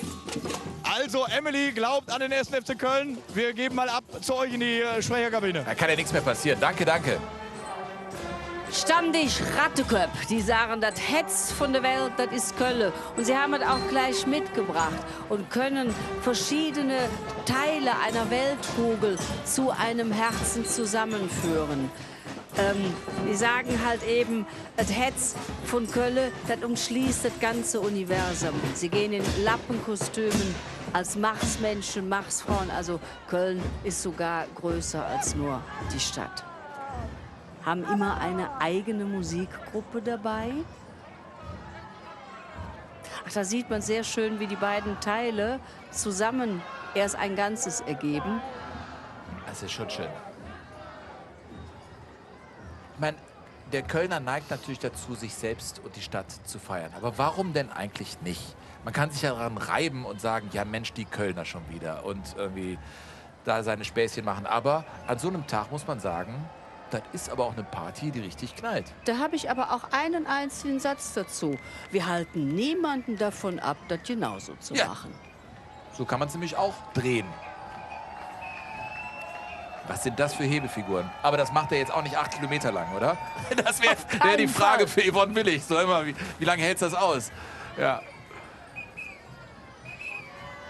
Ja, also noch macht das, ne? Und da läuft er. Ja! Herrlich.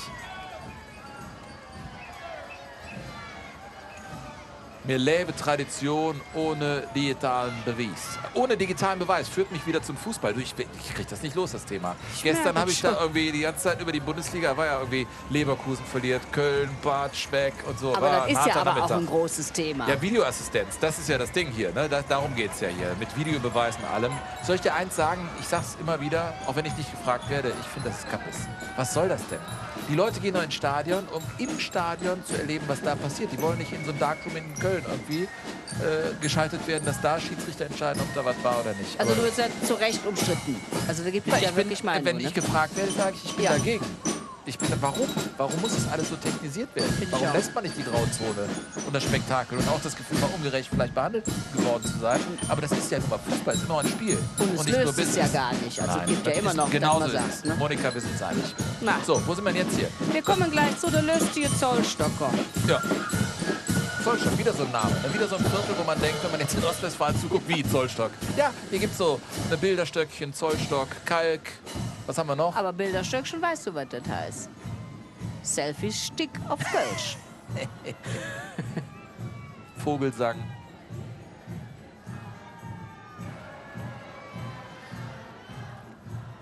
Die lustige Zollstocker sagen, in Köln leben wie für 50 Jahre leben. Friede, Toleranz, also sie erinnern an die 60er, an die Flower-Power-Zeit. Und da sage ich mal, der Oma hat immer gesagt, werf nix weg, du kannst es noch mal brauchen, vielleicht beim Zug. Love, Peace and Happiness. Na, ich glaube, das wird an diesem Wochenende in Köln schon groß geschrieben. Die Menschen zelebrieren natürlich auch das Beisammensein, würde ich mal sagen. Ne? Und da, ich weiß jetzt nicht, also... Das wäre ich jetzt. Ach, bitte. Ja, Yvonne. Hör mal, Wo bist du denn schon wieder? Ich bin jetzt auf der Tribüne. Ich wollte mal gucken, was für ein Volk sich hier rumtreibt. Die sind alle jeck und ganz verrückt. Jetzt habe ich schon wieder Immis im Arm. Wo kommt ihr her? Sorry, aus Aachen kommen wir. Das allererste Mal bei den Schul- und Fädelszeug. Warum? Ja, weil Freunde von uns ganz toll hier vertreten. Die kommen aus Nippes und wir gehen als eine Verkleidung als Lappenpiraten. Eine Mischung aus Clown und Pirat. Sie sind zum ersten Mal hier dabei. 11. Jubiläum und wir denken mal, die machen was hier.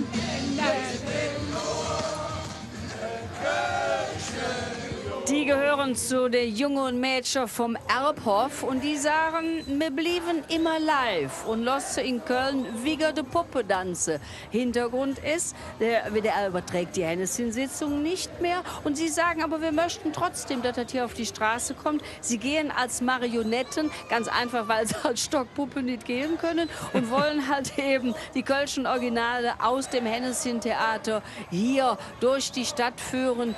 Und auch eine tolle Idee. Stockpuppe ging doch. Müsste auf so Stelzen gehen. Nur ist natürlich nass auf dem... Es regnet nicht. Das ist die wichtige Botschaft für morgen. Gutes Wetter angesagt. Ab 12 Uhr Sonne schicken. Und natürlich der Rosenmontag hier im WDR und auch im Ersten zu sehen. So, jetzt sind wir hier Diese bei Glitzerraketen gehören zur DLRG Köln-Mitte und die gehen als Kölner Lichter viere Fastelovend. Also erinnern an diese Großveranstaltung der Kölner Lichter im Sommer. Ja, wo es dann natürlich spektakuläre Szenen gibt. Der Himmel hell erleuchtet, die Menschen am Rhein, auf dem Rhein und da geht richtig was ab. Und das Wasser muss gesichert werden in der Zeit. Und das ist die Gruppe des DLRG Köln-Mitte. Das ist ja eine Riesengemeinschaft der Deutschen Rettungsgesellschaft und 62% aller Mitglieder sind da unter 26 Jahre beim DLRG. Und das ist natürlich eine junge Gruppe, ein nachwachsender Rohstoff von Leuten, die sich nicht groß begeistern lassen müssen, die gehen einfach mit. Und die DLRG weist aber auch auf ein kleines Problem. Die sagen, die Kostüme, eben haben sie gesagt, bunte, glitzernde Raketen, die sind selbst geschneidert. Das machen die Frauen. Aber wir haben nicht mehr genug und hoffen doch sehr, dass da auch wieder Nachwuchs kommt, der auch ein bisschen handwerklich dabei ist.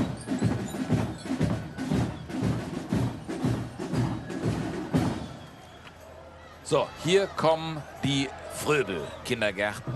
Fröbel, Bildung und Erziehung. Motto, mit Herz für Pens sein, mit Senior in Köln dabei. Also mit Herz für Kinder. Sind wir dabei, genau. Sind wir dabei.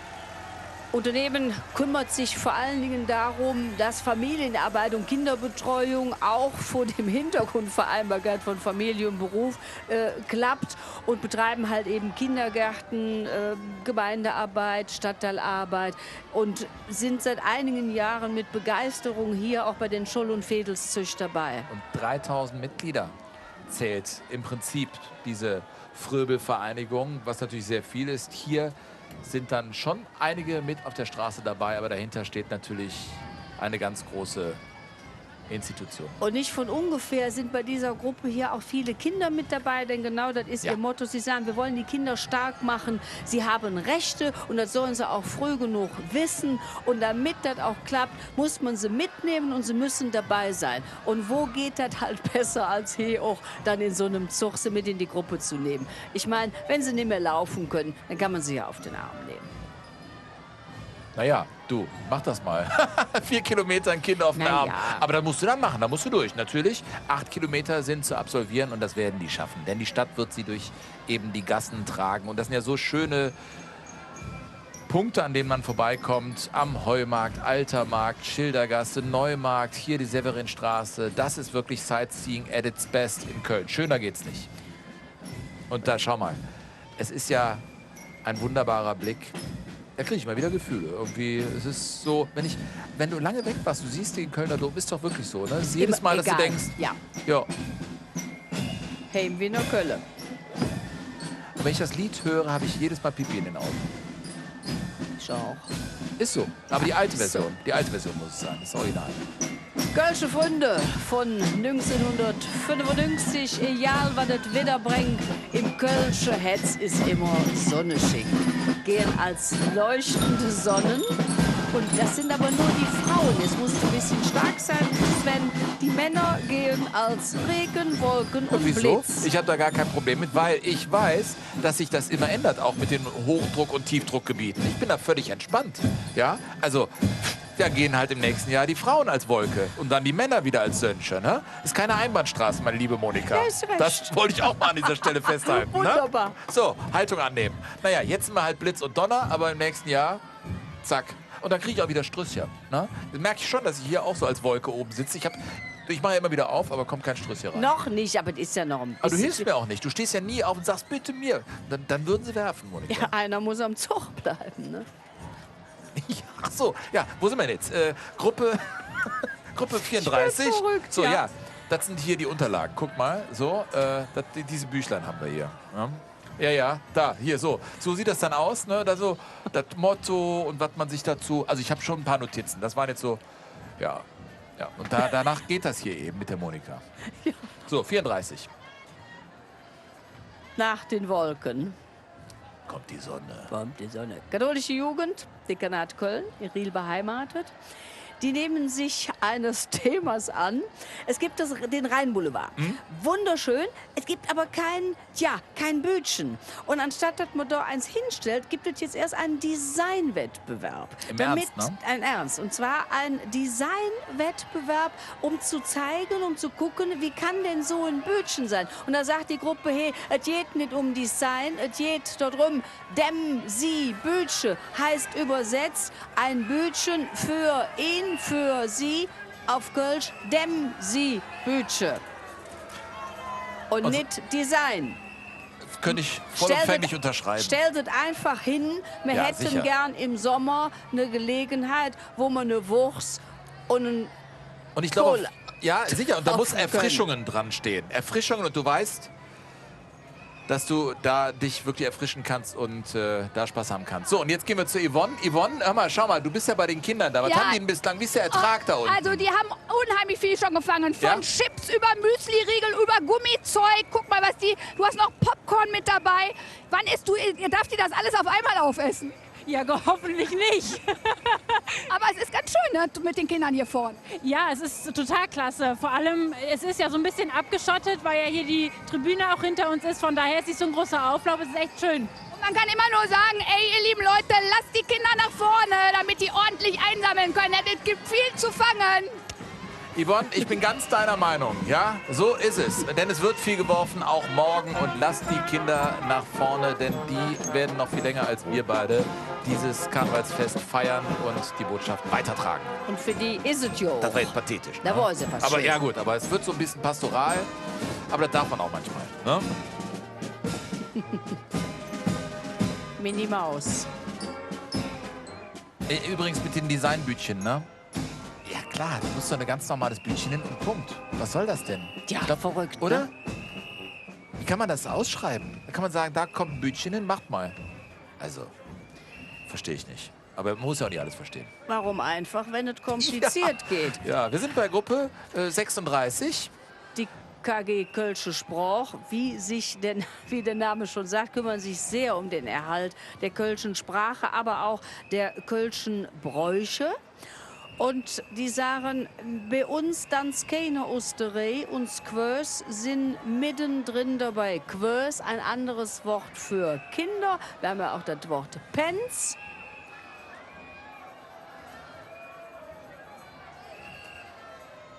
Und sie sind besonders stolz auf ihre Kindertanzgruppe.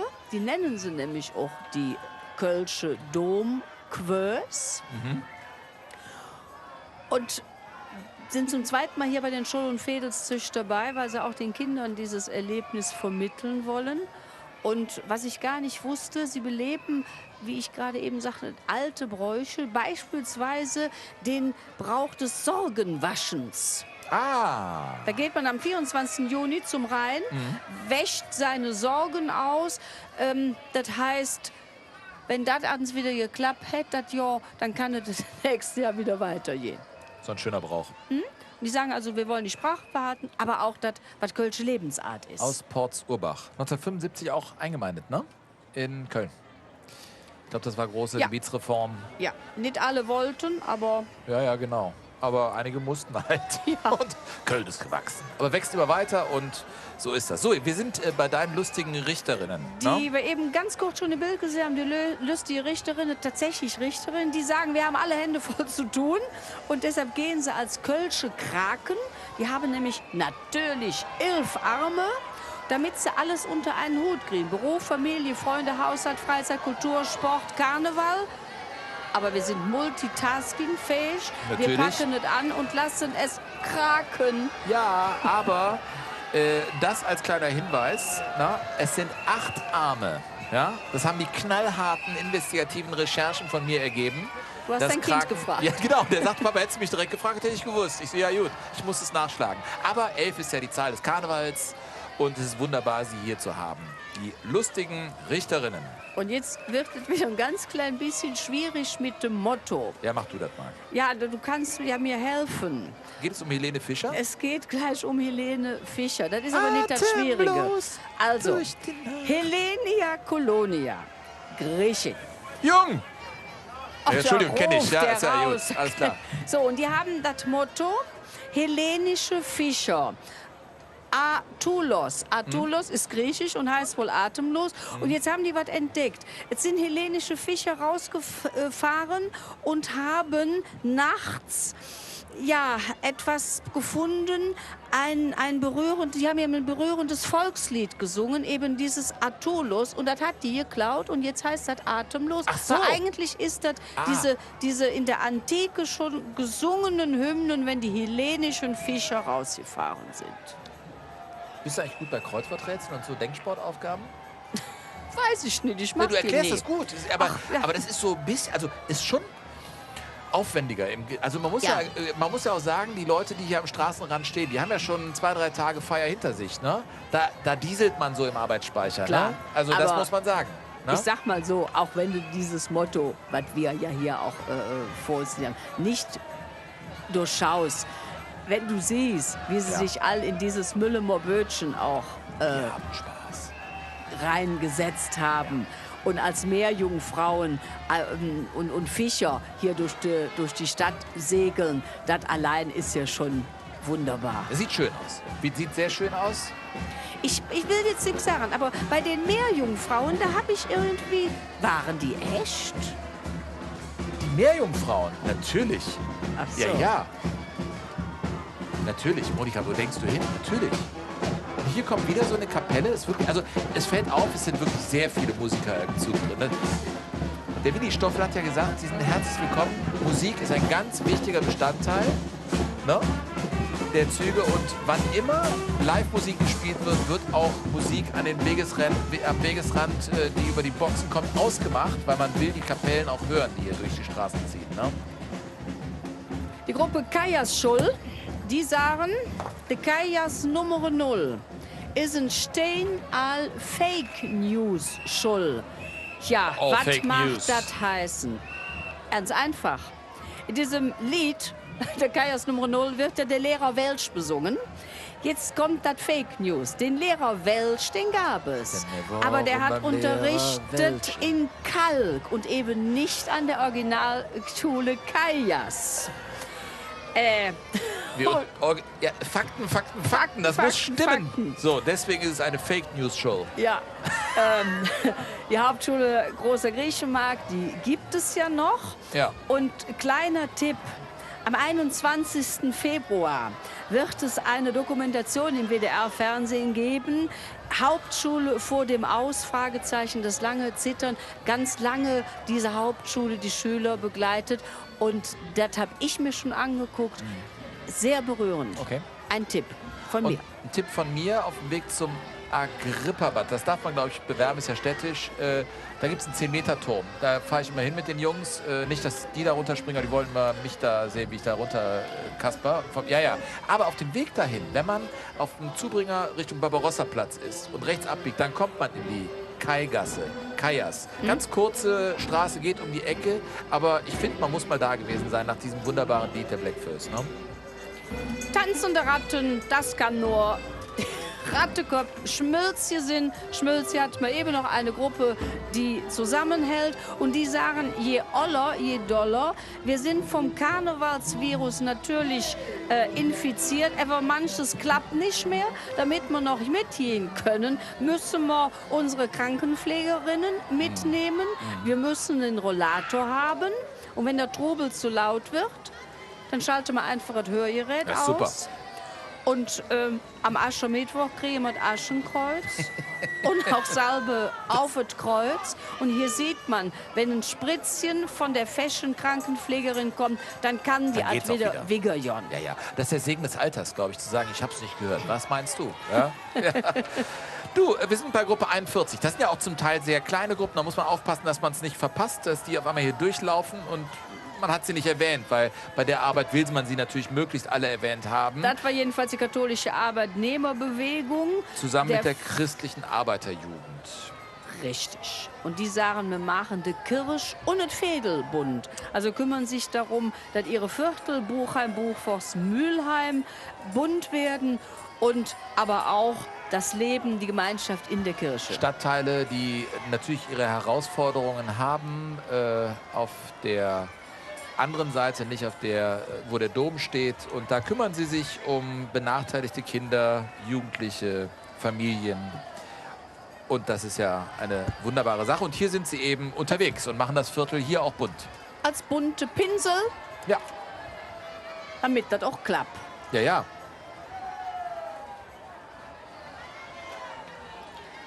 Hier sind sie schon gewesen. Die sind nämlich alle bunt.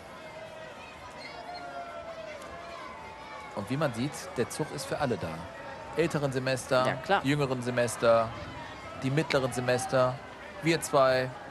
Ja, alle möglichen sind da. Und das ist auch gut so. Jede 300 bis 400.000 heute. Morgen über 1 Million beim Rosenmontagszug. Ich kann nur jedem ans Herz legen, zu kommen. Oder das Ganze natürlich in allen Darreichungsformen im WDR-Fernsehen oder auch im Ersten oder wo auch immer in der Mediathek, im Hörfunk, überall zu verfolgen. Denn das ist unsere Botschaft an diesem Wochenende. Köln und auch die anderen Karnevalsmetropolen in NRW zu begleiten. Große Gruppe gewesen hier, ne? Muss man Ja, sagen. jetzt werden wir von den Nippeser Lappe-Piraten eine neue Gruppe. Die sagen, wir Lappe piratisiere euch. Wir Lappe piratisiere euch all. Das ist schwierig.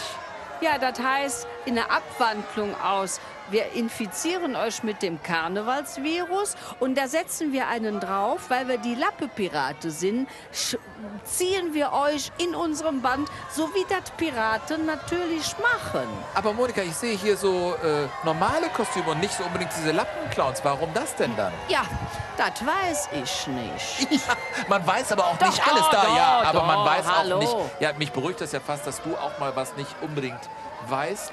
Ich möchte Aber es hier- korrigieren, ich hatte Verzögerung. Ah, siehst du?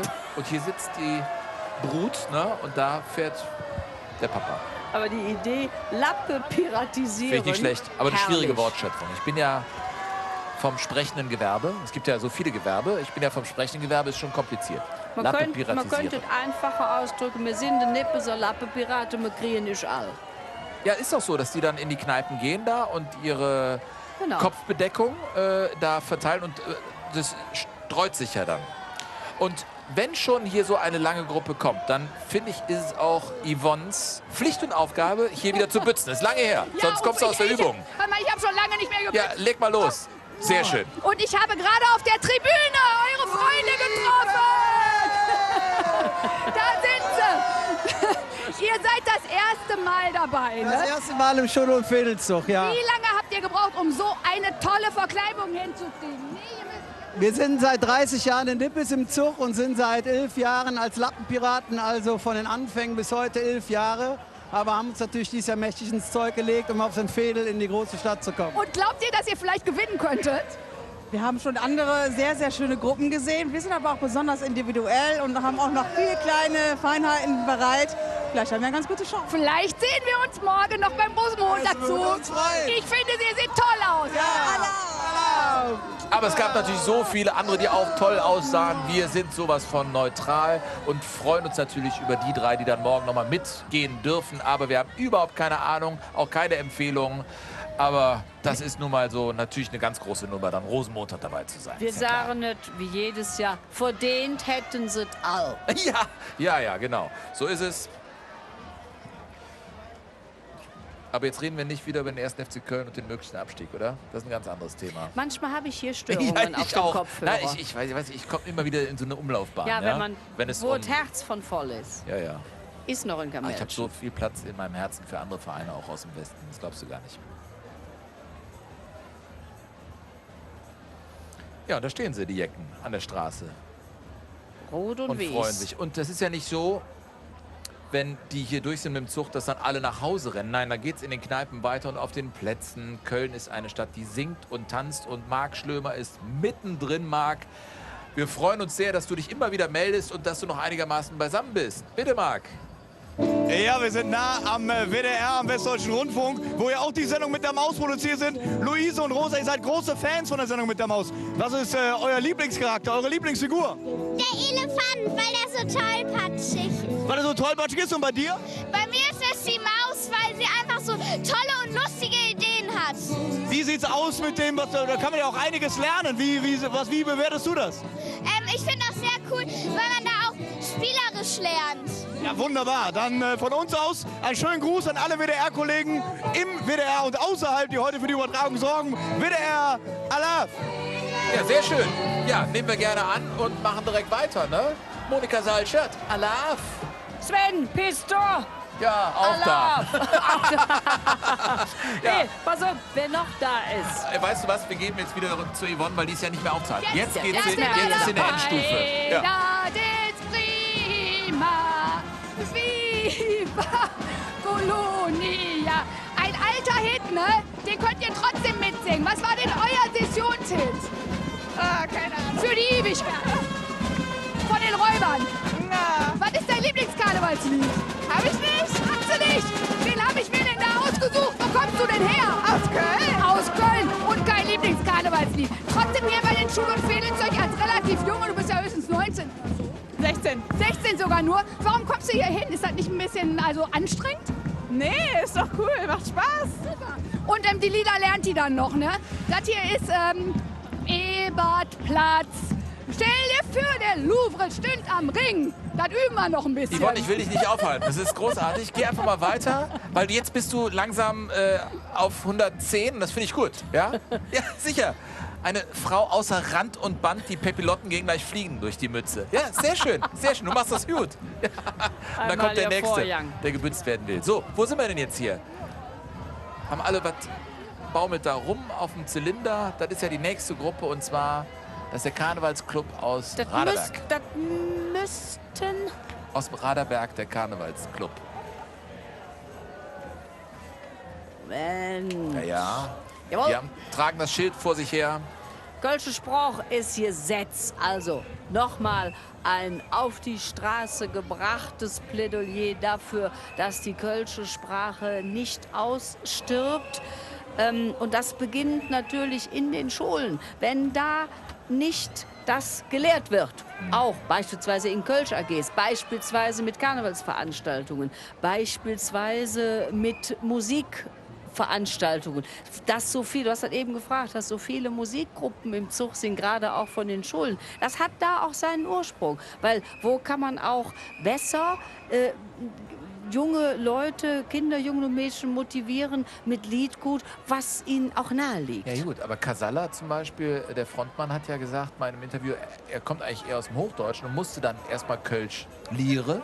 Und dann auf einmal geht das dann in Fleisch und Blut über. Ich finde ja auch, ich bin ja auch, habe immer in Köln gewohnt, aber bei uns wurde eben Hochdeutsch gesprochen.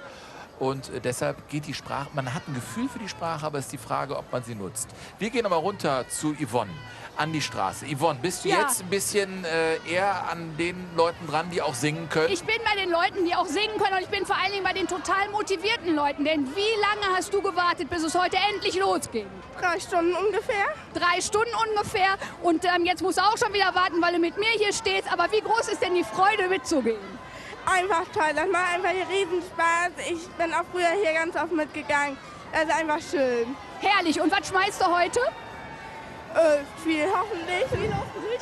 Und hast du viele Leute am Zug, die du noch bützen darfst und denen noch was geben kannst? Ja, ich hoffe es, weil mir macht das auch Spaß, wenn ich Bekannte sehe.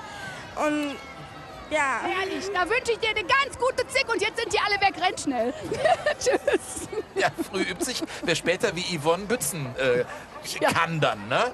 Also das ist ja genauso richtig, ja? Aber wo du das sagst, eben bei uns war natürlich auch verpönt, Kölsch zu lernen. Meine Mutter war auch der Meinung, wir müssten vielleicht mal nicht so viel sprechen. Das Problem war allerdings nur, meine Großeltern sprachen praktisch nichts anderes als Kölsch. Und beim Vater, da hatte ich auch den Verdacht. Ja. Also wir haben es automatisch gelernt. Ja. Aber wenn du dann wirklich mal unter Kölschen bist, die wirklich Kölsch sprechen, kann es auch manchmal sein, bei dem heftigsten Kölsch, dass du selbst als Kölner aussteigst und sagst, ich hab's nicht verstanden. Ich nicht. Nee? Nee, ich kann nicht gut. Verstehe. Ja, ja.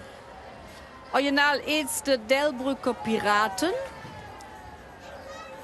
Sagen wir Piraten tanzen über de Plank. Heißt, wir tanzen seit vielen Jahren im Delbrücker Dienstagszug mit einem Piratentanz. Der muss was ganz Besonderes sein. Und jetzt sagen sie, wir wollen das auch mal in dem Schull- und Fädelszug zeigen, sind also auch zum ersten Mal dabei und tragen historische Piratenkostüme. Die habe ich vorgestern gesehen. Nee, es ist schon 3 Tage her. Weiberfastnacht standen die auf der Breite Straße und haben da einfach für Stimmung gesorgt. Mit genau diesem Traktor, den wir jetzt sehen. Der war sehr beeindruckend und da haben sie einfach zusammen Weiberfastnacht schon gefeiert. Die sind nicht nur heute hier, sondern waren auch am Donnerstag. Ich bin genau an dem vorbeigegangen.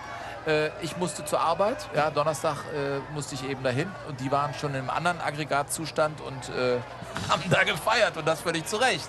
Ja. Man kann jetzt schon sagen, wo wir einige der neuen Gruppen gesehen haben, Ja. mit wie viel Enthusiasmus sie sich in diese erste Zuchtteilnahme geworfen haben. Also nicht nach dem Motto, auch Hauptsache wir sind dabei. Die wollen also hier richtig auch zeigen, das haben wir drauf.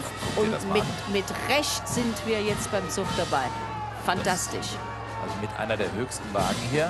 Die fahren auf Augenhöhe an uns an der Kabine vorbei. Ein letzter Versuch mit dem Strüsschen. Versuch. Sven Pisto probiert es noch einmal bei all den Mädchen. Ah, schon wieder Kamelle, du. Jetzt aber. Ah. Ich krabbel gleich. Bisschen weiter. Ja, sie haben es, weißt du was? Sie haben es zumindest versucht. Ja, sie haben es versucht. Da liegen ein paar Strüsschen. Das nehme ich jetzt mal als Halbstrüsschen. Ne? Auch neu dabei die Alexianer-Werkstätten.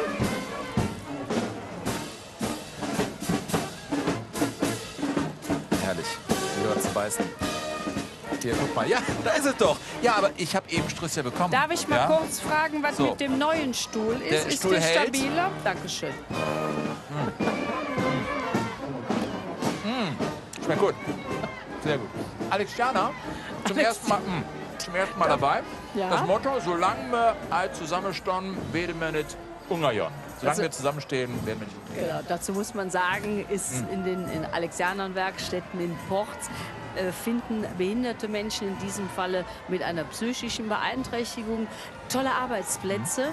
Und wenn man mal schaut, in welchen Bereichen man da überall arbeiten kann, beispielsweise in der Näherei und was mich besonders beeindruckt hat, im Kerzenrecycling. Das heißt, aus diesen ausgebrannten Opferkerzen, da bleibt ja diese Aluminiumhülle da, Ja. die muss man nicht wegwerfen, werden hier aufgearbeitet und können so auch wieder verwendet werden. Ganz fantastisch. Und sie gehen hier mit ihrer MS Alexianer auf den Rhein, weil sie sagen, es ist nicht alles so einfach für uns, weil von Seiten der Kostenträger Gelder werden knapp und wenn wir zusammenhalten und mit Rettungsringen uns aneinander ketten und auch hier die Schwimmflügelchen haben, dann werden wir es schaffen. Dann wird die Fahrt weitergehen. Das ist ein Bild, das sogar ich verstanden habe. Ist doch super. So ein Motto, was man einfach gut versteht. Und die Arbeit da in den Alexianer-Werkstätten ist ja wirklich eine vorbildliche. Und die genannten Beispiele sind ja einfach schön und gut. Und schon sind wir bei den in Köln sagt man der falsche Fuffi. Das ist einer, den du nicht wirklich trauen kannst. Sagt man, Ja. du bist eine falsche Fuffi. Daher kommt das ja eigentlich, ne? Falsche 50er.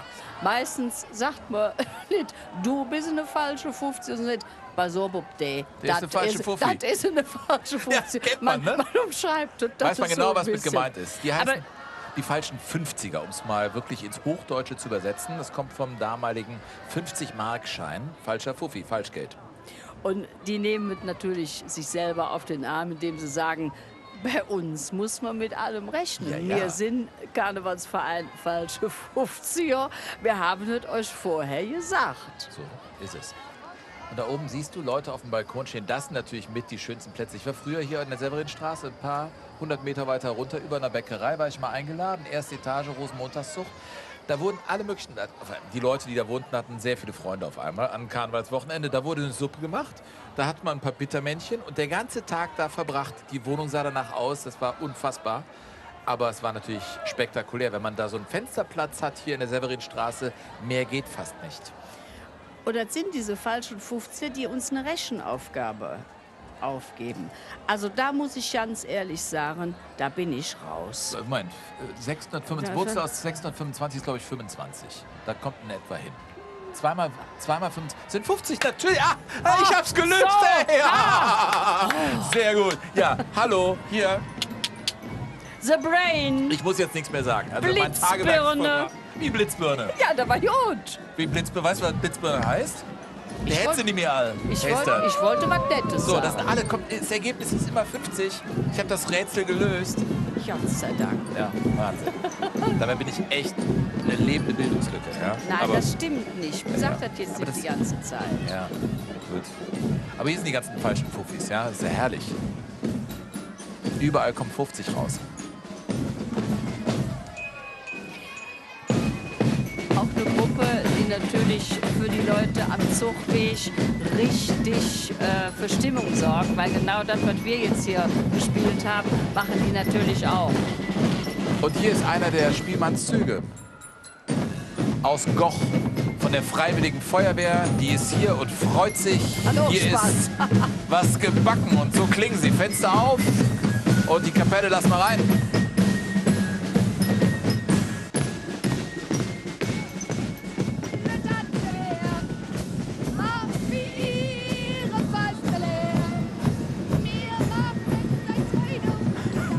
Komm, lass es raus.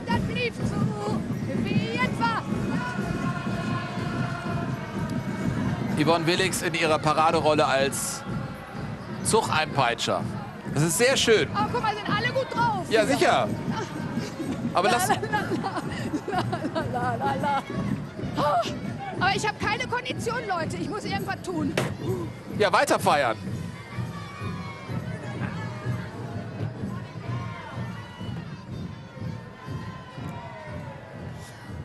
Aha. Und jetzt Ja, ja. kommen die Schneegefunke von 0815. Das soll natürlich nur bedeuten, das Gründungsjahr. Und das ist mein Freund Strüßchen. Christoph, dem gerade die Kappe vom Kopf gefallen ist. Super. Herrlich. Hör Deren mal. Motto lautet, Großartig. jedem Jackson Cup. Danke. Und sie wollen damit sagen, vor 190 Jahren, da feiern wir nämlich jetzt die Narrenkappe. Die gibt es seit 190 Jahren. Und es gab da einen General Z-Witz, das ist wirklich wahr. Und der hat gesagt, wir müssen hier bei den ganzen Karnevalstreiben irgendein Unterscheidungsmerkmal haben. Machen wir doch eine bunte Kappe. Und das will jetzt diese Gruppe Schniekefunke 0815 so ein bisschen humorvoll, guck mal, überdimensionale Kappen humorvoll zum Ausdruck bringen. Und die älteste noch erhaltene Narrenkappe, ich streue jetzt hier mal so was ein. Echt, das die kommt so einfach aus Salameng, ne? Aus Salameng, stammt aus dem Oh ja, Jahr natürlich. 1840 und ist im Wer Deutschen weiß das Fastnachtsmuseum Speyer. So, jetzt weißt So. du. Mir kann heute nichts mehr passieren. Ich schnüffel nämlich an meinem Strüsschen, das Ich ich merke gefangen das. habe. Und wir wollen aber von der Julia von Kube wissen, was bei ihr gebacken ist. Julia, bitte. Gerade war das Kinder-3-Gestirn noch auf der Bühne hier im Kölner Karneval und jetzt seid ihr auf dem Weg zum Zug. Was ist das für ein Tag für euch? Also einerseits cooler, andererseits auch nicht, weil es ist ja auch der letzte, sozusagen. Aber es ist auch ganz schön viel los. Ne? Jetzt von Gürzenich rüber, jetzt hier direkt zum Straßenkarneval.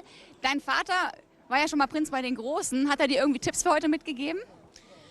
Man sollte es am besten ausnutzen, hat mein Vater mir gesagt, weil es ist ja auch nur eine Sache, die Jungs können es ja nochmal machen, im Großdreigestirn, aber ich kann es ja halt nur einmal machen, deswegen sollte man das ausnutzen. Das finde ich genau das richtige Motto. Dann genießt das und viel Spaß euch jetzt. Sind wir wieder bei der Diskussion, die wir schon einmal hatten, darf nicht vielleicht doch mal eine Frau auch Prinzessin werden im Kölner Karneval später? Jungfrau werden. Prinzessin, Jungfrau könntest du werden. Ja, Prinzessin jetzt vielleicht auch. Marie, sei mal nicht so pessimistisch, vielleicht kriegen wir es noch hin. So, und du hast endlich dein erstes Strößchen, mein lieber Herr Ich werde das auf Gesangverein. so ein Kölschglas stellen zu Hause. Ich glaube, das ist so original, so ein Kölschglas. Weißt du, was ich besonders toll Was finde? denn? Wir können ja gleich noch mal gucken. Ja. Dieses Strößchen, genau das ist für dich. Das passt nämlich zu der Perücke. Ist so. Ja. Das ist der helle Wahnsinn. Ich gehe nächstes Jahr als Rose. So, und jetzt sehen wir, dass da die organisierenden Einheiten ranrücken. Es ist das untrügliche Zeichen dafür, dass wir schon bald durch sind. Hier mit unserem Zug. Die Schulen sind schon lange durch. Die tröpfeln jetzt langsam am Ende ihrer 8 Kilometer ein. Die Veedel, das muss man ja bedenken, sind jetzt gerade erst gestartet. Ja? Die ziehen jetzt erst noch durch die ganze Stadt. Aber hier an der Severinstraße wird so langsam wieder der Kneipenkarneval den Jecken überlassen. Und wenn der Zug dann durch ist, dann hält man hier noch ein kleines Schwätzchen, dann verabredet man sich und dann geht es entweder in eine Kneipe, die natürlich randvoll sein wird, da muss man erstmal reinkommen. Das ist ja manchmal musst du 2-3 Stunden warten. Oder man bleibt einfach auf der Straße und trinkt seinen Kölsch und genießt diesen herrlichen Sonntag und freut sich auf den Rosenmontag. Und was ganz wichtig ist, man muss jetzt auch den Check machen, was haben wir alles gefangen. Also genau wie du das hier gemacht hast. Ja, klar. Dieses, was habe ich denn, was könnte ich noch brauchen, was fehlt mir noch, das setzt jetzt ein. Und nicht nur bei den Kindern. Die gucken jetzt, oh, boah. Und die Antwort, wurde eine schöne Zug, ist als erstes, sagen sie, ja, 2 volle Tüten. Das ist die Währung bei den Kindern. Ja, sicher, wie bei St. Martin auch. Ja. Ja. Und ja, wo wir hier schon sitzen und resümieren, wollen wir doch noch mal bei Marc Schlömer hören, was bei ihm denn gebacken ist, weil er ist ja mittendrin da vorne beim Zug, ne? Ja, die Züge kommen langsam an hier im Herzen im Köln am Altermarkt, wo auch die Jury nachher die Veedelsvereine bewerten wird. Herr Euler-Schmidt und Herr Robert Kleine von der Jury sind bei uns. Herr Kleine, worauf legen Sie nachher Wert? Also es geht natürlich darum, jede Gruppe hat ein Motto, ob sie das Motto auch umsetzt, dass ich das nicht nur auf dem Schild lese, sondern auch in den Kostümen oder die Wagen, dass die eben auch handwerklich gut gebaut sind, aber vor allem Spaß machen, Freude zeigen, das, was den Karneval ausmacht. Die Jury kommt dann nachher zusammen und dann, wenn die Entscheidung gefallen ist, wie geht es dann weiter, dann werdet ihr ja zu den Siegern fahren.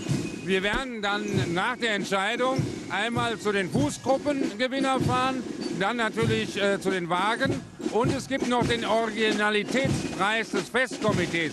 Diese 3 Kneipen werden wir abfahren und da wird es natürlich atmosphärisch hoch hergehen. Also welche Emotionen schlagen euch da entgegen? Ja, es gibt auch Tränen.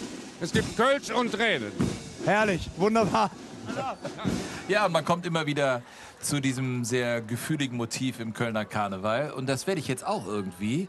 Monika, das war unser zweiter Schull- und Veedelszug, oder die zweiten Schull- und Veedelszug. Ich möchte mich ganz herzlich bei dir bedanken. Hat wieder Spaß gemacht. Komm.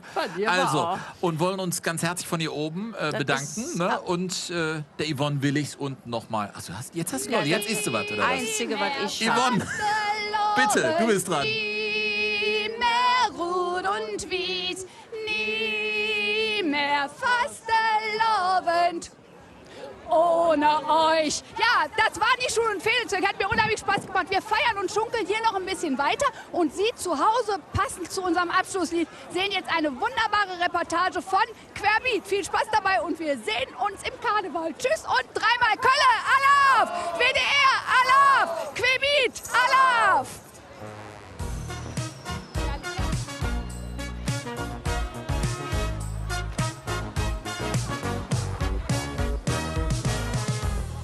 Wir hatten einen Plan und so fing alles an.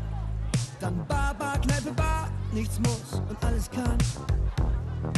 Das soll niemals aufhören, So gut ist diese Zeit, egal wohin es geht, ich bin dabei.